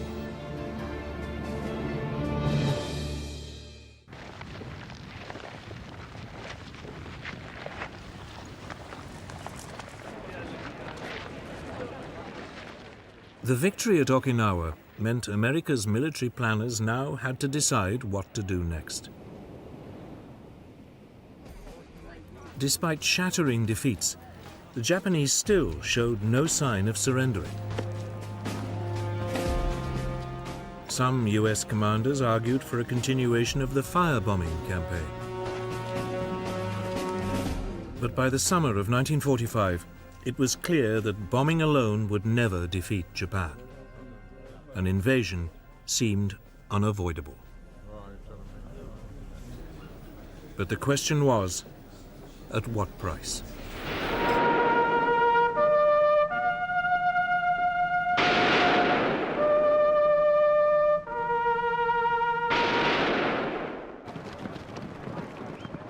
The Japanese had some 1 million men defending the home islands. They were supported by about 5,000 aircraft, and new kamikaze pilots were being trained all the time.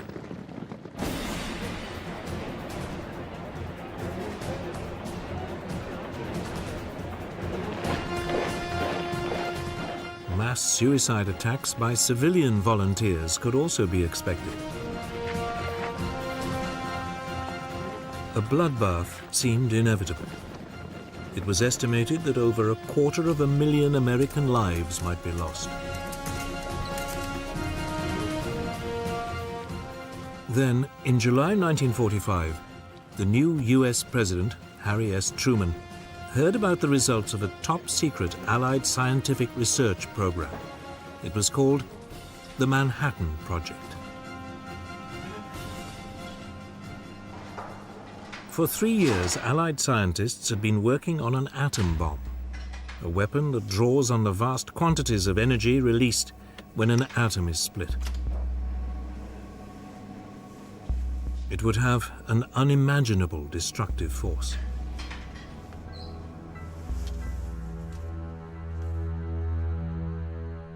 The project was led by US General Leslie Groves, an Army engineer. The scientific director was Robert Oppenheimer, a 39-year-old physicist from the University of California. Over a 3-year period, the program had recruited many of the Allies' best scientific brains. 2 radioactive materials seemed to offer most promise as fuels for the new bombs. One was a naturally occurring form of uranium called uranium-235. It was processed at a vast factory at Oak Ridge, Tennessee. The other was plutonium, a man-made material manufactured in primitive nuclear reactors at Hanford in Washington state. The research was coordinated and conducted by a team of scientists at Los Alamos, a specially built laboratory complex in the New Mexico desert.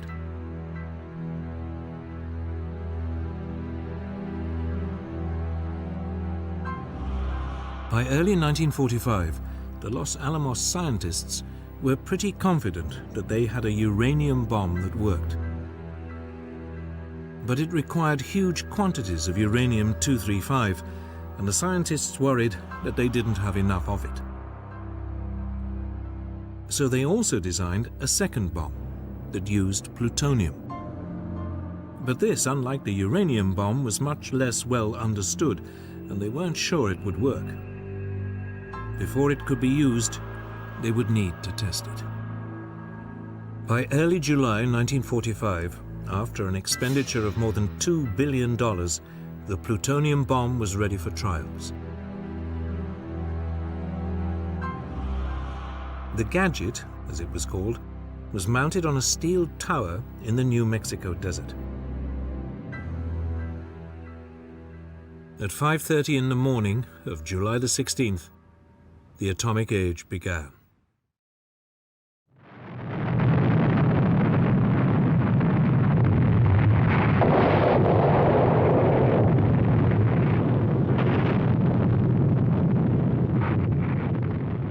News that Operation Trinity had been successful was swiftly passed to President Truman. He had recently arrived at a conference in the Berlin suburb of Potsdam, meeting with Stalin and Churchill, discussing the future of Europe. Truman didn't hesitate. He ordered his commanders to prepare to drop the new bombs on Japan as soon as possible.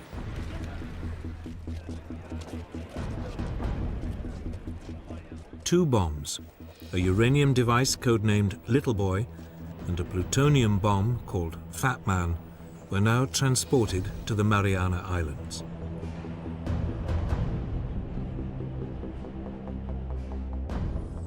There, the immensely experienced Colonel Paul Tibbets, leader of the specially trained 509th Composite Group, prepared his B-29.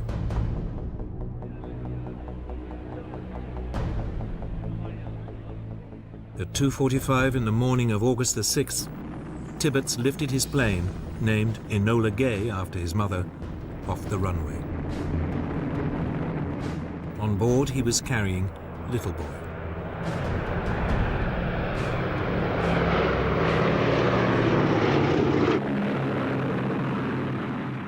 The flight to the target, Japan's fourth largest city, Hiroshima, went without a hitch. At 8 a.m. on a bright sunny morning, Enola Gay approached the city at 33,000 feet.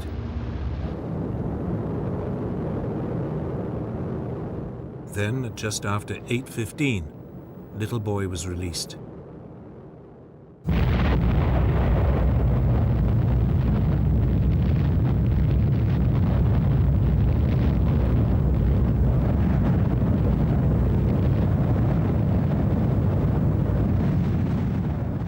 The uranium bomb had the power of nearly 13,000 tons of TNT. The temperature beneath the mushroom cloud reached 5,000 degrees centigrade. Thousands of people were instantly vaporized.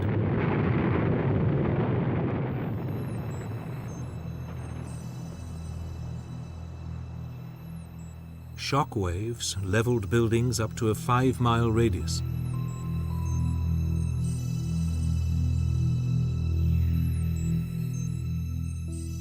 Estimates of the death toll vary hugely. Some put it at 40,000 people, others at 100,000.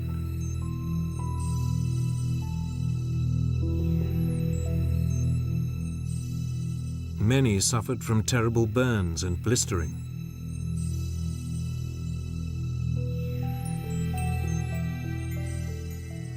Over the course of the following weeks, thousands more people died from radiation poisoning.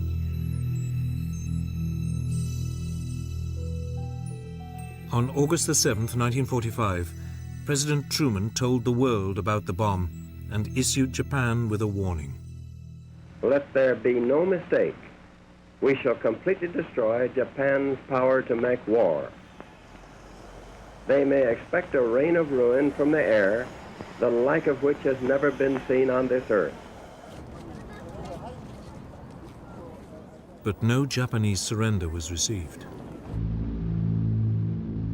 2 days later, on August the 9th, Fat Man was dropped on the major military port of Nagasaki.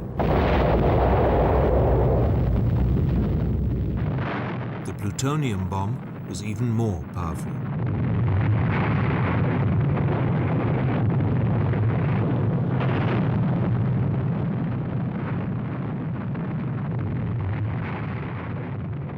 In fact, the bomb fell way off target, but it still caused massive destruction.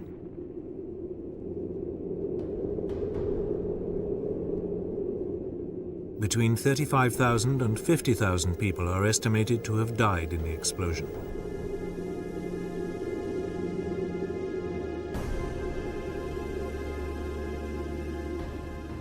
The Japanese government could now have no doubt that they faced a new and horrific weapon. But the question remained, would even this force them to surrender?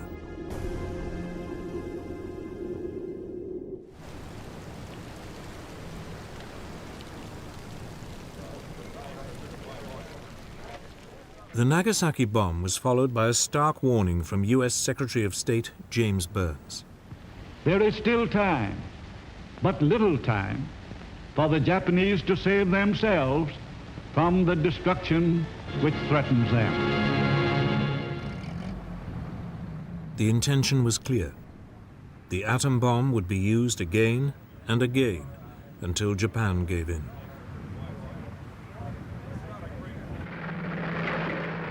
That same day, Japan's position became even more precarious. Early in the morning of August the 9th, 1.5 million Soviet troops stormed into Manchuria and northern China.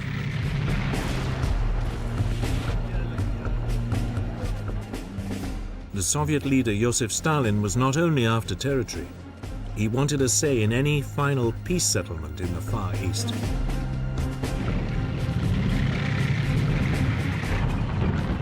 There were still over 1 million Japanese troops in the area, but the Red Army blitzkrieg was unstoppable. The Japanese position in the war had become untenable.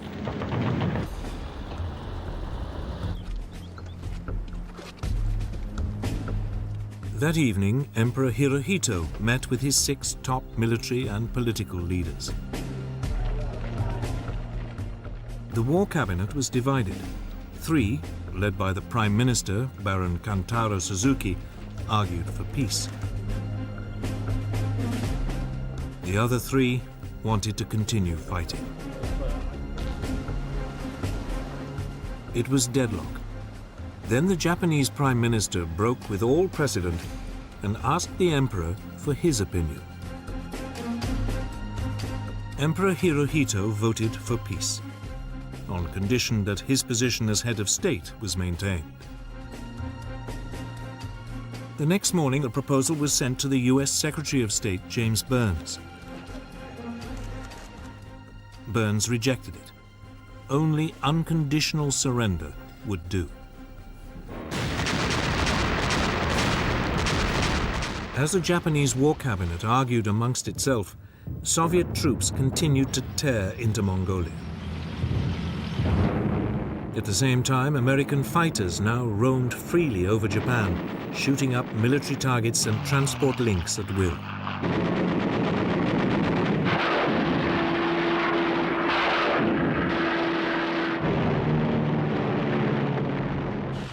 Massive air raids continued to devastate Japan.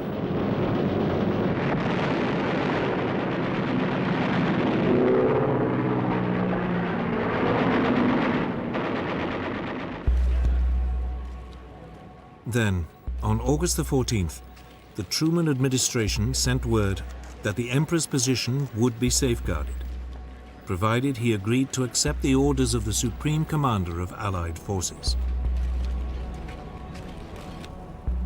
Hirohito used his huge prestige to instruct the war cabinet to endure the unendurable and accept the terms.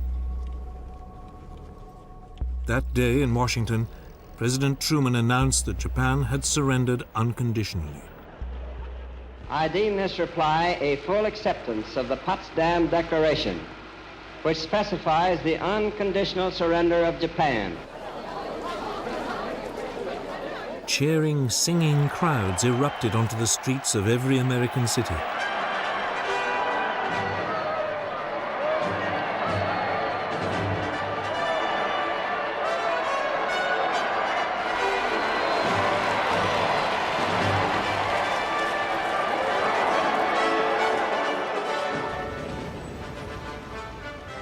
In Britain, it was midnight when the new Prime Minister, Clement Attlee, broadcast the news.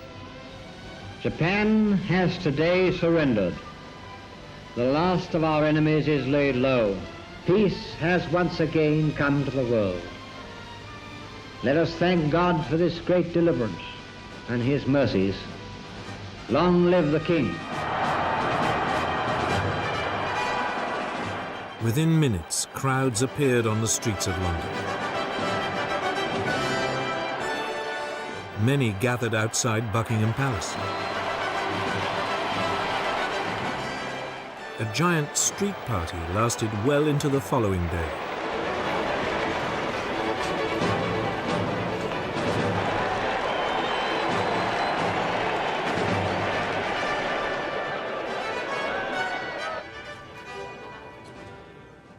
The next morning, August the 15th, an astounded Japanese people listened to the voice of their God Emperor for the very first time.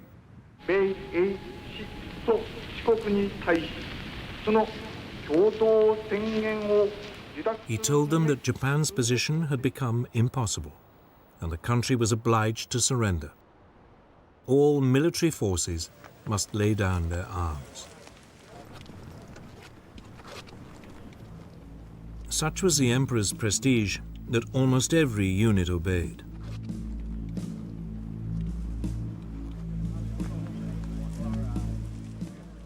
But in Manchuria, despite the Japanese ceasefire, the Soviet forces fought on.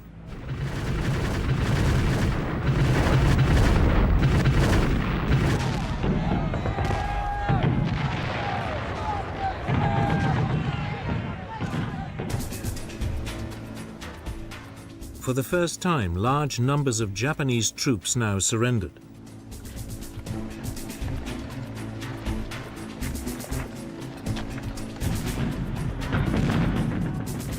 Nevertheless, the Soviets, determined to seize as much territory as possible, continued to advance. Stalin wouldn't stop the fighting for another week. By then, the whole of Manchuria, half of Korea, and part of northern China were under his control.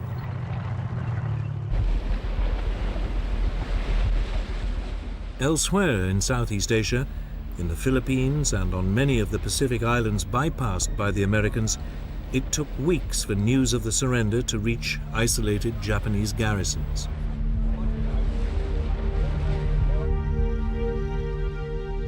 Some Japanese soldiers would remain hidden in the jungle for more than 30 years.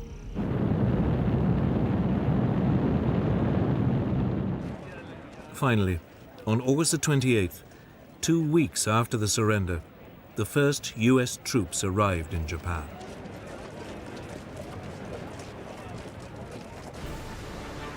A huge US fleet gathered in Tokyo Bay, sailing past the shattered hulks of the once proud Japanese Navy that they had so comprehensively defeated.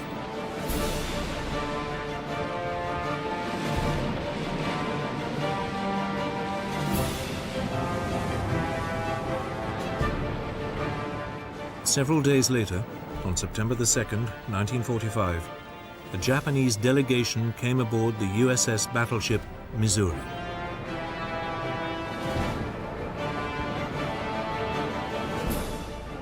On its quarterdeck, the new Japanese Foreign Minister, Mamoru Shigemitsu, signed the document of unconditional surrender. It was countersigned by US General Douglas MacArthur, the man who would effectively run Japan for the next 6 years. As Supreme Commander for the Allied Powers, I announce it my firm purpose, in the tradition of the countries I represent, to proceed in the discharge of my responsibilities with justice and tolerance. Then a force of more than 2,000 Allied aircraft roared overhead.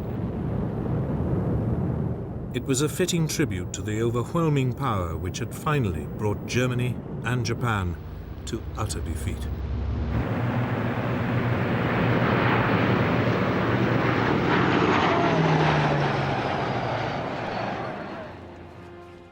World War II was at an end. Japan's ruthless desire to wage war had been crushed by a weapon of awesome destructive power. Now, in the East as in the West, the world would be divided and shared along new lines. New allegiances would be formed, and new enemies would vie for global influence under the specter of nuclear war.